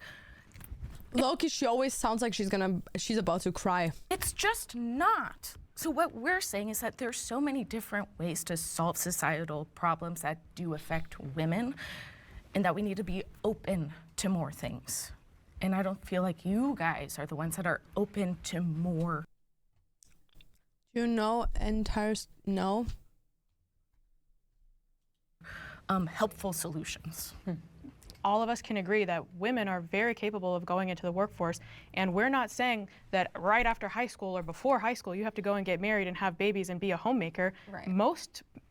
The average in the United States, women get married at the age of 29. So you have, from high school, you've got 10 years to graduate high school, go to university, get your master's, get a good career, find a husband, and decide, okay, now, and like That's where it stops. Stop there, because then you start. Stop there. No, I'm saying you stop. Like if you stop there. No, you. You're saying you're open to finding more ways of solutions, and then you say, nah, I wouldn't be scared of talking to these crazies. I would literally just sit there and be like, stupidity one, stupidity two. You can do all this, but then you have to subscribe to the nuclear family. I didn't say that you have to. Find a husband. Believe in forced marriage. No. Do you know any trad wives who would believe in forced marriage? That's, did I say that? I think it's like that's like normal in other countries. What you guys find fulfillment in, and then when you guys say, oh, well, women are more unhappy now, and then you'll say, it's because you guys aren't finding fulfillment in marriage and homemaking and all this stuff. Like, it's where your conclusions lie. That's the problem. I think that women are extremely happy being homemakers, and I think that there are many women that are extremely happy being in the workforce, and that's totally fine if they want to be in the workforce. But I feel like some women see that as the solution. No, I think that some women are genuinely not meant to be wives and not meant to be mothers. Like and that's the work of feminism again. So yeah, first wave. I totally agree with first wave. I guess even before first wave, forced marriage. What was that? Are we talking about like when was that happening? When was that a huge institution? Was the United States government? I think pretty much for all of history up until pretty recently. Actually, for 2,000 years, the West. Forced marriage is a thing.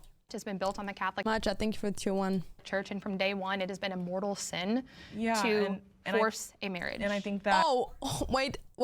It's a sin to do forced marriage. Then why the fuck do so many priests in the past have married underage girls?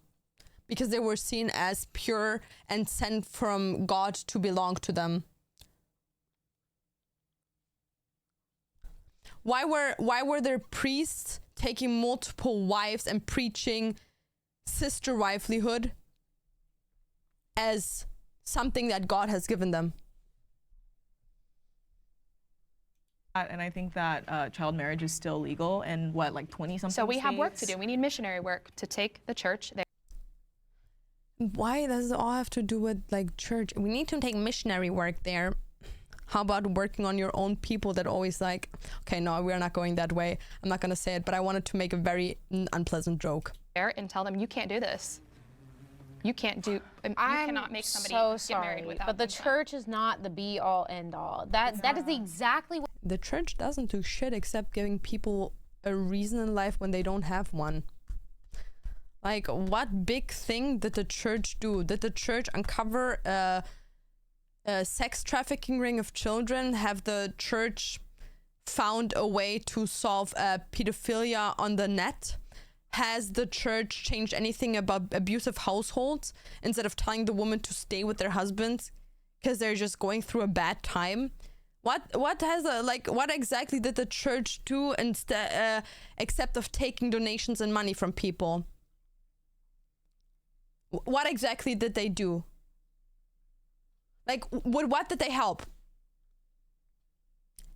Instead of preaching the word of a God and giving people hope.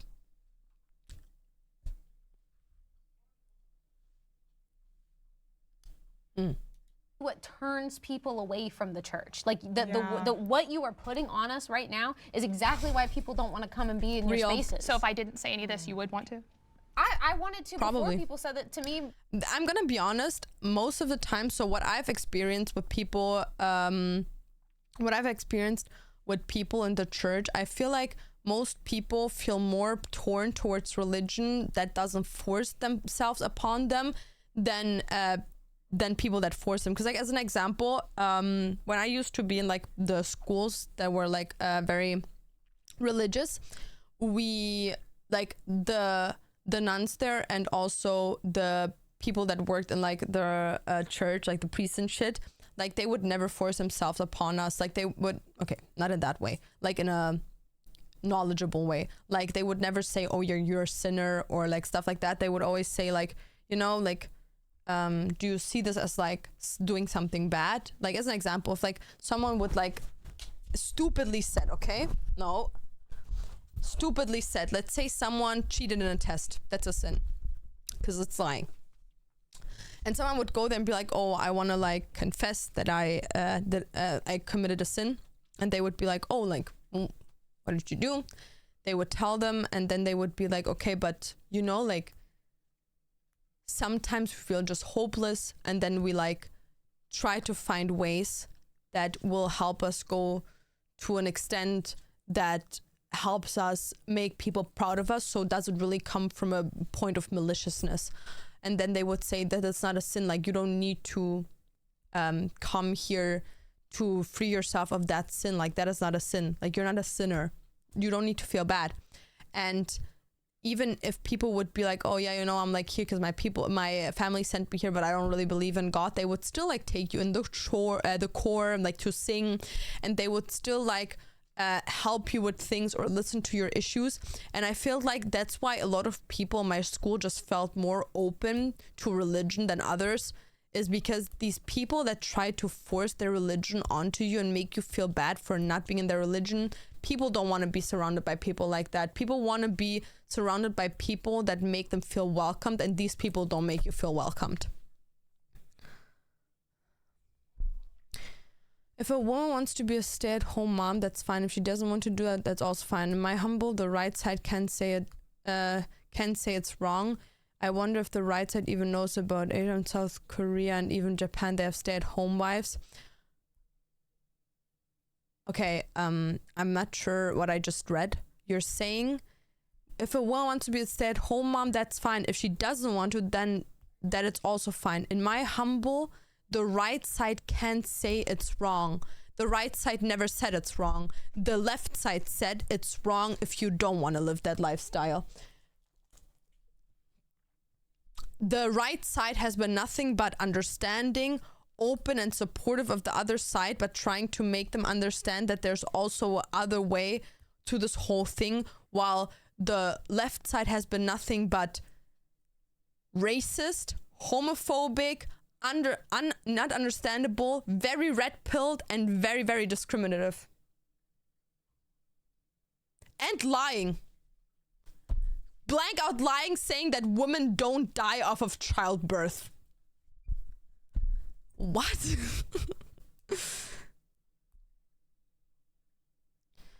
I'm pretty sure in Japan and Korea, women are extremely pressured into equal relationships. Bro, in Japan especially, there is still a forced marriage market that still exists. There's markets where people like mothers go to sell their daughters and sons to other people to like find a potential spouse that financially is a good match for families.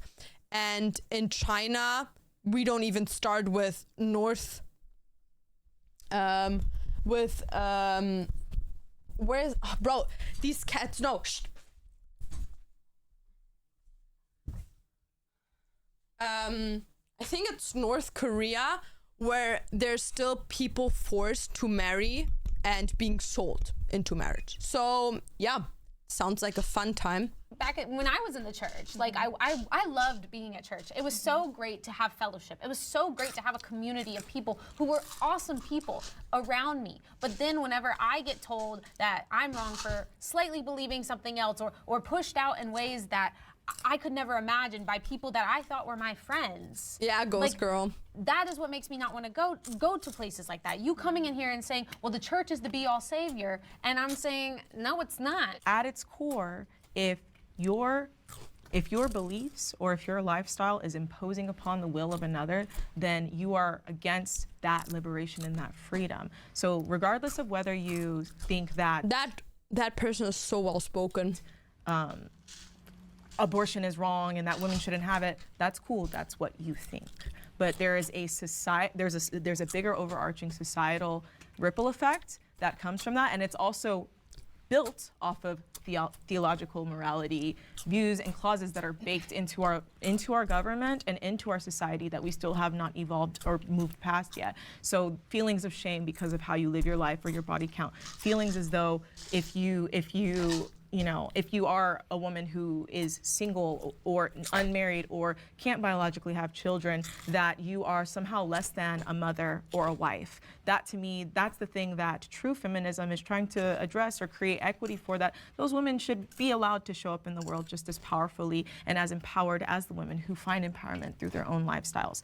That's how I see it. That's how I feel. But genuinely, I hear you guys, and I respect your viewpoints.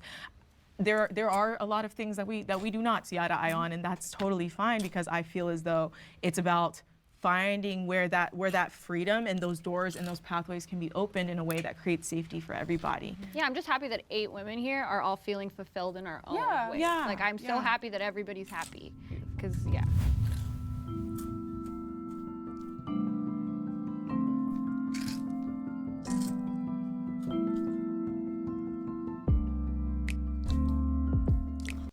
They pissed me the fuck off. I'm gonna be honest, like, they were way too nice to them. I'm gonna be honest, most of these women on the fucking trad wife side were just like the most stupidest people I've ever met in my whole entire life. Don't care.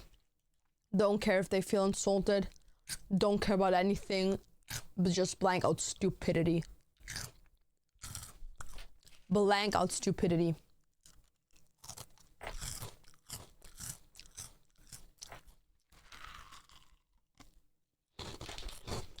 They were way too nice to them. Real rap.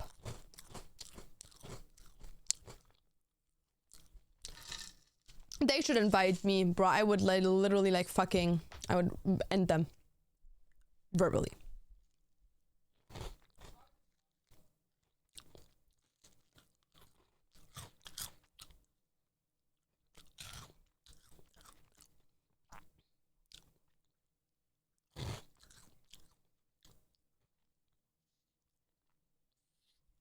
I finished the box.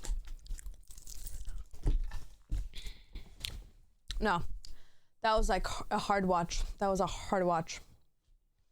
Give me just a second.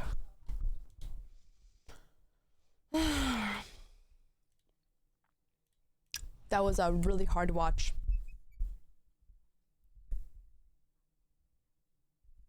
Why did she eat it off the lid? Because I don't want like crumbles all over my desk, so I put it in the lid. Yeah, Gabber puffs contain 4 grams of whole grain goodness and are a good source of zinc and iron, which helps support baby's growth and development. I'm not a baby, but they taste good. Yeah. And they're like, the whole thing is like 200 calories max. But yeah, no, that was a big stupidity. That was, I still can't wrap my head around this video. Yeah, my alerts are back on. I really can't wrap my head around it. I can't wrap my head around how people can sit there and speak from such a privileged point, thinking they did something there. Pissed me the fuck off. My opinion, like people like that, like I don't understand it. I really don't. Because for me personally, I also have my own viewpoints, and I also am supportive like of things that other people maybe aren't supportive of. But there's one rule that I would never break, and that is 100%. You can live your life however the fuck you want to, as long as you don't hurt anyone, and I will not judge you for that. Like as an example,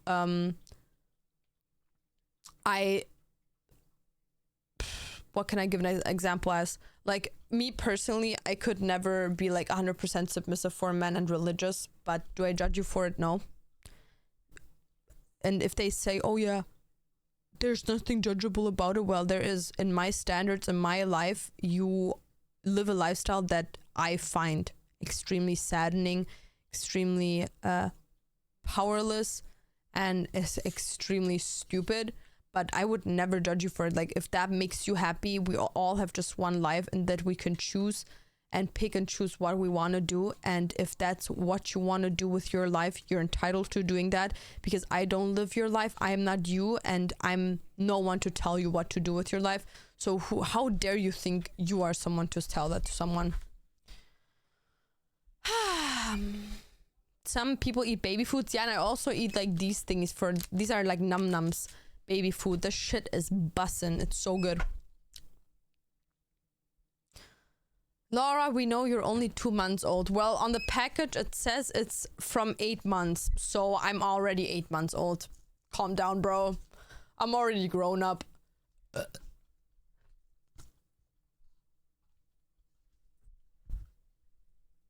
No. Nah, it wasn't. The craziest moment was not her saying that. The craziest moment was when she was saying abortions are like so harmful for the babies and the women when they get them in the 40th week, and women dying of children is not a thing. I had a friend that had a C-section. It took her 3 minutes to get the baby out. The baby can't kill the mom.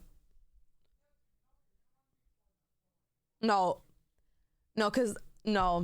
that shit was, I think, the craziest. And then she was like, you don't know about that? Well, I can provide you with some information. As she was like so sure that she was like cooking something there.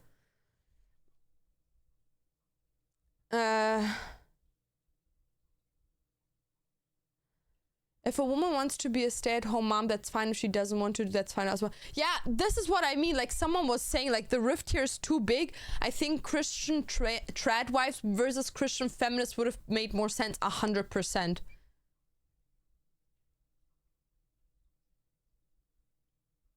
Moderators did a horrible job. The woman being happier turned into an abortion debate. Real.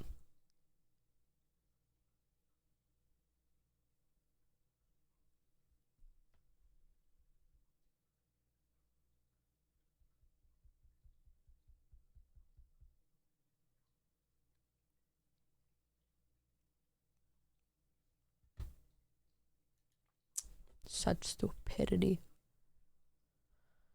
How did you end up watching that video anyways? Because it was on my like YouTube frontline. Yeah, no guys, I'm actually so angry and I have like a big stomach icky, so I'm gonna go offline now, and I'm so pissed. I wanted to game today, but I'm too pissed for it. I don't know, I'm just so angry. Also, I put fake piercings on my knuckles and I feel like it looks so good. Oh god.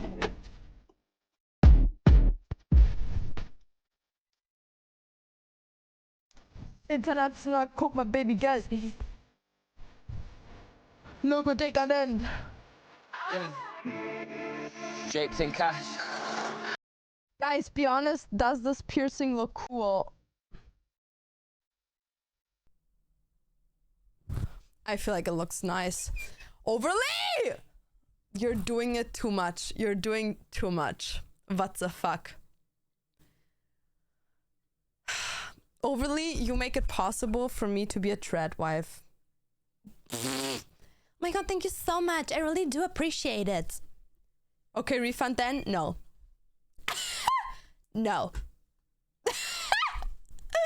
No. No inglés. No inglés. No entiendo qué me estás diciendo. No inglés. No inglés. No. No inglés. No inglés. Me no speaking English. Me no speak. No. Solo only español. Solo only español. Discúlpame que no te entiendo. Sorry, señor. Thank you so much for 10 gift. I really appreciate it. Thank you so much. No, guys. You don't understand. This literally got me fucked up. Bro, I don't understand how some people can be that stupid. No, I'm actually getting pissed off. I'm like actually getting to a point where I'm just fucking pissed off. So I need to stop like ASAP because I'm getting too pissed right now. So also my dad wrote me. What did my dad tell me?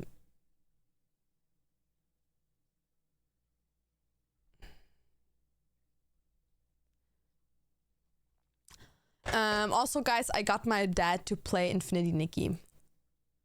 It's really fun through the video. Having ethical debates is fun. Yeah, no, I'm sorry. Like usually I'm more open to opinions, and in the beginning I was open to their opinions, but sorry, but they're literally the most racist white trash I've ever seen in my life. And I hope for the love of God in their next life they're born as an unprivileged person in a third world country where they actually experience what it means to be a suppressed woman, where feminism hasn't seen that corner of the planet yet. The light of the sun hasn't shined there yet. So that's actually what I wish upon them. But yeah, guys, thank you so much for coming by. I haven't been pissed about something in a long time, so this is like all the way through I could only laugh about it. Because for me it's like batshit crazy that people actually like say stuff like that and believe it. You know what I mean? Like people sit there and they actually believe what they're putting out of their mouth, and then I have the confidence to be like, I can give you information. Sure, buddy. No, that like where's your chrome necklace from? It's not chrome, it's custom made jewelry. It's gold. It's 18 karat gold, white gold. And I got it as a gift from Dante's mom. Because she asked me like, oh, I want to give you like a necklace. What do you want it to look like? So I showed her Chrome Hearts cross. Because like Chrome Hearts is super expensive. And then she got this done for me. And I have on this side. I don't know if you can see it dangling here. I have Dante's initials here, a D and an F. That's like engraved into the necklace on the bottom. Because the jeweler couldn't get it done here, so he like put it on the beginning of the necklace. Yeah, but if you want something that looks similar to this, it's Chrome Hearts. It's rip-off Chrome Hearts. Is she always in the fetal position? Yeah. Yep. And I eat baby food. I'm 8 months old. Kabi. You just reached a sub goal? I fucking did. Starting off with a good month. Also, I'm pretty sure we're almost at 51,000 followers on YouTube. I've seen while we were streaming like it was going a bit crazy. Let me see. We're at 50,715, which is crazy, which means we're not far away from 51,000. Like, I don't know why, but low-key my reels have been like popping the fuck off. But yeah, thank you everyone. What do you have? 2 phones? I have 3 phones. Yeah, guys, if you want to see my YouTube, I'm gonna be famous on YouTube soon. Copy. Exclamation mark YouTube. Can I ask really, like, what do you do all day as streaming is your job? Just sit and talk, bro. It's not that deep. I don't know. I just sit there, I talk, I make makeup videos, and because I'm a stay-at-home girlfriend, I wouldn't have to do this here because I'm financially taken care of, but like I have fun doing it and I enjoy doing it. And I also want to have some like money that I earned myself. And I have like also expenses that I want to cover and that I don't want to put on anyone else. So I take care of a household. I take care of washing dishes, making food, washing clothing, cleaning up the apartment, making appointments, remembering appointments, catfish and drinking tutorials. Yeah, of course, bro. That's my vibe. That's my vibe. Yeah, okay, everyone, I'm pissing off now because I'm actually very tired. You go out much? Nah, fuck that shit. I don't like going out. I'm antisocial. Okay, guys. Thank you everyone for the stream today. Overly fucking came in with them gifted, and everyone else, thank you for resubbing and subbing. And we're gonna see each other tomorrow again. I was actually it's tomorrow. Today? No, yesterday was Monday. I thought today's Monday. Well, never mind. But yeah, everyone, thank you so much for coming by. We're gonna see each other tomorrow again. Tomorrow we're actually gonna do cosplay and gaming. I promise that to you guys. And I think I'm gonna record a new YouTube video tomorrow. So yeah, and I also have to go to the gym. But I got my period today, so I didn't want to go to the gym. But yeah, everyone. Thank you for coming by. We're gonna see each other tomorrow again. ! Discord if you don't want to miss the stream. ! Instagram if you want to see more content, and ! YouTube if you are not done with my stream yet and you still want to watch something. So yeah, thank you for all the follows, subbies, and biddies. We're gonna see each other tomorrow again. Peace out, you freak bastard bitches with fat asses.